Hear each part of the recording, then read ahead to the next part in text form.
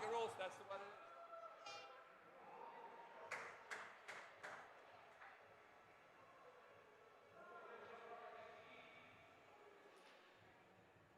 Nada.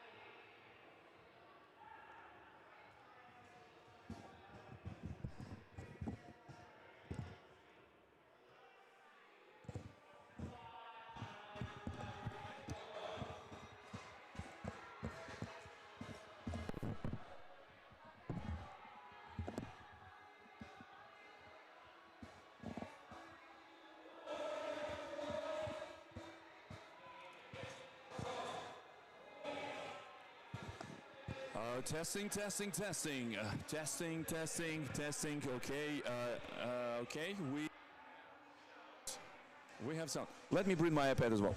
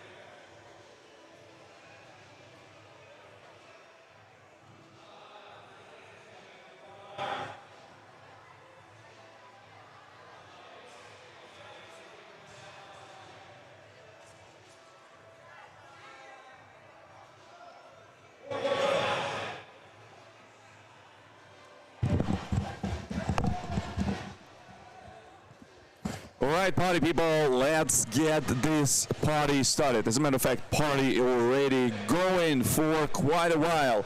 Party named the Vitruvian Games 2025, live from East Rutherford, New Jersey. East Rutherford, New Jersey is just the epicenter of this fantastic sport event.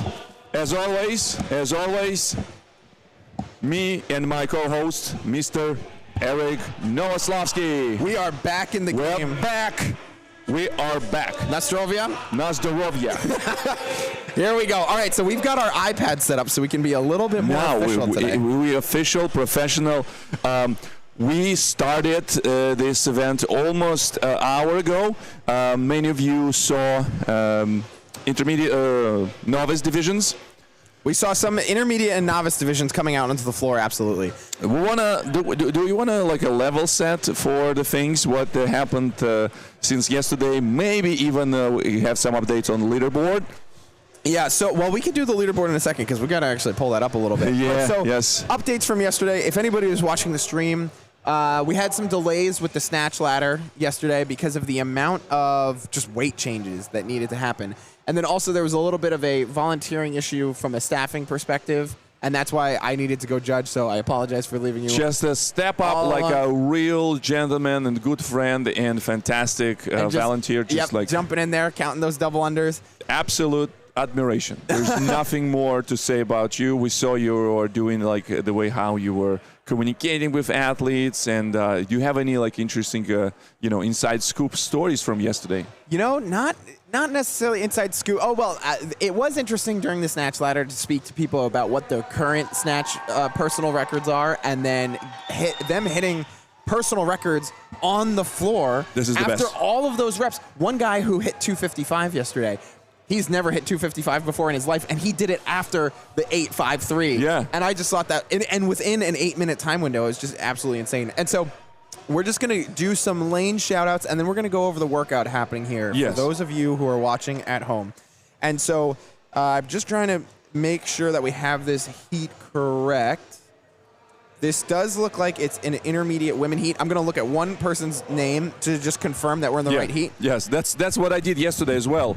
I was looking to the people that I remember from last night, and so that's why I was able to identify some of the heat. So fan favorite athletes were also identified there. So we are in Heat 5, intermediate women. In lane 1, the farthest lane from your screen on the view that we have right now is Carrie Malkesian. In lane 2, Stephanie Coons. In lane 3, Daniela Brazer. In lane 4, Maria O'Keefe. In lane 5, Nicole Roselli. In lane 6, Alex Buck. In lane 7, Tori Villani. In lane 8, Larissa Ramirez. In lane 9, Emma Burnett. In lane 10, Diana Savash. These intermediate Savosh. In these intermediate women are going to be tackling a 15-minute time cap workout of 42 wall balls with a 14-pound medicine ball, immediately into a 12-calorie row, a 7 power clean at, I'll get you the weight in a second. Yeah, we'll get the weight in. Actually, it's probably 125. Less. It's like 25 105? I think it's a 35-pound plate. Maybe we'll 95? get that in a second. 95, no? Then 17-calorie row, 7 squat cleans, 23-calorie row. Squat cleans, nice. 7 front squats, 28-calorie row, 7 clean and jerks. So we're getting this nice play on the calories increasing every round, and then the weight and the reps staying the same, but we're doing all of the different position work. Yes, we have the power cleans, we have the squat clean, we have the front squats, and then we have the clean and jerks. I really like this workout. Like, I started in the past, how you can find the person who does high rocks. How do you find them? Because they're talking about it. Exactly. Don't worry. They will tell you. They will tell you. And yours truly is doing a lot of this endurance. You're a hybrid rock star. Yeah, freaking. It's a terrible name. It's kind of. No, High Rocks as an acronym is nice, but Hybrid Rockstar stinks, but High Rocks is pretty cool. High Rocks is pretty cool. Anyway, we have this 42 wall ball buy-in. I actually really like the energy, the way that you have to chip through these 42 wall balls and then your real workout starts. Yeah. So you're never coming back to the wall balls. Yeah. And it's this couplet between the rowing and the clean work as well. I really, really like these buy-in kind of things. Yeah. So I think the actual workout here, it would be part of barbell. Rest of the stuff is just to keep your heart rate going. Yep. Give you pre-exhausted, and maybe you will have ability to. This is what the established athletes, they will find the ways where they can recover. And I think the rower, you're not gonna be winning on the rowers here. No, you can lose on the rowers, but you can't win on the rowers. I've been looking. You're not gonna be winning on the rower. Rower you will be using to, like we said yesterday, we're gonna be doing the recovery on the rower, or active recovery on the rower, and flushing this lactic acid that will be accumulated from the volume of 7 squat cleans, 7 power cleans, 7 front squats. It's not a lot, but the weight would be challenging, so you technically can potentially finish this unbroken, because the volume is not that high, and you use this opportunity to recover and freshen up your legs when you will be in the rower. Yes, so this is a 125-pound barbell. So probably at most of these, and at the elite is going to be doing this at 225, 155. RX and Masters 35 plus are going to be doing this at 205, 145. I don't think many people are going to go unbroken on the clean work in this. We can check, but many people will go unbroken on the front squats. Yes, that's maybe absolutely true. People. We need to check the standards, because yesterday I was expecting a little bit faster clean the ladder, but every rep needs to be from the ground, so you cannot touch and go. Like, for example, first 8, potentially some stronger dudes would do like touch and go. Yes, like Sean Palouse yesterday put on an absolute clinic. Yeah. Doing all of the reps touch and go all the way up through that ladder. Yeah. So what we're looking right now, many ladies already approached their power cleans. Yep. Power cleans, looking good. And lane number 9, it's Emma Burnett. If we have a correct lane information. She's already on the second rower. Amazing. Can we please talk about rowers? I love rowers. I do quite enjoy the rower as well too. Yeah. Yeah. So when you're rowing, what's the calorie per hour number that you're trying to keep on the screen? So, interesting thing, and interesting is not like funny, but like yikes. I don't know, because the professional rowers, they not measure calories. It's all about, time. What's your 500 meter time? What's your 2K time? Sure, absolutely. It's only CrossFitters going with the calories. When you're talking to, normal people, the athletes who doing the rowing kind of as a workout, as a discipline, as a sport. So honestly, I can tell time, but I don't know my calorie. I can go pretty hard. So what's your 2K? My 2K would be over 6 minutes. Yeah, like maybe 6:45. Yes, I've seen you row before. We've done a partner workout, and you smoked the rower. I definitely believe that you have a 6:45, and you've got that height advantage as well too. Thank you so much. That's at least something. At least something I can do in this sport. And so, I think the biggest reason that CrossFitters use the calorie is just to make the workout make sense a little bit. It's a little bit tough to say, oh, we're going to do if you want basically 1 minute of rowing in the workout to then what does it mean? Yeah, we're going to do a 275 meter row. It's a little bit odd. The distance, but it's still a line. So for example, I can so when I have like a 12 calories, I would say it's a minute of work, less than a minute of work. Less than a minute of work. Yes. I can anticipate. My approach to rowing, for example, if it's a longer, say 1K row, it's gonna be done under 4 minutes, definitely, maybe 3:30. If I want to go like a little bit, harder on the on this thing. Yep. And if it's like a sprint type of things, like 255. So basically, 255 would be slightly close to 10-12 calories ish. I think that would be. Yeah, anytime I'm in a workout like this, I'm always trying to see, especially when you have such long amounts of rowing, right? We're getting into the 23 calories on the row for these ladies.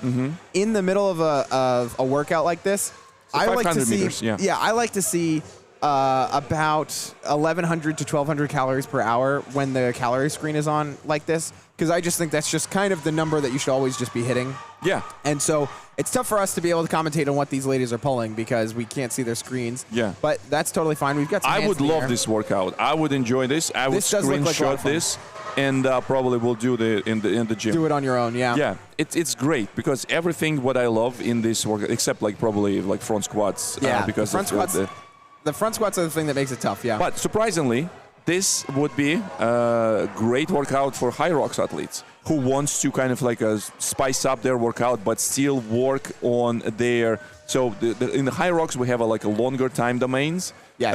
It is like endurance race. It's over the hour and a half. Like in general, if you would be strolling this, you probably can go faster because you probably really would be very good on body weight exercises. I don't know what's your running time, but like knowing you as an athlete, I can anticipate that you would go maybe over hour 10, hour 15. That would be Eric's time. Yeah, quite possibly. Yeah.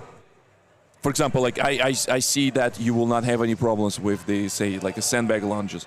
So here we do have this leg exercise that we have in high rocks. In high rocks we do this like a sandbag lunges. Here we have a front squats that works on your quads. Yes. Develop your quads because that's the gonna be powerhouse. Now on the rower you fully extend your quads, and this is where you also use your quads. That's a right movement. Yes. What I don't like to see, first of all, don't ever take this yoke. How you call it? Handle. It's the yoke too, yeah. From the like very close. You want to have this on your shoulder width. Don't run this yoke between your legs. So keep your knees inside and go and with this. Also, full extend your legs. Despite of the popular opinion that this rower workout is maybe the cardio and stuff, it is leg workout. It is squat movement.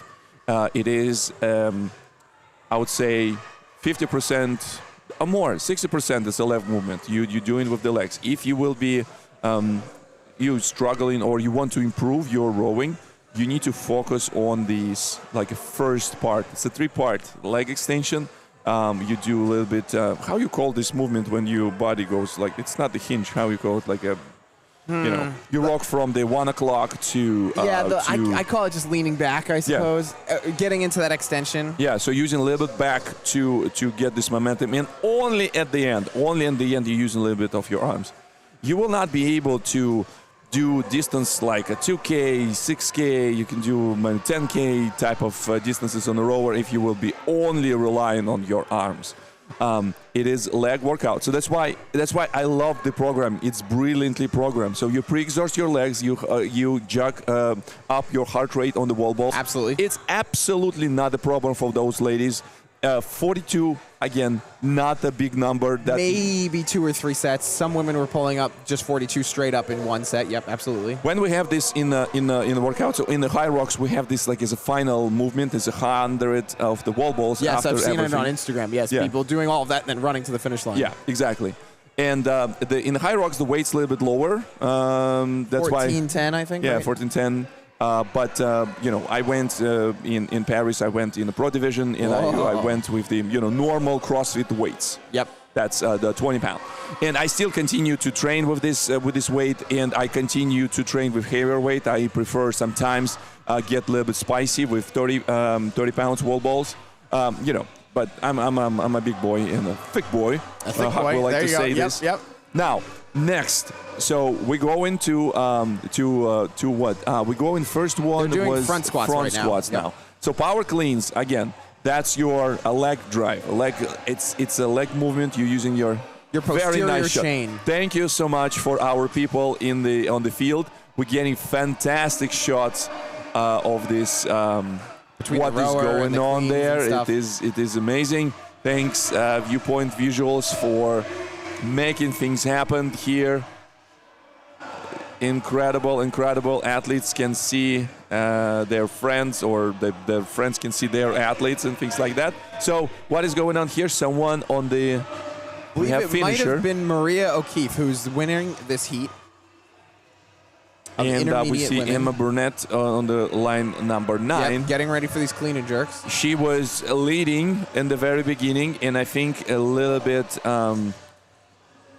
lost This is leadership. the longest time domain workout that we're going to be having, so it definitely is testing how long you can go. Now, all the athletes It have is been beautiful briefed. workout. I'm Yes. telling you, it is perfectly structured. I want to go there. I want to go there. I want to like hit some weights. Probably not the elite weights though. Not the elite weights. Yes. Nope. Emma on her last 1 or 2 clean and jerks. We're gonna have to see her lift it up, and then she's gonna drop it, step over the bar, and then run to the finish, finishing at about unofficially 11:51 for Emma Burnett. I'm just gonna write that down just to make sure that we can do some comparisons later. As a matter of fact, I brought your notebook back, so Thank you very much. I really appreciate that. And so, wow, man. Anyway, I forgot what I was going to say about that. So but- another thing is that what I see the athletes doing on the rower side of things is trying to the movement of this yoke, movement of the handle. In order to preserve the maximum momentum and use the flywheel moment from the thing, you should keep this straight. It needs to go in that direction. I see some people will kind of like lower it down when they go back. I highly not recommend to do this. Yeah, we want straight lines. You want to keep this chain that connects your As tight as handle possible. as tight as possible, but not like super tight. You don't have to like grip it. Again, it's not your forearms. Your forearms always relax. That's the movement that you use what I try to say to some friends and some athletes and some classmates. It's your hooks. It's only like you just grip in there and you not like hold this for your dear life. Yep. And when I was starting CrossFit, I was not very well versed in the methodology and how the things are structured. I always thought that rowing, if the coach would put the rowing there, it needs to be all out all the time, and it's some sort of punishment. And the coaches are freaking the sadists, and they doing this. But speaking about the athlete IQ. The term that two things that I learned yesterday. The blue things called cones that the people were using to do to go around, yes. It's called cones. Yep. We had some conversation in the live chat, and also the athlete IQ. So this knowledge about what you can do efficiently, how you can structure this workout, where you can rest, it helps me. It helps me because, I don't want to focus on the pain. I want to focus on something else. And this helps me to, thinking that I'm in control. Yep. So now, using your own athlete IQ, how would you be approaching this workout? So I would probably go on the wall balls unbroken, go on the steady pace, brought back my heart rate to 130, 135, 140. And after that, try to do the first couplets of power cleans. I probably, depends on the weight, I probably will try to do power cleans touch and go, at least 3 or It's a break these 205. down. Yeah. 205. So in this case, it's going to be singles. Just the way you totally just admitted that. Yeah. So Cardio part, no problem. I would go probably singles, but strong singles. So the problem with the bigger weights, it's not a problem to go touch and go. The problem is that you will wasting energy when you bring the things down. Yeah. When you're dropping, you just use the gravity, do your thing. So you don't need to use your own power to do gravity work. you could be doing a quick drop and reset, Yep, basically. exactly. Yeah. And it was especially you will have a much better what it's called, much better set. You set yourself up, you drop it, you set yourself up, you drop it, and you go in this one. Yes. So let me open. I have the same thing. I need to open this workout detail. So The only thing that I'd be thinking about in this Yeah, workout is yeah. I love power cleans. I would do quick drop and reset on these 205s, absolutely. But front squats, especially at 205, and then squat cleans at 205, I can do it. I'm currently doing basically like a 260 triple on my front squat right now is what I'm working on. But for some reason in the middle of a workout, I get white girl wasted when I'm doing too many of them. So I would really want to go fast on the power clean so I can make up as much time as possible and then give myself that time to lose a little bit on the front squats and the squat cleans, and then to try to push the pedal on the squat cleans, or I mean the clean and jerks overall as well too. And so that was just our heat of intermediate women, and we're going to be going into heat 6, intermediate women and men. And we will be seeing some familiar faces out on the field. But remember, we will be seeing women and men in the same. So they're just changing the weights out before we bring the athletes onto the field, as the men for the intermediate will be doing... Some people preferred seeing men, some people preferred seeing women.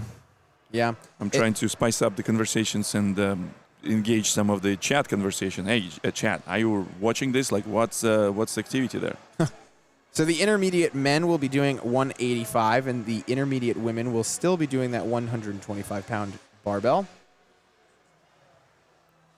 All right. Good morning. Oh, your friend Nicole Conklin is going to be out here. Yes, so we'll be Nicole able to cheer for Nicole. will be on the lane number 3. Very nice.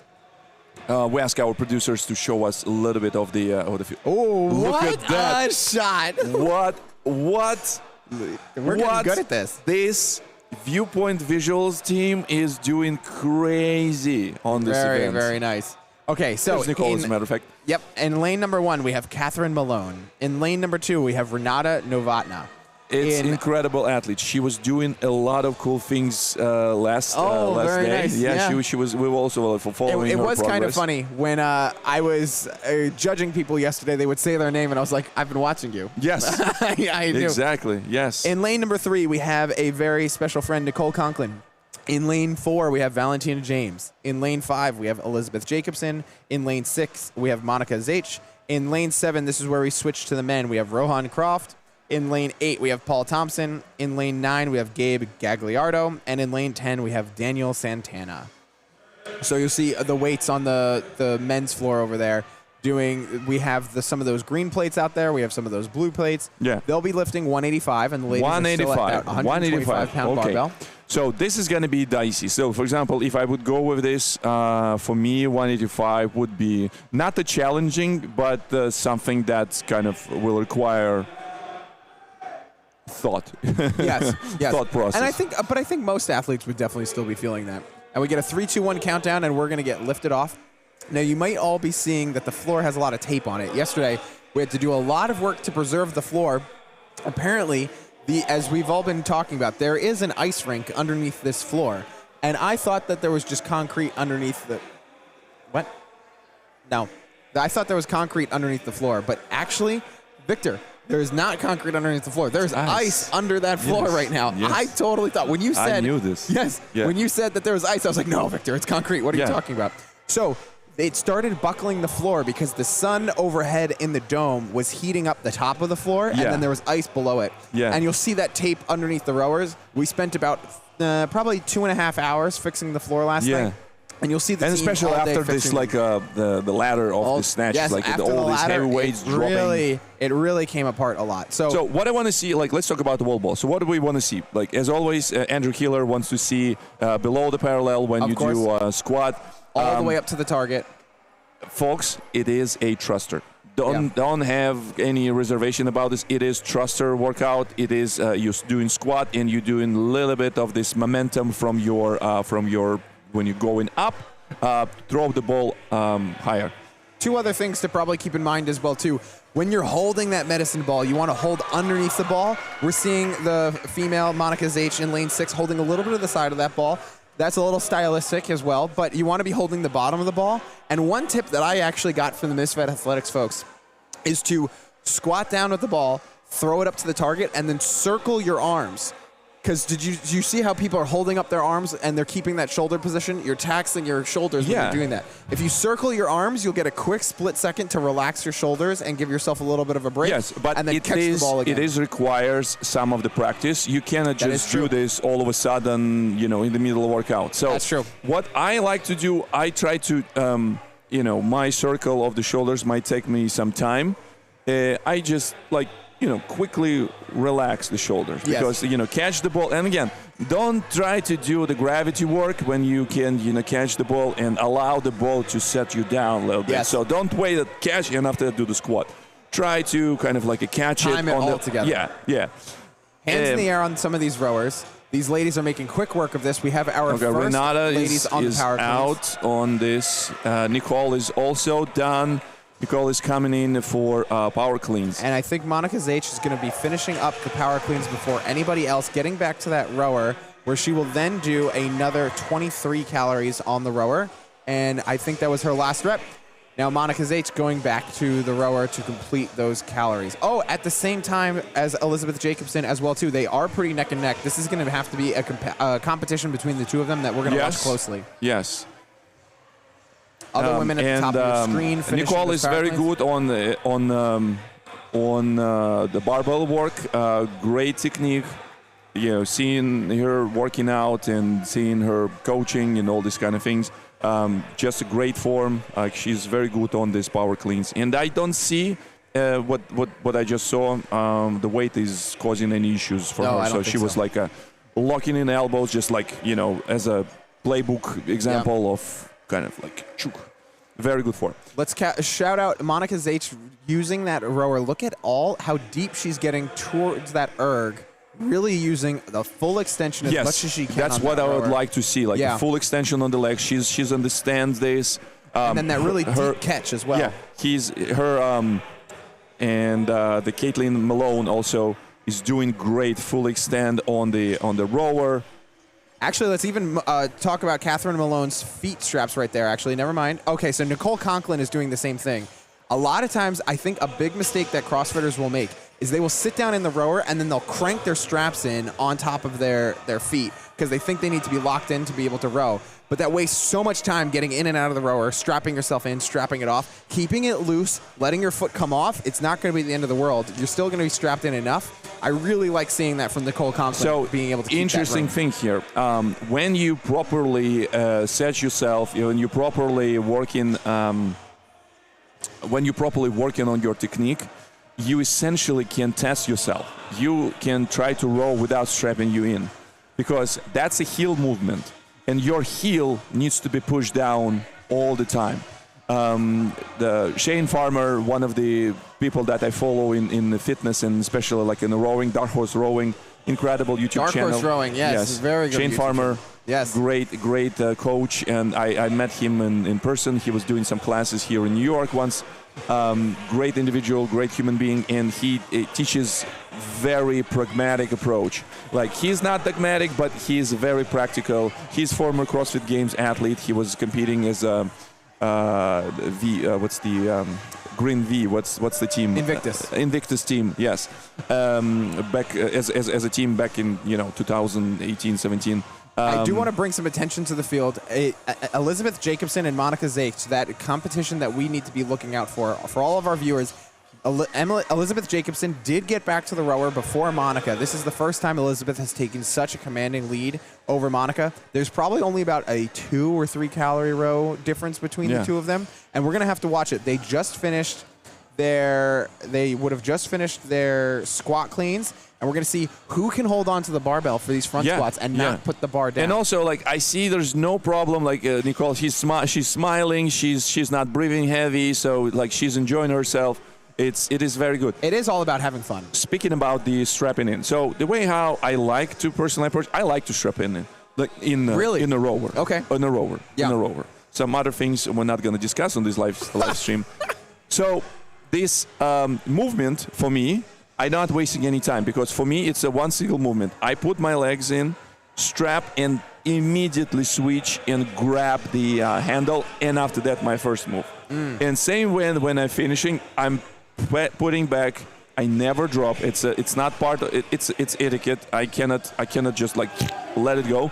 I always put it back, and with the same movement, I put my fingers to these clips, unstrap it, and after that, immediately 2 legs, and I'm out. So you're pretty fast with it, yeah. I practice this one. I, again, learned this from Shane Farmer. If you want to learn some of the rowing tips without being like super dogmatic and you need to quickly pick up some of the tips, follow the Dark Horse rowing. Great Now, resource for following some drama on the floor. Elizabeth Jacobson picking up the barbell first, not that far ahead from Monica Zage. Both of them are starting to work. We have hand in the air. So now we have 5 reps left for both of them. 4 for Elizabeth. Neither of them are showing any sign of breaking this up.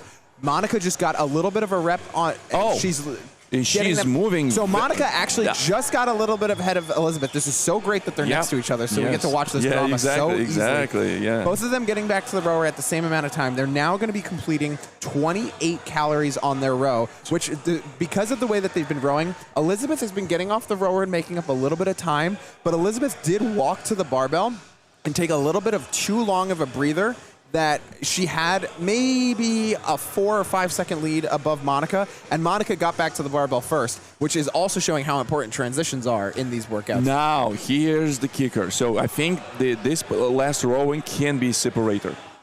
This one can. Depends on your aerobic capacity and how well you're using your breathing and things like that. If you do these front squats unbroken, I would expect that these clean and jerks are going to be no problem for you, especially since you're going to be able to power clean. So we will be looking for the Monica Zage on lane 6 because she's unfortunately we cannot see what is her meter on the rower, but given the fact like she's which judge puts hands in the air first. She's like a 45 seconds in. I would say it should take her another 45 seconds to finish this workout. We're watching for Judge Pete. A little bit of drama 6. on the floor. Daniel Santana in lane 10, even though we've been following the women a lot, having some trouble with that 185-pound barbell. Getting it up. Wow, he just failed twice in a row and just made that power clean. Great job by Daniel Santana. He is getting no repped by the judges, though. That's unfortunate. Oh, he got no repped because he didn't step over the bar. Okay, that's fine. He's coming back. Now, we have hands in the air for Emily Jacobson, exactly what I was talking about before. She's a little bit more efficient on that rower. Monica Zage has hands in the air as well now, too. So it's looking like there's a 2-calorie difference between the two of them. Let's see who can step up to that barbell first and rip it off the ground and take this lead. Okay, so Elizabeth Jacobson off first. And Monica Zage as well. We see hands in the air for her judge. And see, this is where I think Elizabeth Jacobson needs to get it a little bit together. See how long that walk just took. And Monica, hopefully she steps up and just starts ripping it. Elizabeth has a 1-rep lead. Monica took a little bit of a walk, too. All right, now a 2-rep lead. And now they're going to have to battle it out. If Monica can step up a little bit faster, which she did step up. She can. She's not breaking this. She's just doing this very efficiently. Very good setup. Yes. Very good setup. She needs nice to hip drive. Do one more. I think there's a 1-rep difference between the two of them right now. If we can see any footage from the field, if our producers have this is a great angle. I'm not sure. So have a no. Switch the angle. Back. The other one. The other one. No. The other one's so much better. yes. Oh my gosh. All right. So now Elizabeth is going to run. She's done. Wow. Okay. So Elizabeth rolling in at 10:26. Monica finishing this up. A great fight between the two of them, going back and forth. And don't forget, Catherine Malone, also on the lane number 1, already on the barbell doing the. And Nicole is doing this power clean. It's a great technique as well. See, she's using her lower body, like your legs, and the barbell just flies into her shoulders, and after that, just a matter of technique to put this up. And Absolutely. She's moving almost no breaks during this. She's just getting things she's done cycling this super very well. super quick. Nicole definitely got off the rower. She has absolute opportunity here to win because she's moving barbell much faster than other ladies. Oh, Catherine Malone in lane 1 just finished. Now let's see. It's going to be between the Nicole and Renata. Nicole stepping over. Okay, and Nicole is done. Nicole is done, and Renata is almost done as well. So she's taking a little bit of time, and in meantime, on the Valentina James, she is almost done. I see the judge Ricky also raise his hand in the air. Split jerk, nice. But she didn't totally get her feet together. No drama. Okay, and split jerk one more. Here we go. No! Let's support Daniel in lane 10 as well, as he's going to attempt this as well too. He's been having some trouble with this 185-pound clean and jerk. Okay. Or no, I guess he's squat cleaning. What's he's doing? Oh, he's on their squat cleans. Never mind.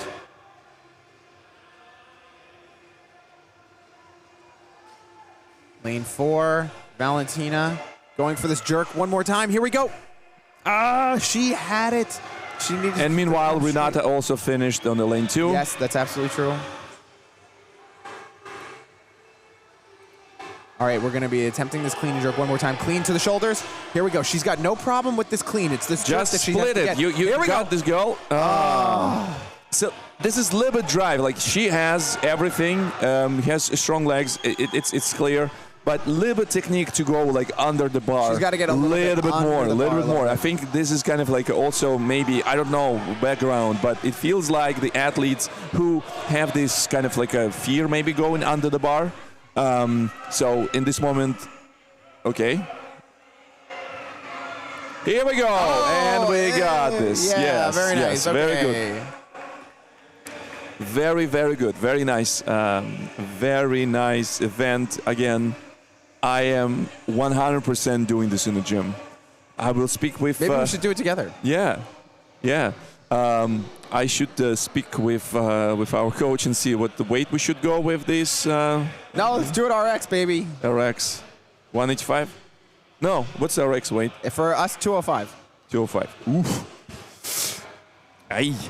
But you're going to smoke me on the rower, so... But also, I think maybe it also could be a good idea to do ladder. For example, start with 155, like a front squats, and go with the... first one is not squats. First one... power cleans. Power cleans. Power cleans, okay, can be heavy. It can be heavy, 155 on the power cleans. Say probably will go at 30 pounds. 185, go with the front squats. No, it's the squat clean. Squat clean, 185. Yeah, I think 185 would be quite a challenge for me. A good challenge. And that's really good to athlete IQ, know your body, and know what the challenge would be, so you don't get weight girl wasted on 205. Yeah. Another thing is that maybe I'm spending like too much time doing this like body weight exercises. With the high rocks, the programming is kind of like a longer workout on the. Daniel Santana trying to make a squat clean happen. His hands slipped off the bar as he was standing up, giving him that no rep. Let's support Daniel on this last one that he's about to attempt. He's trying to go for the money shot and couldn't get it in time. What was the time cap? This is a 15-minute workout. 15-minute workout. So this will be the longest workout that they'll be doing all weekend.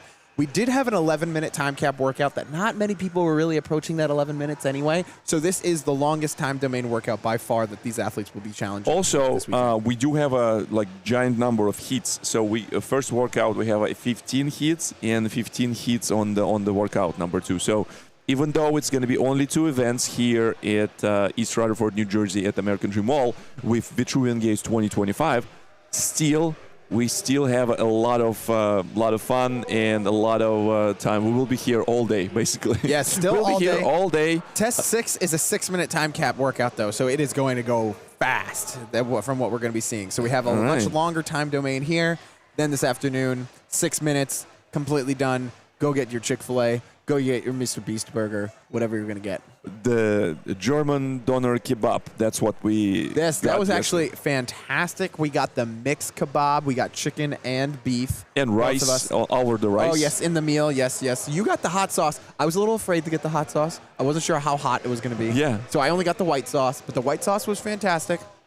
Yeah, and I surprised that many people don't know about this place, because the Five Guys is conveniently placed here, so the people can. Oh, okay. So I want to grab Five Guys. No.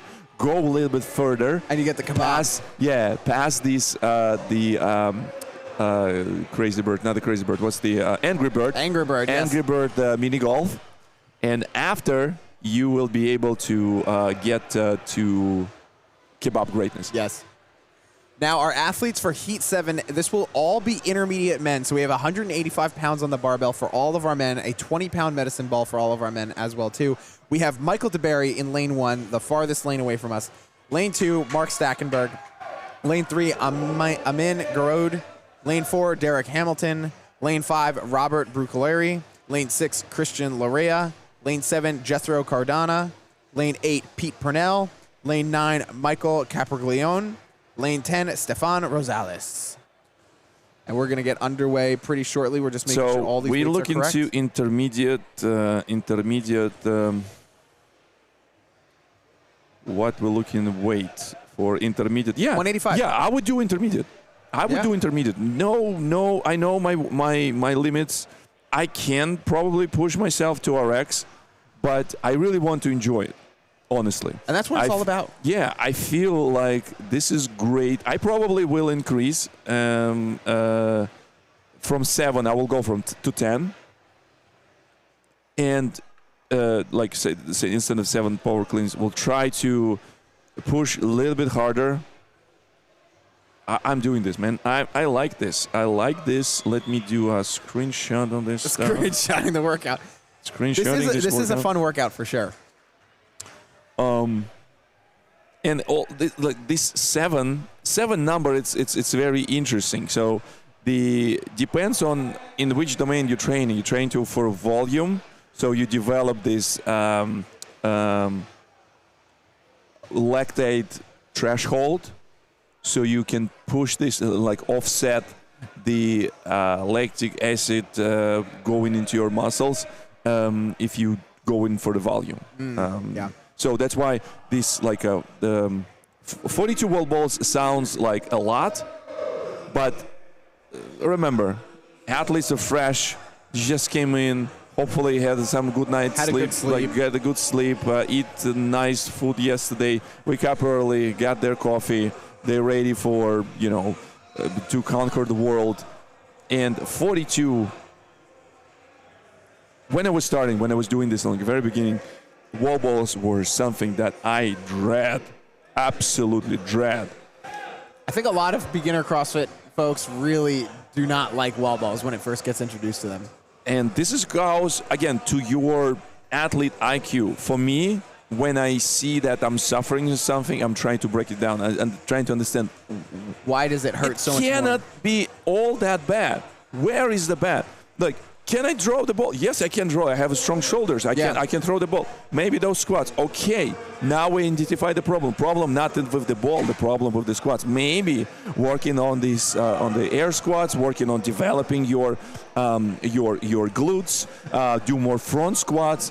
Great advice that I get. Like if you want a strong work on your front squats. Not the problem with the weight. If you're good on your air squats, go with the weight. Do front squats. Develop the squats. It's gonna be important and gonna be useful. And my biggest tip for wall balls is I have my own home gym, and when I was stocking my inventory for my home gym, I had the option of, do I buy a 20-pound wall ball? Do I buy a 25-pound wall ball? Do I buy a 30-pound wall ball? And I actually went with, I have a 25-pound wall ball in my house because 30 is a little bit too much of a jump, but because I always train on a 25-pound wall ball. When I go into the gym and I go to the Kratos and I'm working out with everybody and there's a 20-pound wall ball, it just feels like I'm just throwing air because I'm always training on the 25. Yes, that's why I'm training with the 20 and the 30 pounds wall ball. So when I go on the high rocks, it's 14. And I always get no rep because my ball flows away. I totally forgetting that's going to be You're suffering from success. Yes, you're suffering from success on that one. So now we have a lot of our men finishing up these wall balls. We've got a couple stragglers over in lanes 4 and lanes 3. Everybody currently working on this row. Everybody, and I mean everybody right now, is just doing a 14-calorie row, and we'll see who makes these power cleans first to get a little bit of drama on the field. We have lane number 6 and lane number 10 going to the power cleans first. That would be Stefan Rosales and Christian Larea. Christian picking up the barbell first. We get our first rep in for these power cleans. And Stefan stepping up for their first rep. Here we go. Nobody opting for touch and go, which is probably the best bet here. Drop and reset is a perfect way to do this. Michael Capriglione getting their first rep on their power cleans as well, too. And we see already lane number 10, already judge raise her hand, meaning that Stefan 5 reps left. Already close to finishing this power clean. More and more men are moving on to this power clean. We'll see how they move this barbell and see if there's any drama on the floor to speak of. Lane number 6, Christian Lorea going back to that rower. The first person to finish their power cleans and go back to that rower. Have you ever tried this like water based rowers? I have never tried a water-based rower. No, have you? How does that feel? Friend of mine, I got this like a Ergata. Like he's rich. He has this like a fancy like a redwood rower with this water thing. It's interesting. Given the fact that I spent some time understanding this machine and understanding different modes, understanding how to crank in this damper, get the settings, understand what does it mean. What's the word? Is it technique? No, there's like this particular number shows that shows kind of like a rate of your drag factor. Drag factor. Thank you. Thank you so much. I'm reading Victor's mind.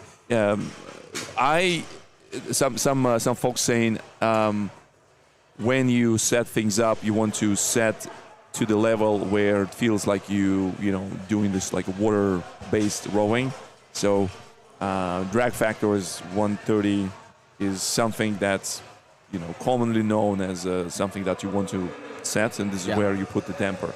So in this workout, our first, second, and third place seems to be split between lane 6 with Christian Lorea, lane 10 with Stefan Rosales, and then I'm pretty sure lane 1 with Michael DeBerry. Now, Christian Lorea is making easy work of these. I believe we're doing squat cleans at this point. Hold on, let's just see one rep. Yes, making easy work of these squat cleans. I will have to call out that in lane 10, Stefan Rosales is probably in second place from what we're seeing on the field, but he was having a lot of problems bringing that barbell from the ground to his shoulders, which if you're having problems with that, you might have some problems on this squat clean as well too. So we're going to be watching that quite closely. Hands in the air for both lanes, and 1 and 10. So we have lane 6 in first place, and then a fight for second and third between 1 and 10. Lane 1, Michael DeBerry getting off the rower before Stefan Rosales, despite the fact I'm pretty sure Stefan got to the rower before Michael did. Stefan taking some extra time, presumably to just get his heart rate in order to be able to take a nice attempt at this. Christian Lorea, very nice important work. Shoulder mobility here when we do any type of front type of exercises. Again, remember my time when I just starting focusing on those things. I never was a fan of front squats because I felt that, I'm choking myself. Yeah. But when you start working those slowly, understanding, mechanics, understanding how your body needs to drive, developing this like shoulder mobility, I got pretty good on this, and I can say that at some point I can enjoy it even more than back squats. Obviously, back squats is kind of for a lot of fun when you do PRs and stuff. Like you kind of first time you squat double your body weight, you feel like a bear. $1 million. Yeah.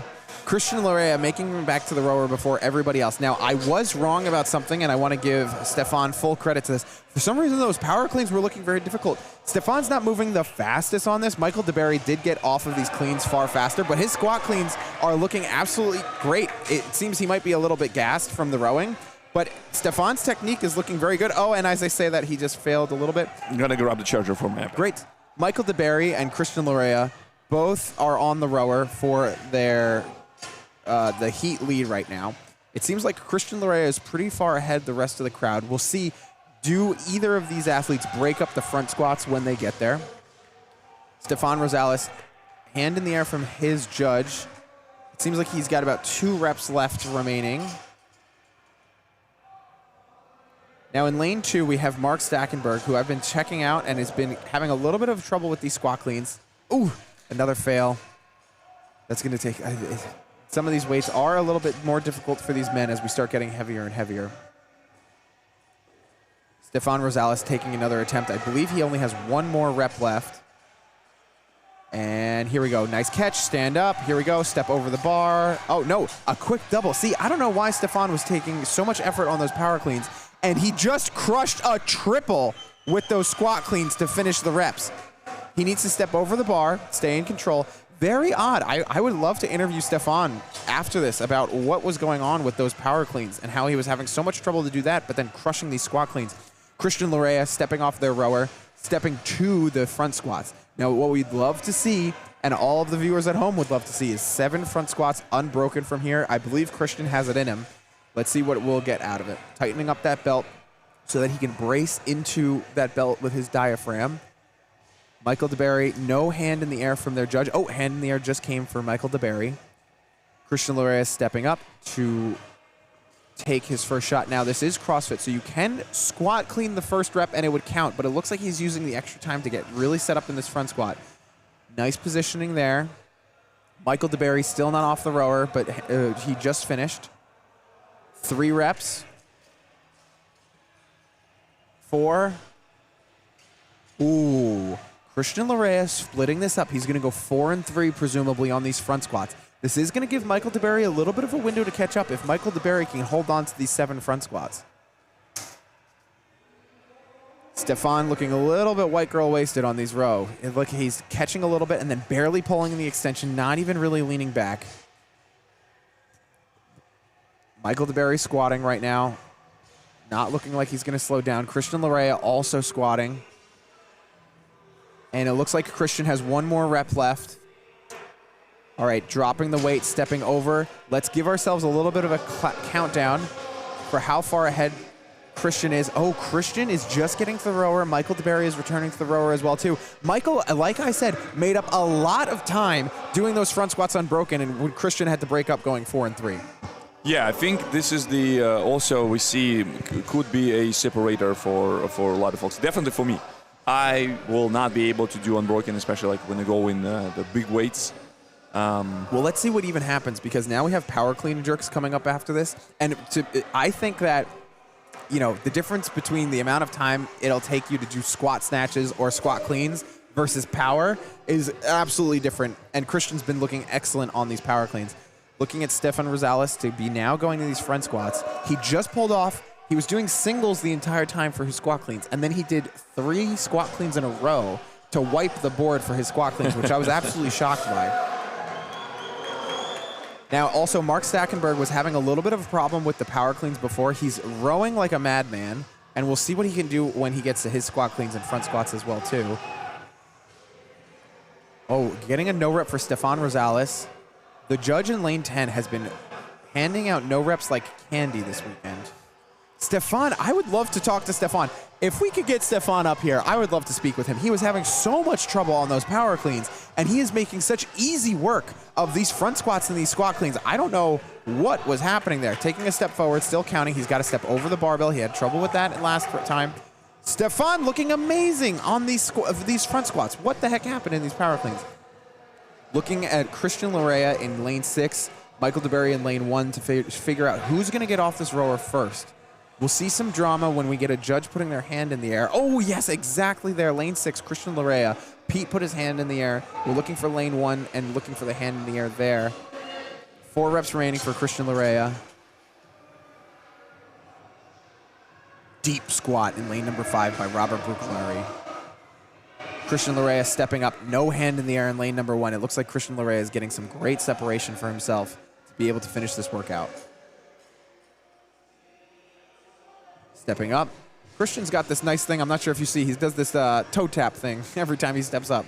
Yeah. I'll try to point it out. All right, we got 1. We're gonna go touching. We're gonna go drop and reset on these. So who? Hand in the air for Michael DeBerry in lane 1. Michael DeBerry is gaining. So Christian is actually taking a lot of time between each rep, taking off his belt as well too. Maybe it was turning into an annoyance. Michael DeBerry is getting off of his rower, and Christian has only put 1 clean and jerk in between him and Michael DeBerry. Now 2, with all of that extra time. He was about a minute ahead of him coming off of that rower. Yes. And now, let's see what Michael DeBerry can do to close that gap. Christian Larea having 3 reps now.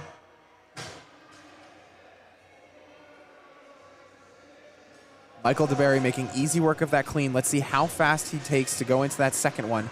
He's going much faster. Okay, so we are going to have a foot race on the floor today. Christian Larea looks like they have 4 reps in the tank for their power clean and jerk. Michael DeBerry moving a lot faster, stepping up way faster in between He them. spends less time between reps. But Christian looks like his heart rate is Christian coming Lorre. down after that rower, and he's stepping up a little bit faster as well too. A little bit problems on the getting over. Michael DeBerry moving Here we excellently go. with these power clean and jerks. Christian Larea will have enough to be able to hold Nice. on. Michael DeBerry looks like he's only got And, 2 reps left. And Christian Lorre just finished. Very nice the job. lane Some 6. carnage at the end of the lane there. Very good clean jerks. Very efficient, not much rest. Just very good. We're looking for Our second Michael place finisher is most likely going to be DeBerry. Michael DeBerry. because we see Judge already have she has her hand in the air. Very nice. 1 rep left for Michael DeBerry. Here we go. Ripping it off the floor. Or as Donnie Schenkel would say, ripping the head off of a lion. every Michael time he DeBerry clean. built like a tank. Coming and through at he 14-17. moves. Seeing some great sportsmanship from Christian Larea as well. Now we're looking for that 3rd place finisher. Let's see who's on their power clean and jerks. It looks like lane 3 might be moving to those power clean and jerks. Stefan Rosales on the lane 10. Yes, he's on got the- his clean and jerks, on the actually. clean and jerks. See, Stefan, He took some time- what is happening with these power cleans, Stefan? Yeah. I want to talk to Stefan. How can we get Stefan up here? Stefan, what is going on? He took You're such a strong guy, Stefan. What's going on? like he took some time on the rower, but now like take some time.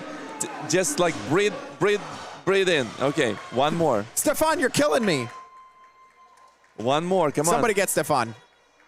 All right, that's the end of the workout. There was a 15-minute time cap. Yeah. I want to talk to Stefan. Yes. How do you do so amazingly on those front squats and squat cleans, and then pulling it an extra 6 inches, which 6 inches is a lot. It's a lot. Pulling it that extra 6 inches. Yeah, it if was you say just so, my crushing friend. him. If you say so. That was crushing him. Yes. Let's see if there's anything in the chat. Let's see if our producer can get us in touch with our person in the field, and we might have a.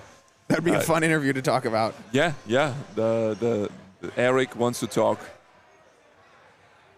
with Stefan Rosales. All right, coming up is heat number 8, intermediate men, masters 40 plus women. It's gonna be a good one. Intermediate men.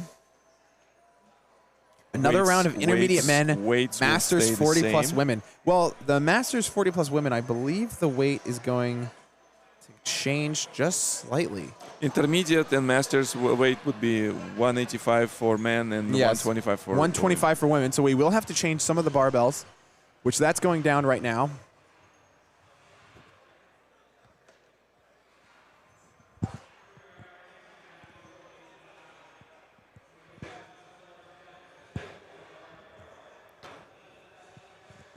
A little bit less crowd, but today's only- a Sunday. yeah, it's at 10 o'clock. Mall is not everybody's gone officially open yet, or like it's opens like at 10 o'clock. Well, and also because there's blue laws in blue Bergen laws. County. Many people did know this. Like we have some friends from Missouri.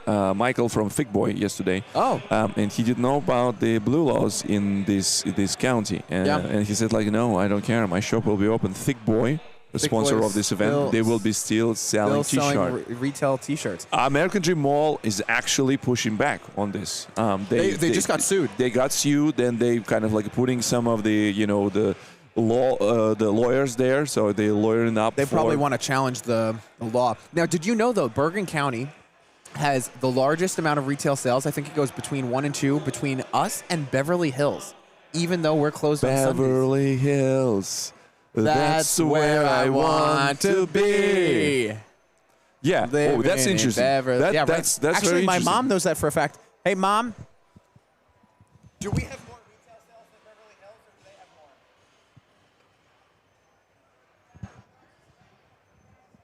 Yes, we are getting it from my mother, Diana, that we believe that Paramus has more retail sales than Beverly Hills, and it's closed on Sundays.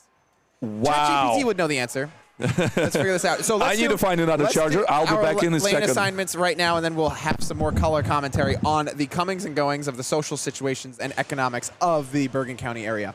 In lane number 1, we have Jose de Aguilar. In lane number 2, we have Brennan Shart. In lane number 3, we have Nazar Avaziv. In lane number 4, we have Fabian Gonzalez. In lane number 5, we have James Donahue. In lane number 6, we have Tony Dominguez. In lane number 7, we have Michael Warren. In lane number 8, we have James Castellino. In lane number 9, we have Alicia Hartenstein. And in lane number 10, we have Sally Anderson. So only 2 women on this field, as the rest are going to be intermediate men. We're going to start imminently here, and we'll be looking for any drama on the field that we should be calling out. And this is coming from Google Gemini. Paramus zip code 07652 consistently ranks as a top area for retail sales in the U.S., generating over $6 billion in annual sales, more than even Rodeo Drive. Take that, California, and you can keep your gas prices and your beautiful weather. Here we go. Getting all these wall ballers started. Seeing a couple of athletes start to break up these wall balls. This is your buy-in. I'm not sure where the tiebreak necessarily is for this workout. It would be interesting if the tiebreak was on your wall ball time. Now, seeing a lot of gentlemen still keeping their hands in the air. I'd want to see a little bit of that circle so that you could not tax your shoulders as much, but that's totally fine.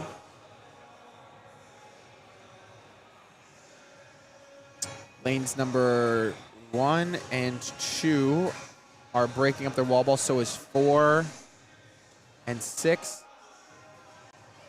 We won't get a for sure look into the drama until we see our first athletes coming off their rower, as we haven't really seen a defined leader until after the rower in these previous heats. Now, remember, everybody who's watching at home, we are only halfway through the amount of heats that we have to do. There are 8 heats still remaining, which is why I think the mall might be a little bit empty. If I was an athlete going 2 hours from now, I'd still be hanging out. Yeah.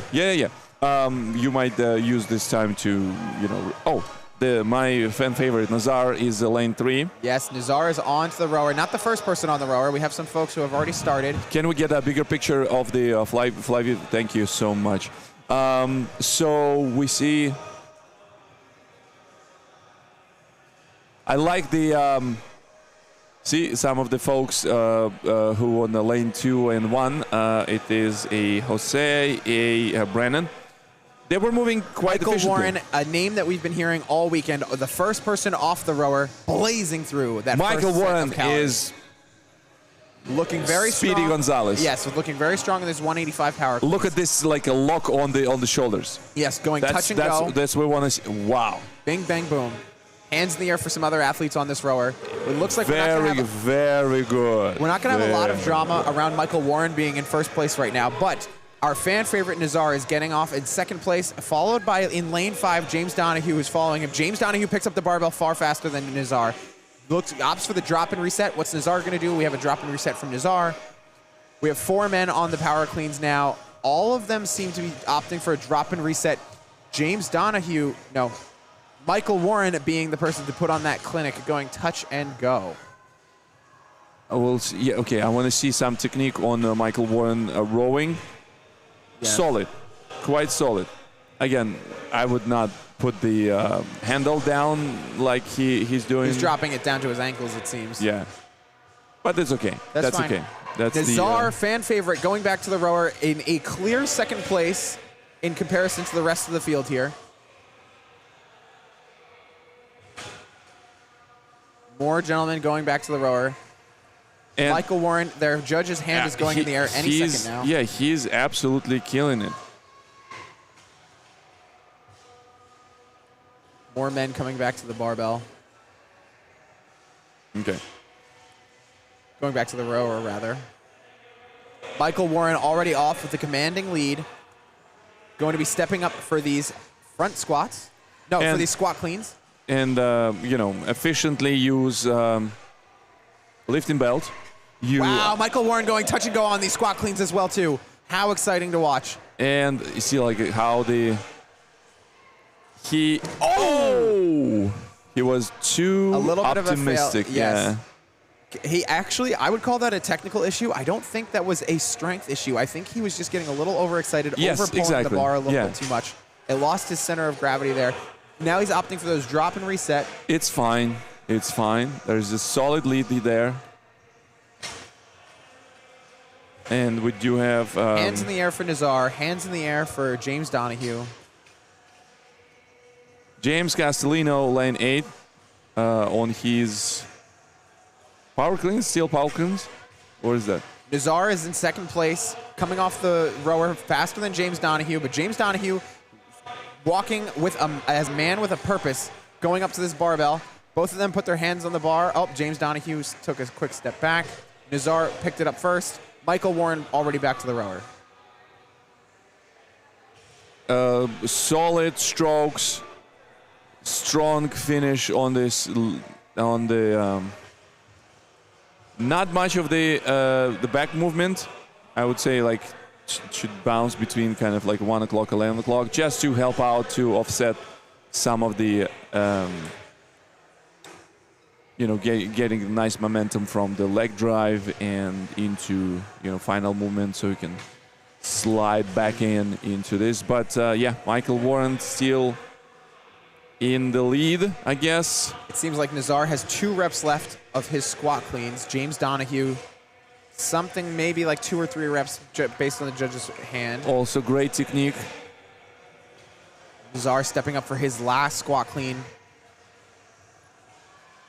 James Donahue looks like he's on his last squat clean as well. So James Donahue has done some good work to catch up to Nazar.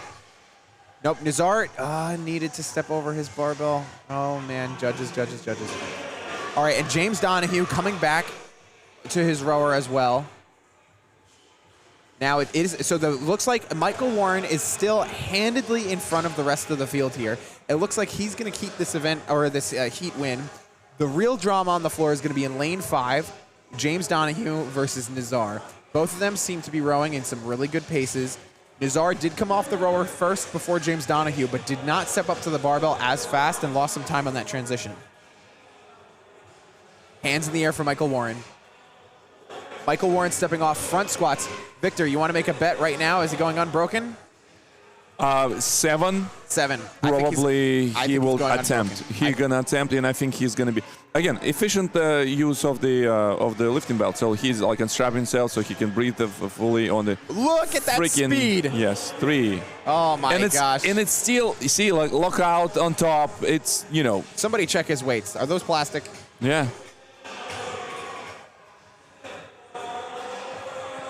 Let me check the camera. Michael Warren coming back to the rower. No hands in the air for Nazar or James Donahue just yet. Michael Warren unstrapping from the strap.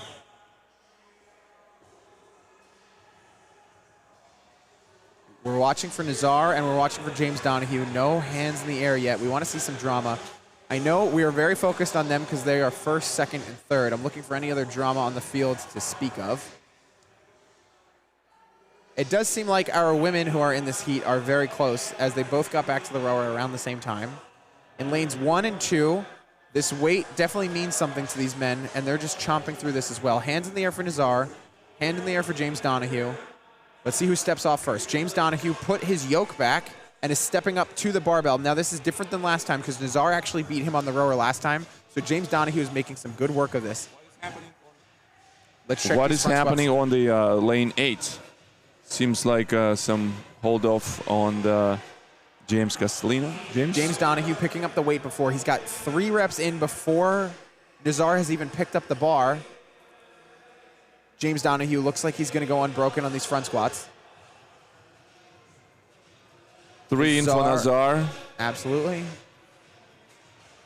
James Donahue finishing. 5 in for Nazar. Nazar did break them up. James Donahue did them unbroken. That's going to be huge for James to widen this lead so that he can secure second place for the heat. We do have some some interesting conversation in line 8 about the standard and about motivation and pumping up our athlete. That's what we're here to do. Yeah. Judging yesterday, it was hard for me to not motivate the athletes because as a judge, you're not really supposed to say anything to them.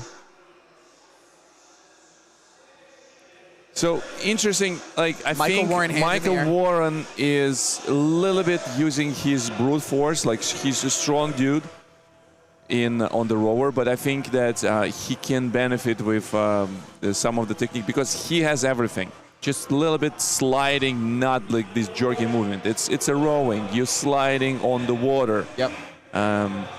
And now he's not in a rush. He's a clearly good on got time. #1 in this heat for right now. Good Michael on Warren time. now, power clean and jerks. This is probably going to be the easiest part of the workout for him. Let's see. Oh, that was a no rep, and that was clearly called. That's very nice. Good job on those judges. Okay. Just a little bit overexcited. No hands in the air for Nazar in the James Donahue drama. Oh, nice. Michael Warren again, nice rep. Now you have to remember, if you're watching at home and you don't know the workout, the row calories are actually ascending while the reps of the barbell stays the same. So we do have the coach being mean to these athletes with these ascending calories. Yeah. Here we go. James Donahue is taking a look at Nazar. James Donahue taking a look at Nazar, seeing what he's looking like. Michael Warren, I can't tell what rep he's on. Oh my gosh, a big fail by Michael Warren. We haven't seen very many mistakes on Michael Warren because he just looks like such a strong athlete out there. He's obviously redlining this workout to be able to secure this heat win. Can we ask our producer bring back the full view? Bring back the full view. Yep. Michael Warren only a couple of reps left. We've got some hands in the air between James Donahue and Nazar. James Donahue finishing up his row. Ahead of Nazar again. One more. I was wondering what happened. Yep, one more from Michael Warren. Here we go. Big rep. Step over the step bar step over, and yep. run. There we Michael go. Warren is going to take it for this event. Heat. Yeah, we need to bring Michael Warren to talk about as well. James Donahue. James Donahue has 5 reps left. So James Donahue has 5 reps left while Nazar is stepping up to the bar. Nazar could make a move. It wouldn't be unheard of, but seeing how these men have been working through today. James Donahue is on. James Donahue dropping Very in the setting, close doing on a split jerk. Done because his judge already raised his hand. One more.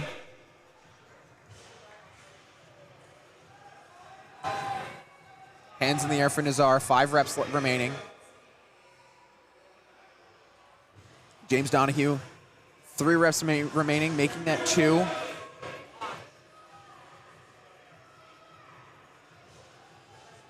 Nazar really making it so that he's using every rep and doesn't want to get any no reps. He's being very particular with the way he's doing these split jerks. I'm wondering what is happening on the lane 8. So. In lane 8, he's James Castellino stuck.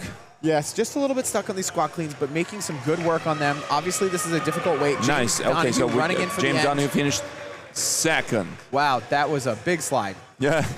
Nazar, working on his final reps, wasn't able to really catch James Donahue. James Donahue did a great job putting space between himself and Nazar, specifically because he went unbroken on those front squats, and Nazar had to break them up. And Nazar... Okay, he's doing the split jerking. Yep, Nazar has 1 more rep to go.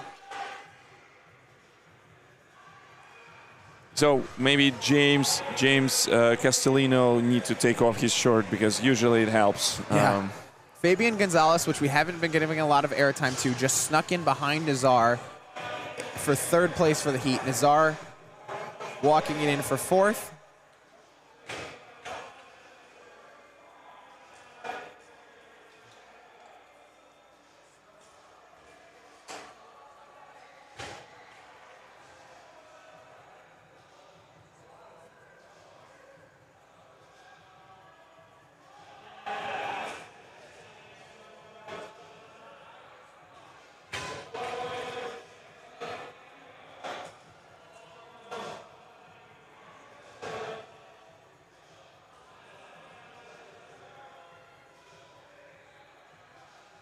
Come on, up and up, like Yes, nice. very James. nice. We like to see James Castellino getting those extra reps on those squat cleans. 1 more minute until the time cap.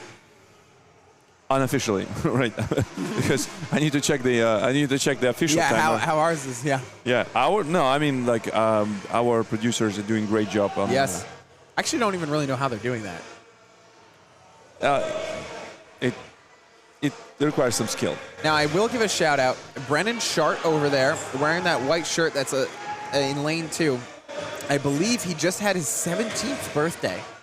Congratulations. That's what we were talking about on the floor yesterday. His 17th birthday was just on Friday. And so he can qualify.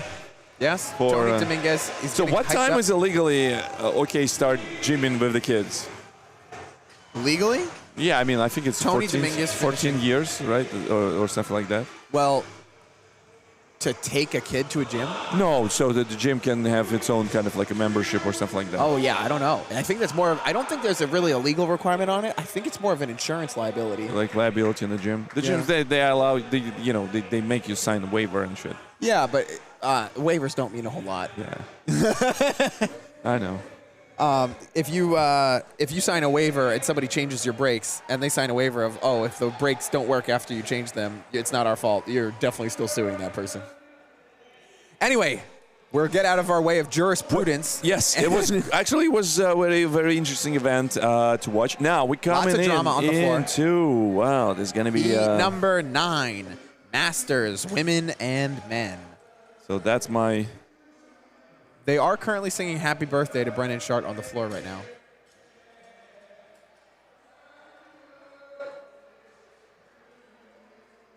This is awesome. This is awesome. We'd love to see it. Yeah. So what's the what age this Masters time? 35? 35, it seems, yes. It doesn't have actually an age on our screen here.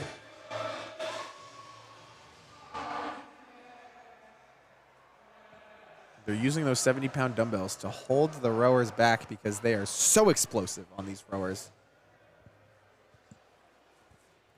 I actually didn't know that they have this like with caffeine. Yes, the Blue Raspberry Fit Aid flavor has 40 grams of natural caffeine and then 2.5 milligrams of creatine in it as well, too. Creatine is important. It's very interesting how 10 years ago I was taking creatine and nobody talked about it. Now everybody's talking about creatine. Yeah. Creatine monohydrate was always in my set of supplements. We were using creatine before it was cool. Yeah, creatine, HMB was like unsung heroes of Nutrition and weightlifting and stuff like that. Now it is the most studied and best bang for your buck supplement that you can take. Surprisingly, the HMB was thing that was given some of the patients who were recovering, so their muscles will not like get much of the heat of like being like laid down and atrophy and stuff like that. Oh, okay. So that's why HMB is very good on, you're trying to preserve your muscles when you're trying to cut a little bit or kind of like you're dying, so it's not gonna be go down like very much on the on the muscle. HMB was great. Creatine, protein, and beta-alanine. I prefer beta-alanine as a separate supplement rather than being part of some sort of like a pre-workout. In the stack, Yeah. Because you want to control that dosage. That's the only thing that actually works in this thing because this is like a tingling effect. Yeah. It's a beta-alanine. Yeah. That's it. And the beta-alanine is something also, like you said, it's also very well studied. And the one that help you to, again, offset this lactic acid. Yes. I don't know how real is this. I feel it. It works for me. 50% magic, 50% results. Like no. 100% reason to remember the name. Yeah, the 50%. It's 50% of science, 50% of magic, 100% results. Yep. Bro science. 50% of the time, it works 100% of the time. Here we go.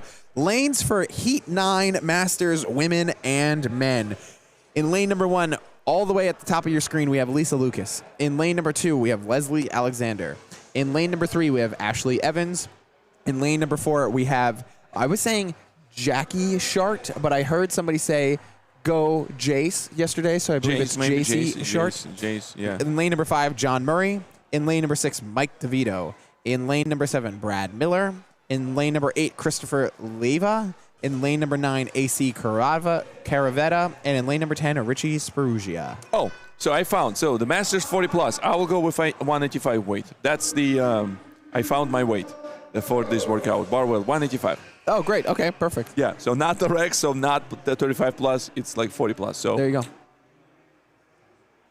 I know you cannot tell because of my like facial routine and my I was going to hairstyle say, and if stuff you, like that. I couldn't believe you're 40. You're over 40? Really? Oh, I was not going to say that. I did not know you were over 40. In our gym, everyone calls him Handsome Stan. And we have actual Stan on the field over there, so you can see this. You can try to see the resemblance between the two of them. You know, for you Americans, we Eastern Europeans look similar. All right, let's look again. These wall balls. Well, you also not like 100% American. You have a lot of like Eastern European blood in you. A little bit. My family's been here for a long time. Diluted? So it's pretty diluted. Yeah. We have some athletes choosing to break up these reps. Yeah, surprisingly. And like we were talking about before, we're not really going to see a clear leader coming out of this until our athletes get off the rower and we can really start seeing some effectiveness on these power cleans. JC dropping and resetting. One of the things JC using some chalk for the wall balls. Interesting play. He's a true CrossFitter. CrossFitters use chalk for everything. So lane number 9, AC Caravera, is already on the rower. Lane number 7, it's Brad Miller. Yes, Brad Miller. I remember him from yesterday. Brad Miller. Also, I don't like when the people doing this like a jerk movement, like they start kind of like. Oh, Stefan is over here. Stefan is over here. Wait, we want to talk to you. You, yes, you. Yes, you. Yeah. No, you. No, you. Yeah. I just looked to my left and Stefan is here. Stefan is actually here. Yes. We want to talk to you.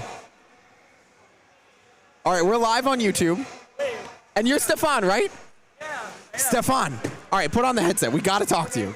All right, so we're seeing in lane number 9, we're seeing AC Caravetta getting to the power cleans before everyone. All right, so we're here with Stefan. Stefan, we were watching you, and I really wanted to know, you looked amazing on your front squats and your squat cleans. What was the difficulty with the power cleans?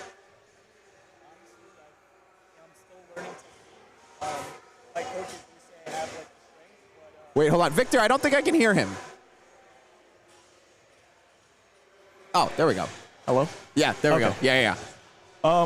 Honestly, my coaches think, I have the strength. It's just really... You totally have the strength. When it comes to the technique, you can see, it's a little sketchy with the power cleans, and then it comes from the ground up, but for me, I try to muscle it, and I rush it. So that's why I didn't look as pretty on that first. You should really go to the live stream and watch my face when you did those squat cleans at the end there. You were going single, and then you did your last 3 completely back to back. And I was like, what's going on? How are you having these difficulties with the power clean if you're so great on this squat? I guess I just got a little mad. And, I saw my team up there because they're right there. Yeah. I saw my wife, my son. So it was just I just want to get through to it just to get to the rower because when I tested this out, I capped out. I was trying to not cap out. But, it's how bad do you want to hurt? And it's going to be only temporary. And so how long have you been doing CrossFit? This is my 3rd year. Wow, okay, great. Yeah, so I've come from a swimming background, triathlon background. Very nice. And then I just wanted something different where I can complement the endurance, and then I just kind of just grew into this sport I just love the fast-paced workouts, and it's not all about strength. I came to CrossFit from triathlon as well, too. I was doing a year of triathlon, and then I made it into CrossFit. Oh, okay. So now we're just watching this. I've never done this workout before. What is the worst part of this workout, would you say? Honestly, it's just trying not to rush it. Go hard on the wall balls, but you have to know that Is that the tie break time? What's the tie break time on this? I think it's after the power cleans. After the power cleans, yeah. Okay. So, you want to not rush the wall balls. If you could go unbroken, great, but you might pay for it down the line. Yeah. And then the row, you should treat the earlier round as your recovery, even though it is only 14 and 21. But you could be pulling, 15 and 13 in the first 2 rounds. Yeah. And when you get to the 3rd round, you're probably barely pulling 1,000. That's how I kind of went into it, so that's probably why I blew up. Okay, great. But Yeah, I mean, I'm still learning. It's obviously it's the strength and the the endurance, but it's also you need to have a strategy. Yep. Which I'm still learning. I can't just go redlining. No, you were looking excellent out there. It was your first round. I even said in the live stream, I was like, okay, he's had some trouble with these power cleans. I'm not sure what he's going to be able to do with these front squats and these squat cleans. And then you just ripped the squat cleans. I was like, oh my gosh, we got to talk to this guy because he was looking so strong on those. Oh, well, thank you. Yeah, absolutely. Thank you for making me feel like a role model, even though I don't feel that way. I mean, there's a lot of better athletes that I'm looking in my age, in my intermediate group, and I was following that at the later heats and just seeing them power through it. It doesn't matter the size of the body. You can't judge, thickness, skinny. It's really just mentally and how much you want it. Yeah. I saw somebody snatch 255 yesterday, and if you had asked me to bet on who was snatching 255, he might have been one of the last people I would have bet on. You could never. Yeah, in any sport, you can't judge the body. Yeah. No, not at all. Yeah. Well, thanks so much for coming over. I really appreciate that. This is pretty cool. Adding some color commentary to our live stream. I'm gonna go look at this later. This is great. Yeah, absolutely. Thanks so much, man. Thank you, sir. Thank you, guys. Now, I haven't been paying attention too much because we've had Stefan graciously spending his time with us. I do want to call out that AC Caravetta has hands in the air, and it looks like we're working on squat cleans now, which goes with the timing. Yeah, this is fun. This is fun. We should bring more athletes. Yeah, I would love to talk to more athletes. Absolutely. Yeah. And so now Richie Sprugia back onto the rower. We're going to get a little bit of a sense of who's in the lead once we're looking at this. AC Caravetta stepping over. We have, that was Christopher Leva stepping over, and we have AC Caravetta stepping up. If he starts front squatting now, he will probably be our heat leader. Yeah, because he stepped off this wall balls first. Okay, so let's see. It's going to be front squat. So it looks like AC Caravetta is our heat leader for right now. It's pretty good. Let's see if he goes unbroken. The video guy is doing the squats with him. Yeah. It's very funny.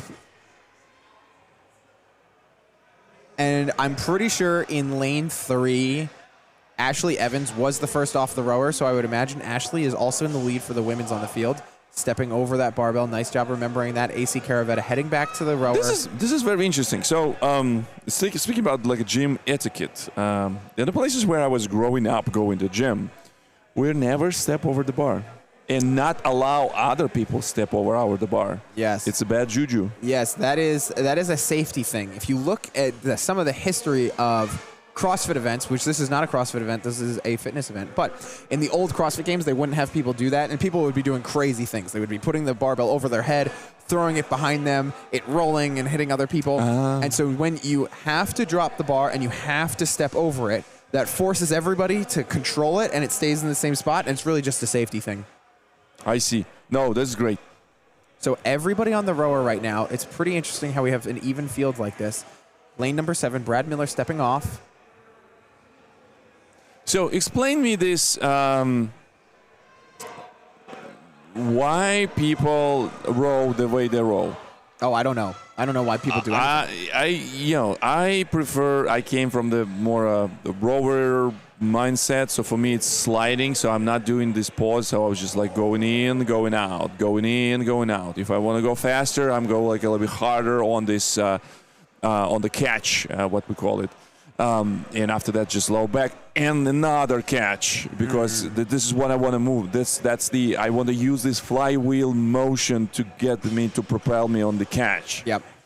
So that's why for me it's always not entirely clear why this is why it is the way it is. Yes. So, anyway. Yeah. So now we're seeing Christopher Leva stepping up for what I believe will be their front squats. JC Shart stepping up for, I believe, their front squats as well, too. In lane number 1, Lisa Lucas working on those front squats. So this does mean AC Caravetta is our leader for this heat for the men. Moving on to those power clean and jerks. You could squat clean them if you want, but that would just be a silly. I'll just read in the chat. Someone mentioned like when probably the time when they were talking about the Beverly Hills versus Paramus. New Jersey is California or East Coast. God forbid. I could. No, wait.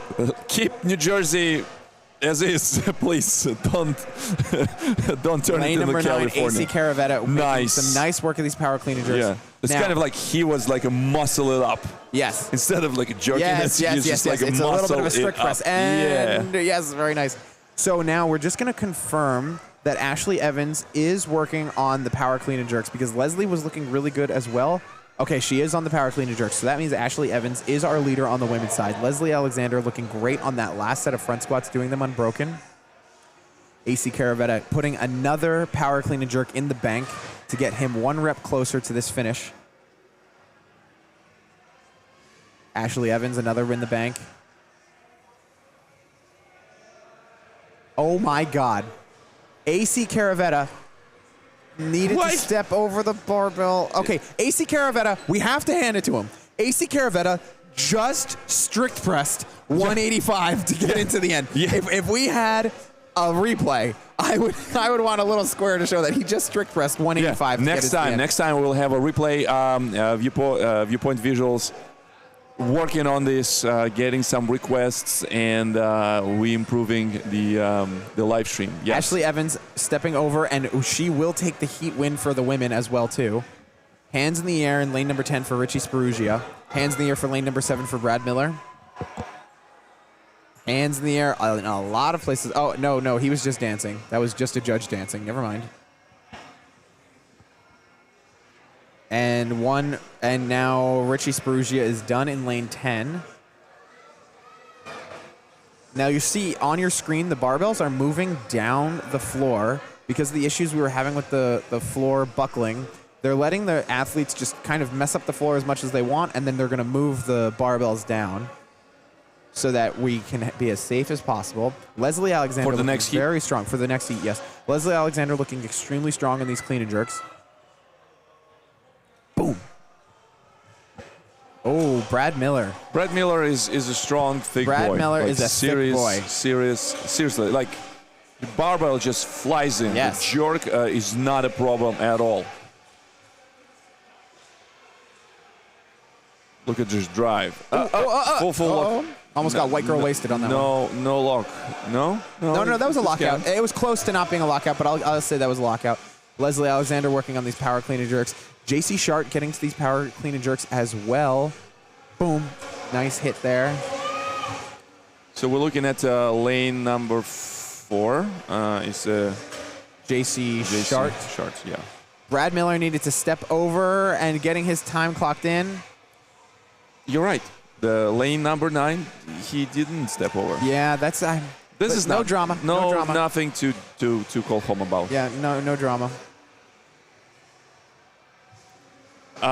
Lisa Lucas is finishing her clean and jerks, looking good, and there's some conversation with the judge. JC Shart having 3 reps left. Nice. Okay, so Lisa Lucas, one more jerk in. AC Caravetta getting another rep as well. I think Lisa Lucas might have just earned herself a no rep. JC Shart. I don't believe JC was here on the clean and jerks before Lisa Lucas, but because of her efficiency, might be able to pass her. Oh, man. We have 90 seconds left in the workout. Lisa Lucas does finish that rep and get across the line. 2 reps left for AC Caravetta. And that's another one in the bank. AC Caravetta finished already, like a long time ago. Christopher Leva. I don't know why I get confused on that. Next lane, because Yep. Yeah. You're right. AC Caravetta did finish in first. I don't know why I'm still saying that. Thank you for that catch. the bar was flaying. And we get another finisher in lane number 6 with Mike DeVito.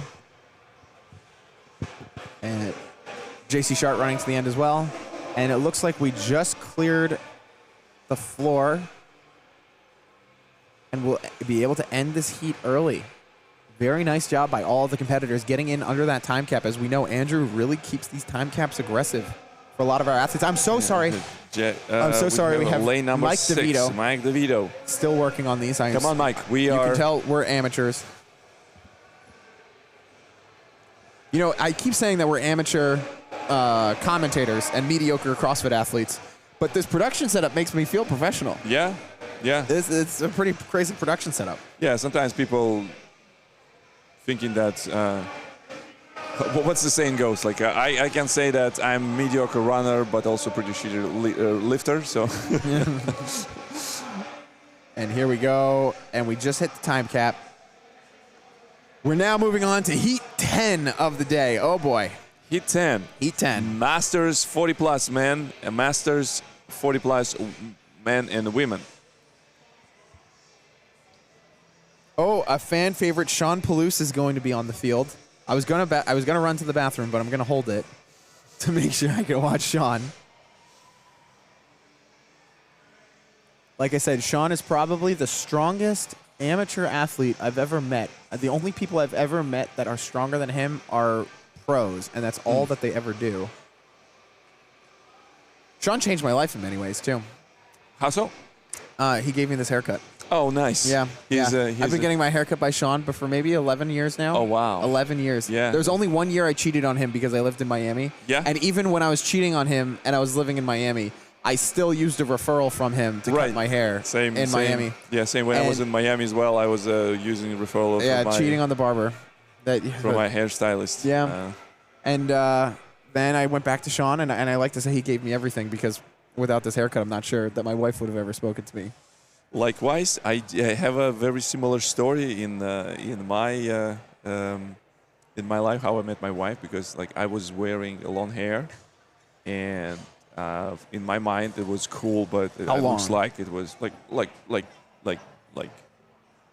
shoulders long. Shoulders long, yes, okay. I had that Justin Bieber haircut. And I was constantly flipping my hair. Yeah, it turns out it was like repellent against gold. Yes, it was a female repellent. Some would even call it birth control. Exactly. I came into a friend of mine. He was in school 1 year, 1 year older, and the same. Like he's also in computer science, but he was on more like electrical engineering, and I'm more on the kind of like on the programming side of things.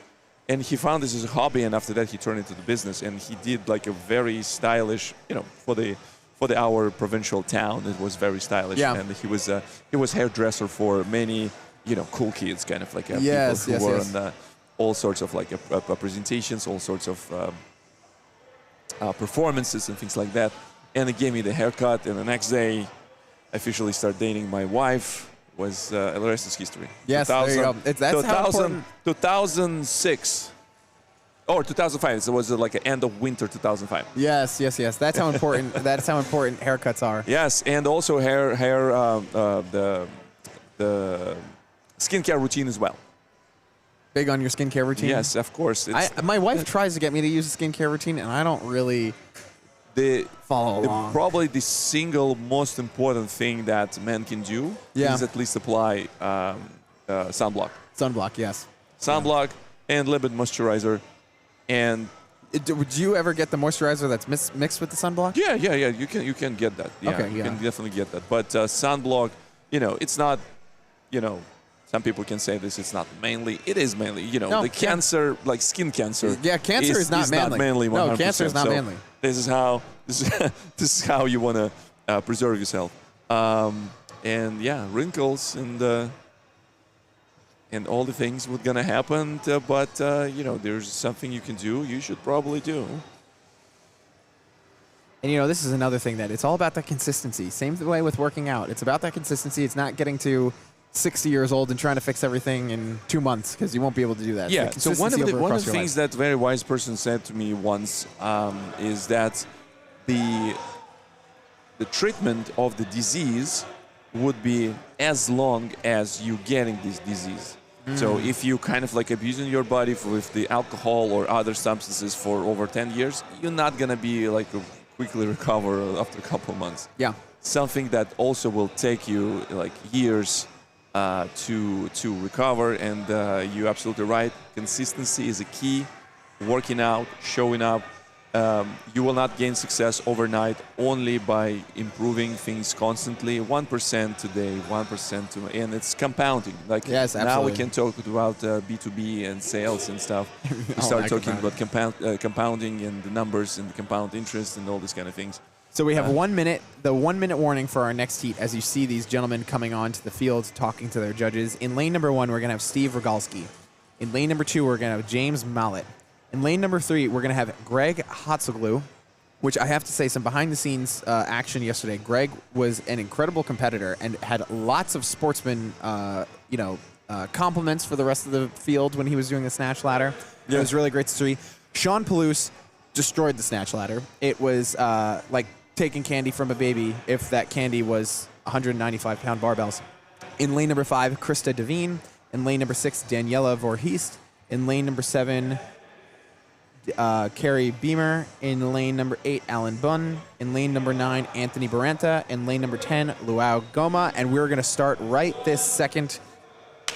What great timing on that. So, again, we're going to be watching these wall balls. You should stop saying, like, amateurs. We are already professionals. We start in time. We start... Well, nobody's paying us. That's the difference between a professional and amateur. Yeah. We could be professionals. Yes. So, anyway... With these wall balls, again, if you're watching at home, thank you for joining us. We're streaming live from the Vitruvian Games at the American Dream Mall in East Rutherford, New Jersey.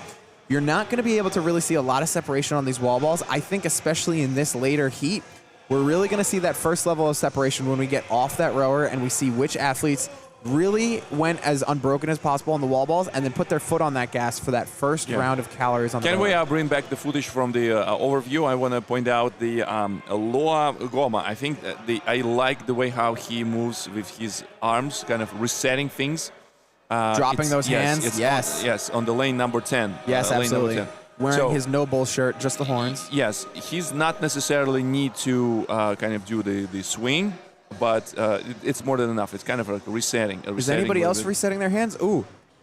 Daniela Voorheest in lane 6, I believe, is resetting their hands as well. Alan Bunn, look at his shoulder. Like, I think he's not a problem for him just not resetting. He's just like... And it's just because he's got massive shoulders. Absolutely. First female athlete in lane 7, Kari Beamer, moving to the rower. Greg, again, moving to the rower as well. He was our first athlete, but Steven Rogalski was right behind him as well, too.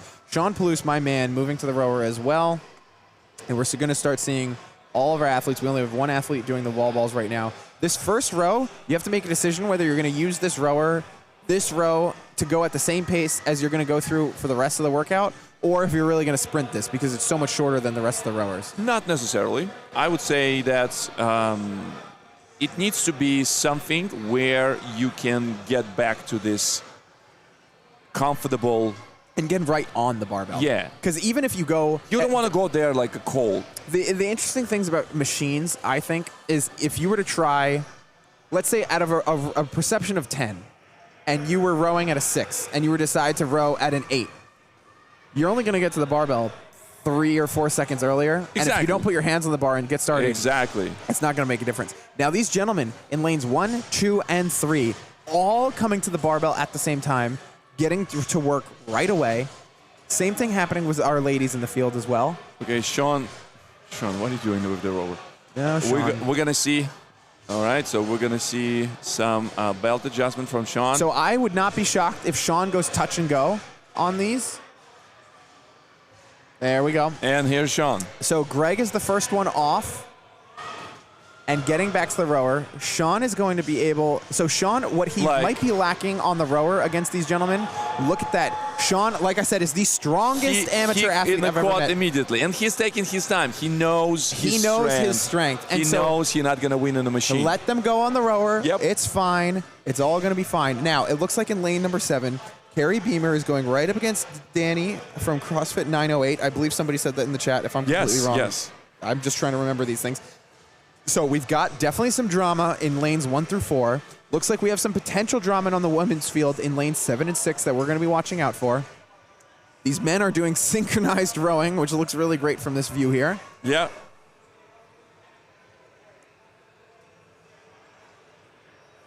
This is a lot to watch as all this drama is going to unfold. I hope we get a little bit of separation so we can watch the men and the women at the same time. Hands in the air for Greg. Loa Goma in the lane 10, finishing his barbell. Yes, good call out. Hands in the air for more of our male athletes. Greg is going to be the first one off the rower, putting his yoke back into the catch. Carry Beamer, first of women. Greg finish. walking to the barbell like a man with a purpose. Lanes 2 and 3, James and Steve walking over as well. Working on those squat cleans. Again, I would not be shocked if Sean Palouse does these completely unbroken, but Sean does have, his lung capacity might keep him away from these squat cleans, but we'll see.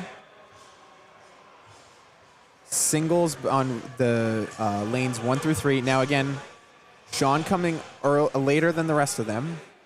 Let's see what he decides to do with this barbell and go unbroken, or is he going to drop and reset? 1. Oh, he's going to go unbroken. I love to see it. Hands in the air for both lanes. And he's not technically, putting the barbell down. It allows it to slide down, and he has a control over it. Still, the gravity does the work. And done. And now he actually just passed lanes 1 and 2, and he is on the heels of Greg in lane number 3. Yeah. And you'll notice he actually did all of those squat cleans with absolutely 0 hip contact. He was pulling it straight from the floor. Lane number 1 is Steve going back to his rower. It looks like James just finished his last squat clean as well, too. We're going to see Danny moving off of the squat cleans before Carey. Alan Bunn, lane number 8, is finished with the rower. Come back to squat Those cleans. squat cleans, very nice. We definitely have some drama between lanes 3 and 4. So Greg is going to come off this rower a little bit faster. I definitely see the Alan on the lane 8 is also a tall dude. And we as a tall dudes a little bit struggling on some of those things because powering for us is easier rather than just going under and your femur is probably much longer, putting you in an awkward position. Yep. So that's why kind of working on the mobility, working on maybe lower weights, but still have a good,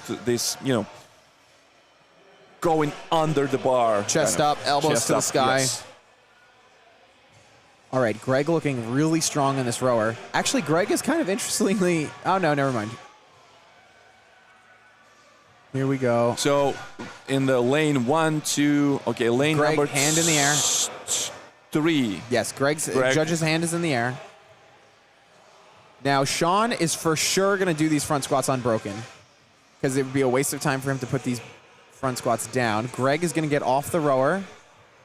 No hands in the air for Sean Palouse.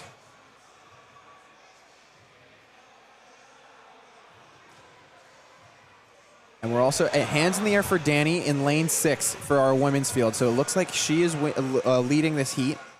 Greg getting to the front squats. That's 3 for Greg. 4, 5. We just passed the range where they would drop it, so Greg is probably going to go unbroken, which is not going to leave a great window for Sean to be able to pass through. Let's see what Danny decides to do with these front squats as well. I think the judge decided not to raise their hand.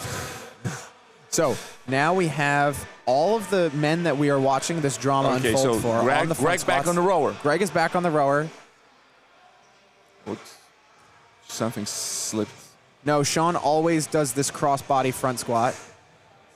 And so this is where Sean has been shining on this weight, but he's not going to be able to really get ahead of these athletes very much because everybody's going unbroken on this. Danny is still going unbroken, has passed the 5-rep range, which means they will probably go unbroken. Carey is probably looking like they're going unbroken as well, too. Danny has finished. All of our men that we're watching this drama for have gotten back to the rower. Sean taking his shirt off. We have a content update. You're going to be needing some of the sport recovery. Oh. Interesting. Okay. So it's 1 through 4. We're still watching the drama unfold. Carey coming back to the rower, but it looks like Danny has a very large lead for Steve the event. Rogalski using his legs. He's using legs, but he's not using his shoulder. I like the drive from the legs, but not shoulder, the back, kind of like this movement from 1 to 11 and back. Indeed. But strong push, a very strong, good movement of the legs.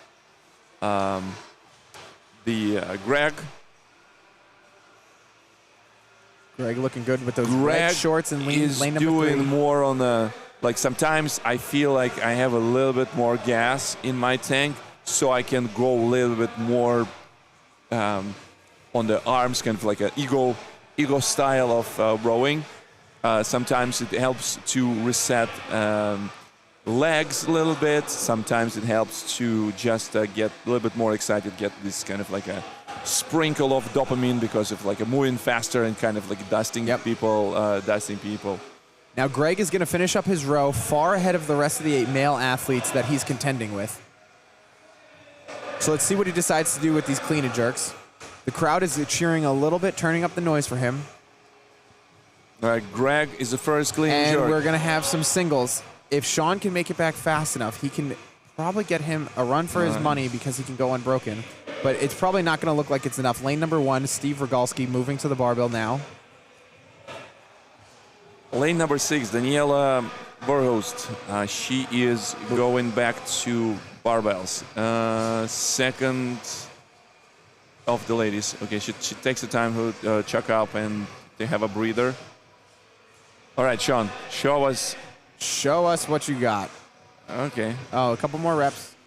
That's why I don't like this kind of like the jerking thingy with the rower. Just when you do this constantly sliding, you know when you finish, you're done. You just get off. Danny has 5 reps remaining. Let's avert your attention to lane number 4 with Sean Plus chalking up, and he's going to put on a clinic showing these men how it's done with these touch and go clean and jerks. I know for a fact. Let's go. Danny has 3 more left. Let's see if Sean can catch anybody. Craig will keep his hold. And Sean chose to rest on top. Wow. 4. A big breakup by Sean. Steve Rogalski made it in before Sean. Just made it in. Sean having to go singles at this point. Danny is either on her second to last rep or her last rep. Yep. James Mallet didn't make it in. No. Step over the bar. Step over the bar. Step over the bar. Step over the bar. Step over the bar. Step over the bar. They're going to make him run back. It's okay. Now, Danny stepping over the bar, going to take this heat win for the ladies. Now, for what we were just talking about, though, about how, the rowing doesn't totally matter and this, that, and the other thing, because we were saying you're not winning the workout on the row, this is a perfect example of where you can lose the workout on the row. Because even though if you were to row a 150 500-meter pace versus a 145 500-meter pace, the gas that you'd have to put in to be able to get that is much different, and you're only going to get to the barbell 2 or 3 seconds earlier. Right. And now you had the strongest person on the field still coming behind those gentlemen who maybe had more of a generalized approach to their fitness, where Sean is extremely strength specialized. Yeah. What's his background? He used to play football, so he's been working out strength training for all of his life. It's great. Now we just got lane number 9. It was very nice to see his It's a lot of fun to watch. Yes, absolutely. Yeah. Now, in our final event of the day, we will be seeing shoulder to overheads at 185 pounds. So that will be fun to watch. Any type of movement. You can jerk. It can be. You could jerk. You can press. Squat jerk it. Yeah. You could snatch it. No, shoulder to overhead. So it's shoulder. Yeah, okay. You could strict press it. Oh yeah. Yeah. You could squat, shoulder. Jerk it. Yeah.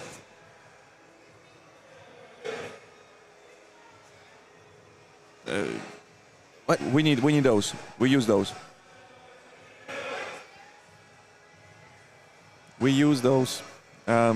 Anyway, so that's. Wait, I would just go explain it to her. That's I'll break. All right, so then we're finishing this up in lane number 5.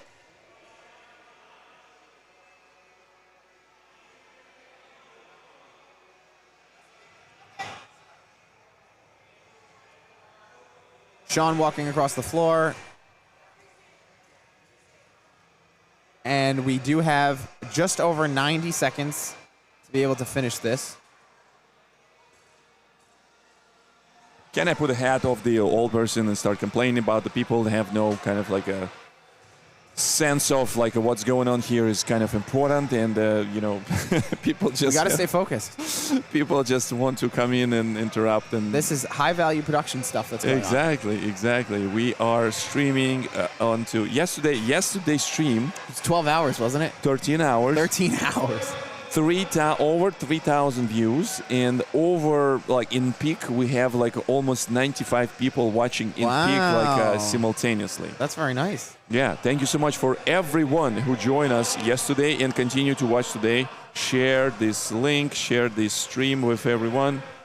We would greatly appreciate. Yeah, so it's see, there's a 3.2K views. Wow. Yes. Very I was nice. joking around. And always like I was thinking it's 13 hours, but it looks like the YouTube did some cuts with the some of the breaks. And So it's just about 12. Yeah, it's 12 hours. Very nice.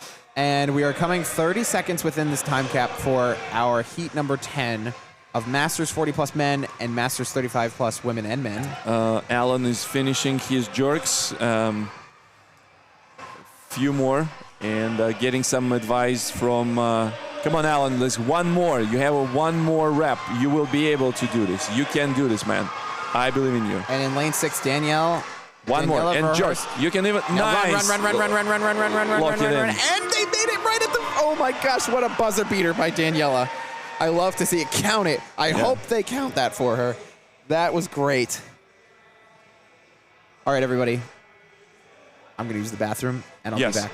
And coming up next with this, coming up next on heat number 11, the Masters 35 plus, we're gonna see some 9 athletes in this age group and in this heat 11. So heat 10 is over, and we will have some intermission.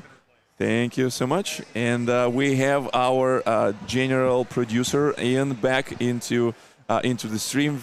Great to have you back here. What? And everyone's saying Eric's so handsome. What happened to him? What changed? And I'm not Eric. I'm different. And I'm actually here to sell you guys something. Or I guess stuff that's being sold here is Kofi Roasters. They brought some coffee for us to drink and for us to taste and to talk about on stream. Okay, great. You were saying it all yesterday, like, I want caffeine, I want this, I want that, and turns out when you ask, things get delivered. So. Yes, happy to I'll save this test for it our out. boy Eric. We do have let's do a product placement a little bit. So what is happening on the production side of things? How we're looking? What is going on there?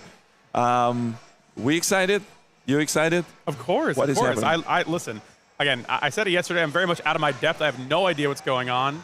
But as someone who is a production guy who's enjoying this new event, I think it's so interesting to see people really push themselves and do stuff they've never done before. I think Eric was saying that people are hitting PRs at the very end of the event, which I think is insane. It's crazy. Yesterday, a ladder, some people were hitting like a 225, like they never hit in their life. Can you imagine that? It's like you're at the very end, and then you push beyond what you could ever have done before. It's amazing. That's why like we like to say that this is always in your head, kind of like when you unblock your mind and you maybe sometimes kind of like your body has this like safety blocks because it has ability to perform on the much higher level of performance, but your safety blocks, your kind of like your fears that your brain generates.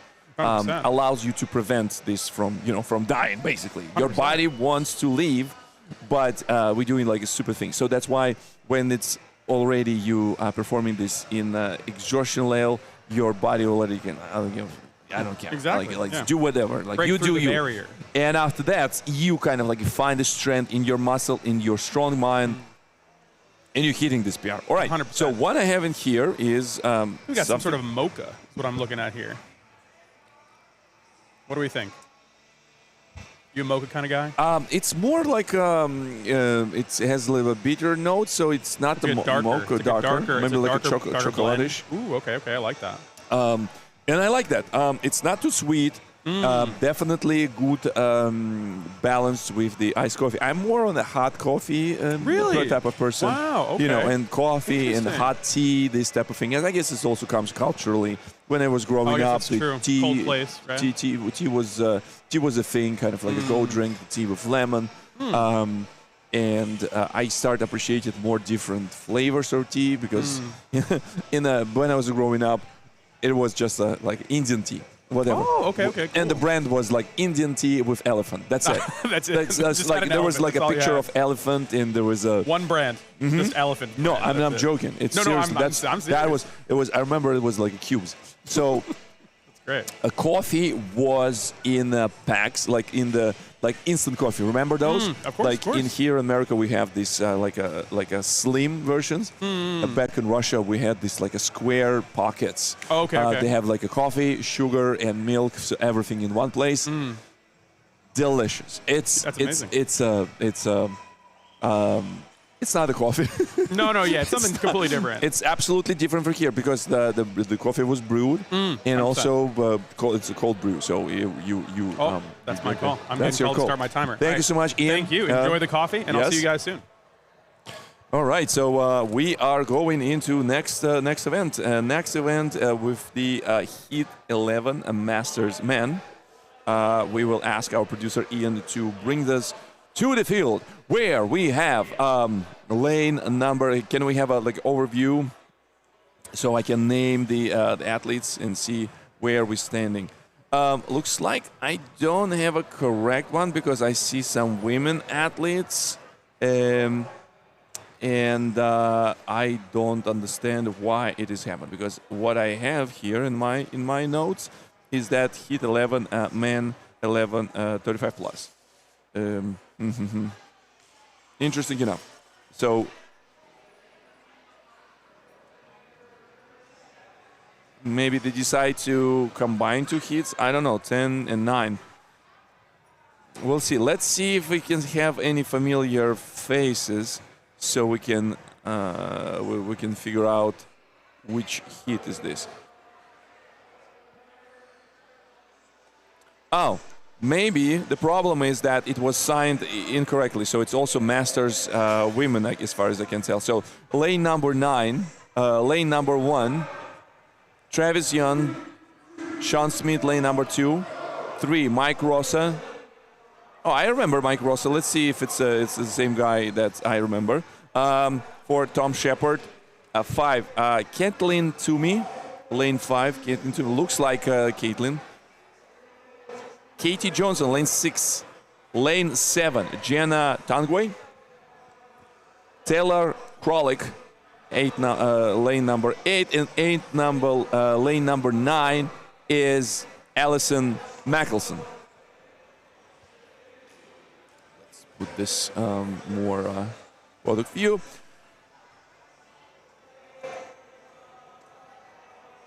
So what we can see here,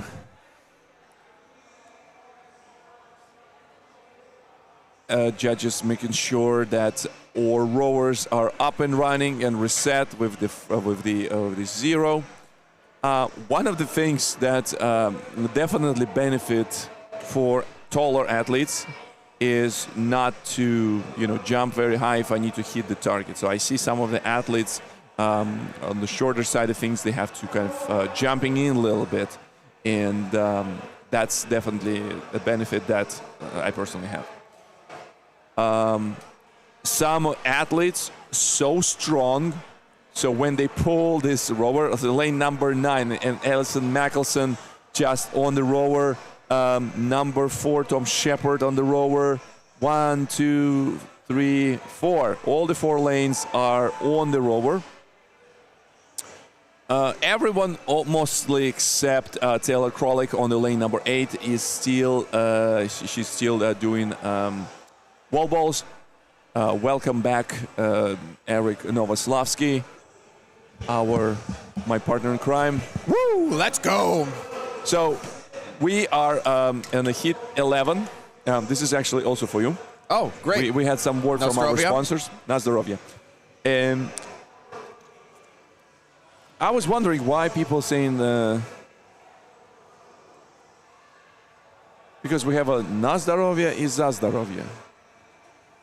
Are you asking me? No, I'm just like... I'm just saying that because I know you. I don't know what that means at all. No, it means that like Nazdarovia, so you drink this and you will enjoy this and it will be beneficial for your health. Yes. Health. Okay, so lane 1, 2, 3, and 4. This beautiful man, this specimen Humankind, incredibly strong people. The Travis, Sean, Mike, and Tom are going neck to neck. And okay, so we see the Travis, no, not the Travis, sorry, pardon Sean me. Smith. Sean Smith on the lane number 2 is already back from power cleans, back to the rover. So I do want to shout out our sponsors, Kofi Coffee. Just giving them a quick shout out here.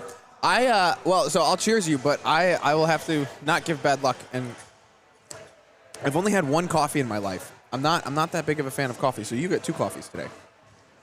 I love it. I was explaining to we had this a little bit chat with our producer Ian about the coffee, and I was telling him that when I was growing up, I was like big tea buff, as a matter of fact. And the taste of this coffees, I prefer like a simple man, espresso. No need to do any fancy over complication. This nice palette with different flavors and stuff like that. Yes. Which reminds me like instant coffee that I was drinking when I was a kid. Kid. Yeah, my parents didn't give much of the thought about this, giving the coffee into kids. So I was growing up, a lot of sugar, I would even can drink a few coffee, the cups of coffee, and no one give me any side eyes. Yes. Sean Smith, first one off the rower. We're going to probably be seeing how Sean Smith has really widened the gap. We'll see how much he can keep this with these squat cleans going. But given what we've seen Sean Smith for the rest of the competition, he might be able to keep this, and we're going to see more drama unfolding in the second and third place. I like how he moves. No time wasted. He is in control. Yes. Doing the mental setbacks. Travis and Mike Rosa are going to start going at it head-to-head as they both pick up the bar at the exact same time.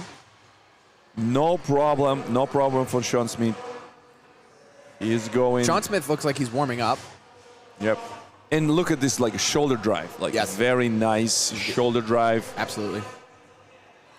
There we go. And that's probably his last rep, stepping over and going back to the I love this. Like, his shoulders go up exactly as on the book. Like, shoulders up, and when he's standing up, it actually helps him. This shoulder drive helps him to stand up. Strong legs, strong pulls on the rower. A little bit overextending in my taste when he's approaching the what we call catch. Oh, I see. Yeah, overreaching. Overreaching. Yes, not overextending. You're right.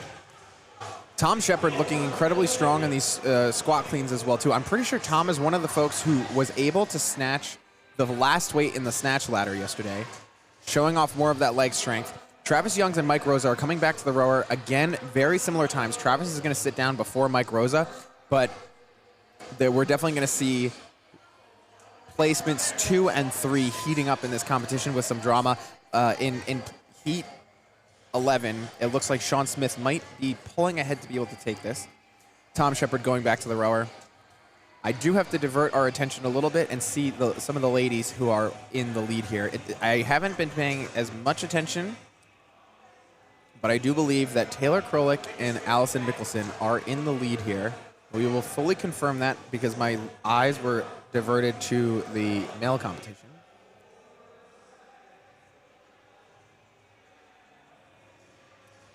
Big pull still coming from Sean Smith.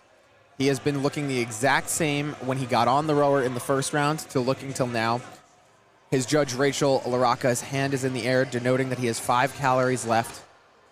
And he will then be moving on to his front squats. And we will see, will he do these front squats unbroken, or will he maybe go with a 4-3, 5-2 breakup? Seeing how quickly he moved those squat cleans, I think he's going to go with 7 unbroken. No other hands in the air for any of the other male rowers. So it does seem like Sean Smith is pulling away and widening the gap that he has in this competition. Mike Rosa's judge has their hand in the air. No hand in the air for Travis Young on the rower just yet. Sean Smith is on the 4th rep or so. 5, 6. He will take this unbroken most likely. In lane number 8, we have Taylor Krolik working on these squat cleans. Okay, so I do apologize. Taylor is maybe not the event leader. We have to go look for whoever touches these front squats first. Sean Smith snuck by and is already back to the rower. He got back to the rower before Travis left his rower for his front squats. So the gap is definitely widening in Sean Smith's favor. Mike Rosa is also taking advantage, getting 3 front squats in before Travis Young has even touched the bar. In lane number 9, Allison Mickelson does appear to be our leader, being the only lady on the field who is doing the front squats. Now, something interesting to point out here, Travis Young has a higher rate of front squats than Mike Rosa does, and he might be able to help widen that gap on the rower. Tom Shepard, again, being one of the men who was able to complete the snatch ladder yesterday, showing off that great leg strength. You can tell how big those trunks are from all the way up here on the second row, even if we're not totally streaming in 4K. I hope you all see that as well, too.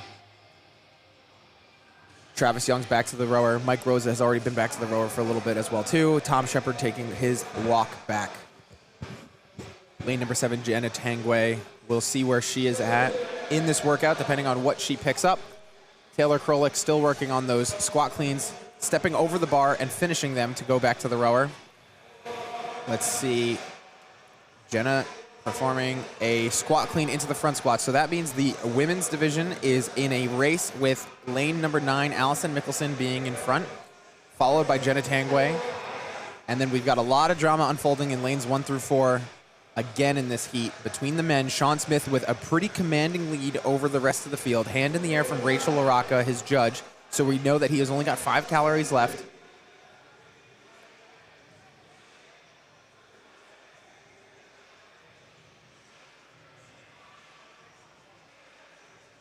We have a stare down between the barbell and our athlete in lane number 6, Katie Johnston, getting back to this barbell. Sean Smith is off and taking a step towards his barbell. No break. This is going to be his last time seeing this barbell. Jerk right over his head.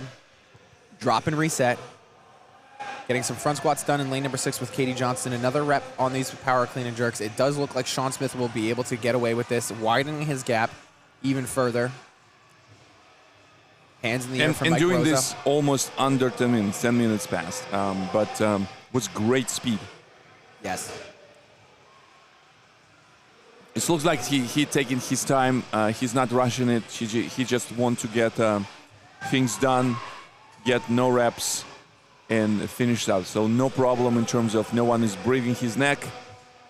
Mike Rosa finishes his row, does take a little bit of a look at Travis to just see where he's at, and seeing no hand in the air, he's probably going to approach this a little bit slower than normal. And he's Sean just Smith walking it in like you should on a Sunday in beautiful Bergen County to get across that. He did not. We are seeing athletes cross the line and then immediately go to the ground with how tired they are from this workout. It looks like Sean basically used this as a warm-up. He did not go to the ground. A little bit of a thank to his creator there. Mike Rosa. Fist bump with the judge. Mike Rosa is actually moving very fast on these clean and jerks as well. Allison Mickelson starting to work on those clean and jerks as well. Travis Young stepping up to the barbell. It looks like Mike Rosa has completed about 3 or 4 reps, so if Travis Young wants to do anything, he's going to have to make light work of these power clean and jerks. A little bit of a stutter step from Allison Mickelson, just trying to get her feet underneath her from that catch. Tom Shepard is an extremely strong athlete, throwing that barbell over his head.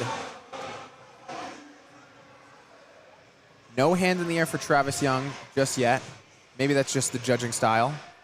But Travis is also doesn't show any problem that he has with weights and things like that. He's if Travis were closer because of the rower, he could give Mike Rosa a run for his money.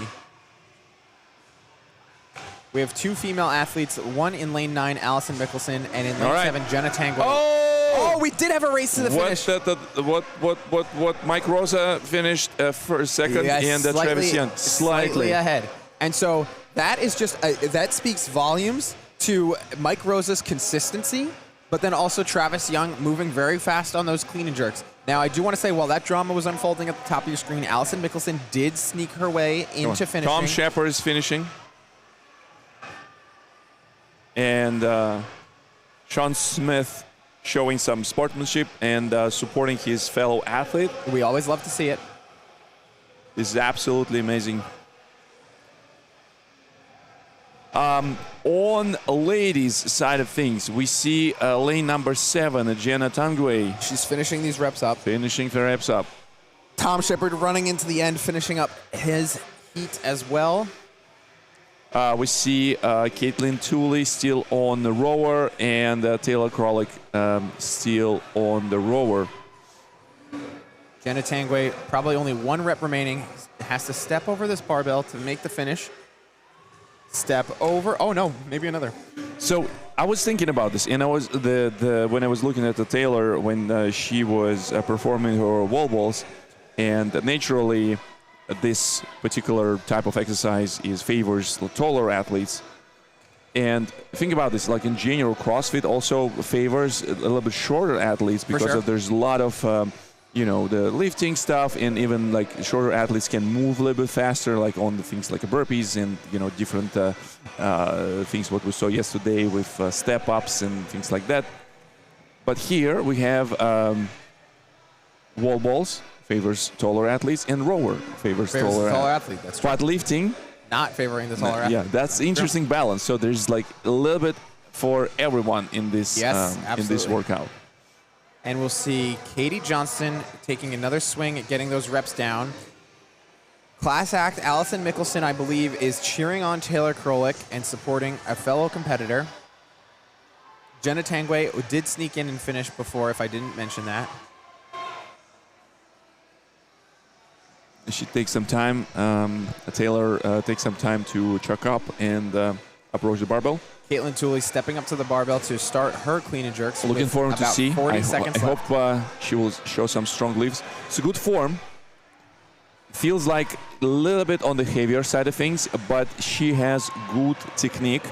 I like how she did the clean, and she went to the split jerk, which is very nice. Another good technique. Good clean. Katie Johnston making it in and finishing under the time cap. Okay. So it's kind of like you saw she didn't go like under. She was trying to push it like in front of her, which is... Caitlin Tooley with a buzzer beater of a clean and jerk before the time cap hits. Great job by these ladies and gentlemen who are on the floor. Sean Smith giving some waves to the crowd. I love to see it. As you should. As you should. Yeah, this with such a commanding lead like that, go exactly, for it. Yeah. The equipment team is now going to change all of the barbells as we move into Heat 12. Can you believe that? Heat 12. We're now going to be moving to RX women and RX men. This is going to be a really fun one to watch. Because of we like to see when the weights go up, the energy will also go up. I was so excited yesterday to see some like elite athletes doing snatch ladder. Yes. How was watching that? You've been inside. You've been in the pit. No, it was exciting. It was exciting. Like some of the things, like some of the strong lifts. We see some strong lifts on our judges and the volunteers. Ivan just clean it. Without any problems, the barbell and try to move it. Ivan is a strong dude. Yes. He's a very strong dude. Yes. While we on the subject of strong dudes and strong dudes come in with the RX, how the RX will change the weights. 205 now on the barbell. Indeed. 205. Indeed. For the men. Is respectful weight. It's going to be 205 for the men. And it's going to be 145 for the ladies. And coming up with 2 more hits with RX men and women. We have 69 viewers. Nice. Nice. All right, so we will be back with some word from our sponsors, and meanwhile, stay tuned with the live stream. Actually, we have some people giving some shout-outs here. Samantha Sperugia, thank you for the help here.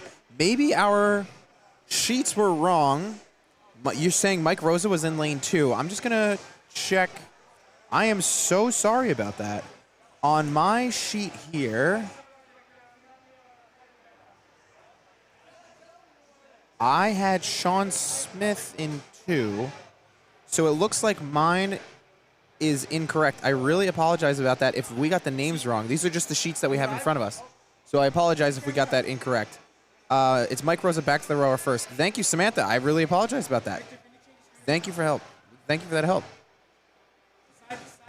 We are going to switch to a sponsor conversation as we get the next event kicked off. I will take a look at the name tags. Yes. I will take a look at the name tags of some of the folks to make sure that we're getting these correct in the future. Thank you for jumping in and helping us correct that. And so first, you need the volume on that? Probably this one. Can you just talk a little bit? Talk. Hello? Hello? Yes, there we go. All right. So, what's your name and where are you from? Rich. We're from Hard Work Athletics. Pleasure to be at the Vitruvian Games with you guys. Yes, absolutely. You guys have been crushing it today. So, tell us about Hard Work Athletics. Yeah, so we're a newer brand. We started back in January. Okay. Mainly focused on the mindset of hard work, discipline, and consistency.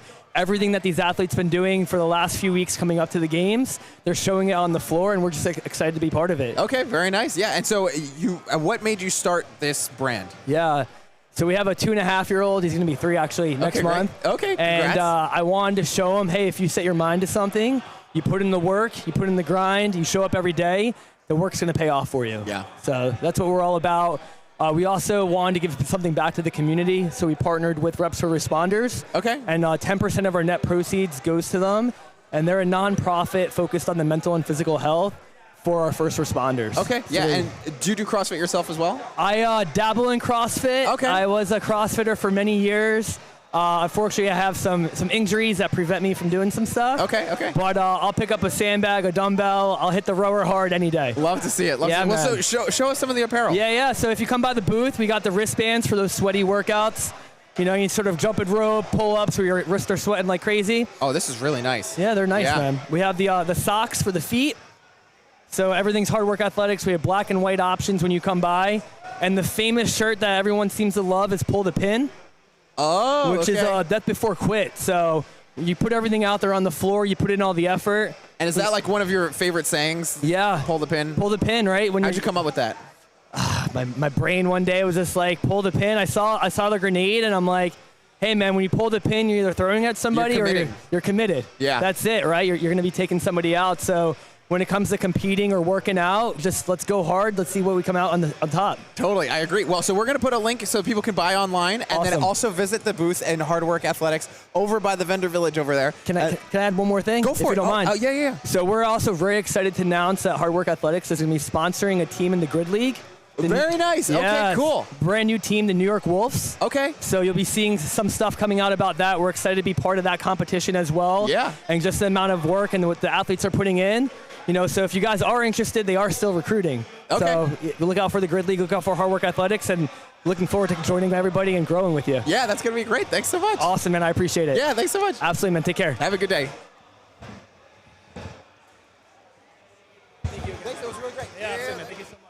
All right, let's drop his link in there. Hard Work Athletics. The sponsors are so important to this event. We are here in the American Dream Mall. Nobody has held a CrossFit competition here before, and it is only because of these sponsors that we're able to make this happen. So we really, really, really appreciate all of our sponsors. I'm not sure if the leaderboard works. I'll be completely honest. We are only running the live stream. I know nothing about that. And let's move it in. I am going to check and just look over to see who's in this heat. Okay, I do believe we're going to take a shot at doing a read here. Oh, before we do that, we have the man, the myth, the legend. Sean Palouse is joining us for an interview. Sean, we have been talking a lot about you on this. About me? Yes, Okay. about you. We've I don't know covered, if that's good or bad. No, it's good. We've covered everything from how you've changed my life with cutting my hair to also you're the strongest person I've ever met that isn't a full-on professional athlete that can Okay. dedicate their entire life to all of this. So when you were in that workout, Okay. we were literally talking about how they were getting a little ahead of you on the rower. Okay. And I just thought to myself, it's not going to matter. Who cares? He's going to smoke them on all of these weights. What was your strategy going into that? That was my strategy was to go slow in a row. Okay. And just go fast in the barbell. But, you know, Mike Tyson says everybody's got a plan until they And can to punch get in the punched mouth. in the face, yeah. Bro, I got fucking tired, bro. Yeah. Can I curse? I guess so. It's YouTube, you know. So, like, I've been doing a lot of running, not a lot Okay. of CrossFit. So, running shape and CrossFit shape, I'm learning is not the same thing. Yeah. So, How was the run yesterday for you? With it wasn't all that bad. practice? It wasn't bad. It was, you know, I think never you ran came with a in- ruck before. I think you came in around 4:05 It was because something with like a that. ruck like with a that. ruck, yeah, I've never done that before. And then Yeah. up and down the stairs was a little weird, but Yeah. it was fun. But yeah, I gassed. Yeah. And then, so I even told everybody, I said, he's going to do all these power clean and jerks completely unbroken. Yeah. Was that just, that wasn't a heavy weight for you at all? You were just No, gassed but from the your lungs. clean and jerks, I was a little tired, but that floor is a little wanky out there. Yeah, I know. So I don't know where I was at. You can see lane 4. It's a little, Yeah. it raises a little bit. So if you don't come down perfect, it kind of like throws one side of the barbell off. Yeah. It's because actually it's not so much the floor. There's ice underneath that floor Gotcha. that's melting with the sun. Gotcha. And So we didn't know that was going to happen. Makes so sense. that's why everything is getting crazy. Yeah, up so there. the floor's a little uneven. I was going to try to push it, but it was every time I would come up with one, the first couple, it got me a little, yeah, I don't want to break my janky. neck. Yeah, absolutely. And then I saw that they were ahead of me, so I was like, it's whatever. So then what's your plan for this final workout of the day? There is no plan for that final workout. Because you're going to have a 33-calorie bike, 22 Yeah. box jump overs, and then 11 shoulder to overhead. Yeah, so another one I didn't practice, so Okay. I'm just going to try to keep the bike maybe like 70 RPMs Okay, yep. and just go fast after Yep. that. And then box jump overs, did they brief you? Are you allowed to jump off the top, or do you have to step down? I haven't been briefed on that yet, but I'm Okay. pretty sure you got to step down. Okay. Oh, And- you are going to step down. Okay. And then also with this floor, like I said, it's a little weird, It is a so little like, weird, yeah. I wouldn't suggest jumping down. Yeah. But all right. But it's fun. Yeah, absolutely. It's a lot of fun. But like I said, I haven't been doing that much. I just take the class. And Yeah. then, I've been doing a lot of running, so it's fun to get my ass kicked a little bit. Yeah, you know what I mean? absolutely. It's always good to get humbled, you know what I mean? So Yes. it's fun. And those freaking guys in my division, they're moving, they're great. bro. Greg That's is a who very Greg- fast mover. Fast is an under, bro. As soon as they say go, he's just like He gets like straight a to fucking it. out of a Yes. cannon, bro. Yep. We said that he Out was of a man with a cannon. mission when he's walking Yeah, that I love barbell. it. I love it. And he's actually, I've been talking to him. He's an awesome guy. I even said yesterday after he finished the snatch ladder, he was cheering on everybody else in his division. he's awesome. He's Yeah. awesome. Yeah, everybody's been super nice. A super cool group of guys. Down in the bullpen, everybody's Yeah. talking, cheering each other on. so Yeah, very nice. It's a lot of fun. And I'm usually like I kind of like have a chip on my shoulder and try to be like the angry guy. But I can't. I even, have to they're say- all so nice. So I it's was like, just gonna say, in years past, when we first started working out together, I think maybe 8 years ago, you would go into a competition and you would be mad, all the time. yeah. And now I don't see that side of you at all. not so much. Yeah, it's just like I said, I haven't been. But you would even tell me you're not mad at everybody. You're just using that to psych yourself No, up yeah, to of get course, ready for of course. the 'Cause workout. I got to trick myself into doing half Yeah, the but shit now I do. don't think you got to trick yourself anymore. No, You've got this down. I just wanted to see how I'd feel doing this, especially against people my age, because Yes. I also am getting a little bit older. Yeah, when I So, saw the division you were in, I was like, oh my God, I didn't know Sean was older than 26. Yeah, I'm 30. No, I'm sorry. No, but just to see if I want to try to push it and try to make it to Legends or Yeah. maybe Wadapalooza at my age group. Just because a bunch of boxes that I've never done that I kind of want to check off. Yeah. So this was just kind of like testing the waters to see how I do. Yeah, to get back into it. And I mean, I'm not doing great today, but with minimal CrossFit, and I barely tried any of these workouts. So Yeah. I'm doing better than I thought. So Well, we'll keep it up. We'll be watching you for the last workout. Thanks so much, man. And thank you for being my favorite commentator and one of my absolute favorite human beings on Thank planet you Earth. so much, bro. man. know what I mean? love you. I appreciate you, brother. All right, talk to you soon, man. So yeah, all right. We have no clue what's going on the floor here. I could do a read if the chat is interested in who's the lane assignments. I'm just going to check the chat to see if anybody said anything. Again, Samantha, thank you so much. Kelly Morgan, thank you for correcting me. I'm just using what I have in front of me.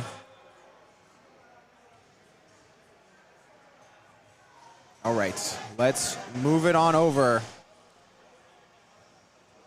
I guess we'll do a little bit of a lane read in case people want to do that. So in lane 1, we have Lena Bankston. In lane 2, we have Milsoli Mendoza. In lane 3, we have Michelle Cian Samino. In lane 4, Marcin Serafin. In lane 5, Wilmot Wilson. In lane 6, Marshall Butler. In lane 7, Fritz Bautista. In lane 8, Derek Fron. In lane 9, Benjamin Brucker. And in lane 10, Esteban Rios. So how did we get any insights inside the scoop from athletes from the field? So Sean is saying it's a great time out there. They're having a lot of fun. And he has no plan for the final event. I asked him what his No one plan does. was. I spoke with Nicole. She's also like, yeah, I don't know, like bike. That last workout is definitely going to be It's a called big send it, sprint. right? Yes, so you're just going to have to send it. Let's see. All right, I am trying to pick out who might be the leader amongst all these athletes because we haven't really been watching, but we're going to try to jump back into it. This is very interesting. 7 minutes into this workout, and almost all of the athletes are on the rower at the exact same time. Mm-hmm. That's a pretty interesting coincidence that's happening here. It speaks. Is it lane number 8? Is it our boy Fritz? Yes, Fritz Batista. We were cheering for him as well from yesterday as well. And we need some documentation for you. So it's coming up on the live stream. We're gonna see some interesting things. Hang on, I'm gonna speak with our production team. So we see our everyone except lane number 9. Lane number 9, Benjamin Brucker. Lane number 9.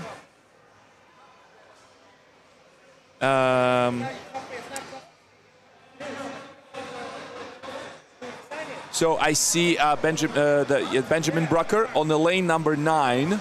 Is doing barbell work. We see lane number 8 is Derek Fron approaching the power clean. Oh no, it's a squat clean. No, it's a front squat. What I'm saying? What am I saying? It is definitely front squat. I see. Let's make some action in the comments. Who is your favorite athlete so far?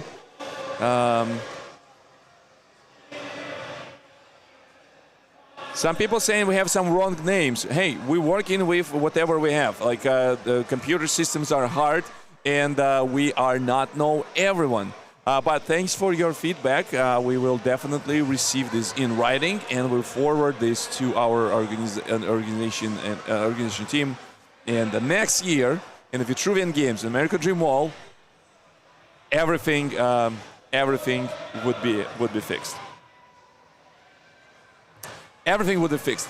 Now, so coming up here, some awesome front squats. Some of the ladies on the lane number 1, Lena Benston.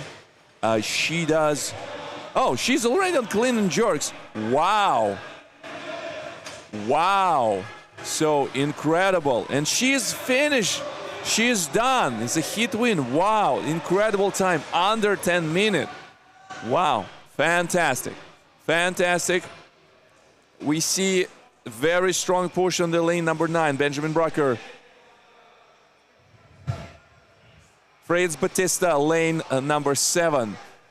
Here we go. Very strong lift. Great shoulders drive. Incredible. Just incredible. I was telling our listeners that Lisa Bergstrom just finished under 10 minutes. Under 10 minutes? Under 10. That's like a 45 unofficial. My headphones almost came off. That's a great time. It was a great time. I was surprised when I saw her on the clean and jerks, and it was like, wow, that is unbroken incredible. Or just very fast? Just very good. Yeah, touch and reset. Yeah, very nice. Now, so what we see here, our Fritz Batista is just coming back to rower. So what we see right now on lane number 2 is Miss Lee Mendoza. Miss Lee Mendoza. Very nice performance of those clean and jerks. It doesn't look like a big of a problem. She has a great form. She looks very so strong. Strong lock. Oh, that's very good.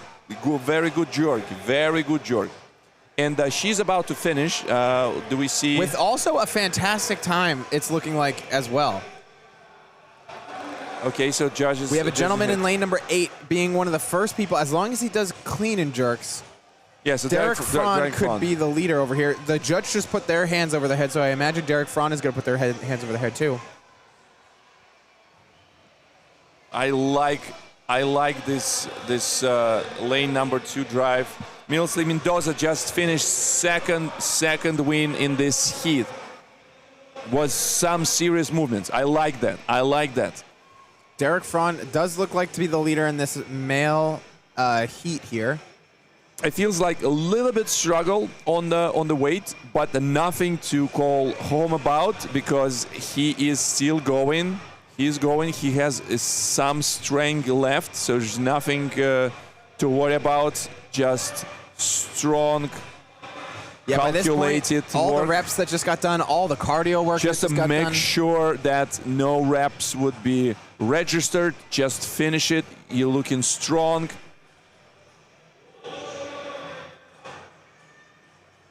All right, here we go. We have a lot of people taking their walk, going to their clean and jerk bar. So, which division? It's the men RX. Yes, this is RX women and RX men on the floor right now.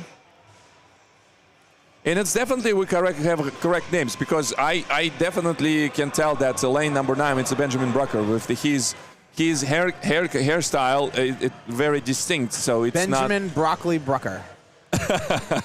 Yes, it's a very distinct Yeah, hairstyle. very distinct, yes. So I know that we're getting right. And our boy Fritz Batista. Yes, Fritz.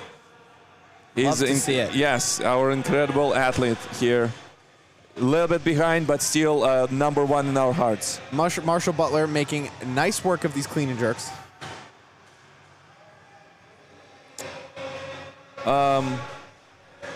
And yeah, my favorite from yesterday from the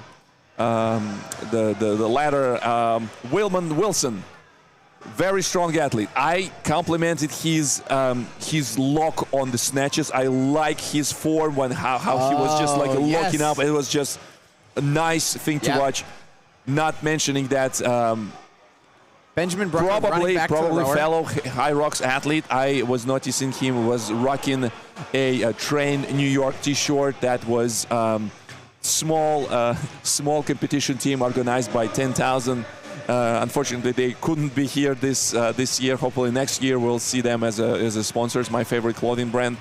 The Wilman Wilson was rocking the Train New York, the High Rocks team for 10,000 yesterday. So little bit struggle on the final jerks, but I think he can go through.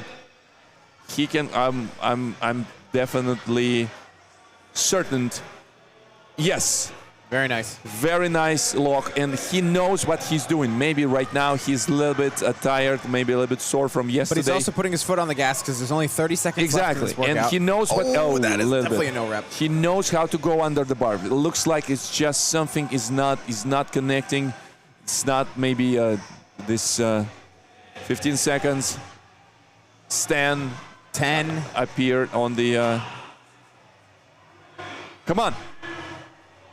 Nice. And our time was just 5 seconds off, so that is the end of the workout there. Getting that last clean and jerk under the wire. Yes. And we're going to be moving on to Heat 13, RX Men.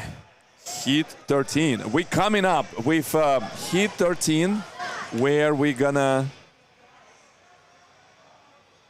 weights will stay the same. Heat 13, RX Men. For the chat, one more time, I'm repeating. So there's in this YouTube thingy that you're watching, there's a red dot. You can slide back and you can find the time when it was saying certain things. You can get instant replay. We don't have it yet, but you can do this because everything is recorded.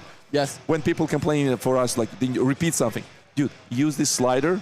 Just go a few seconds back, listen. Not for us, for them. Oh, I see. Yes, of course. Yeah, I'm trash talking to our chat. Please, I'm just kidding. I love you all. Please continue do engage with us in these chat conversations. Heat 13 RX Man, our producer Ian, is keeping tabs here, and everyone get some of the updated information. We start getting some of the engagements with our sponsors and with our athletes. Write down in the comments how you like it. Unfortunately, I missed the conversation with Sean, but I'm looking forward to listen because YouTube is recording this, so I can come back and listen to this, right? Yes, that's true. We also will bring some of our favorite athletes here. I spoke with our speed guy, Mike Wilson. what was his name? Michael Warren. Michael Warren, very fast. I spoke with him somewhere here, so he will join us later. Very nice. Later today. Okay. Some of the friends showing up and waving. I'd love to see us. it. Yeah. Like, and he's also appreciated our our shout outs to him. We have some. Oh, you were telling Michael Warren we're shouting him out? No, he said like thanks for shouting out. Like it looks like someone watching or someone's watching. So yeah.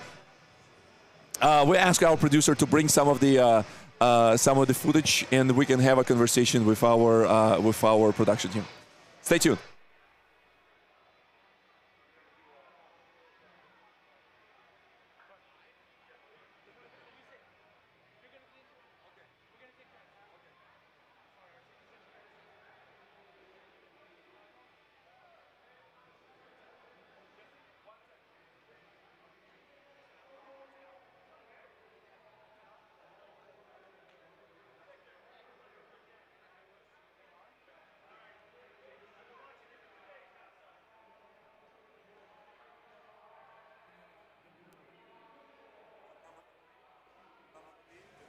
Can you hear me now?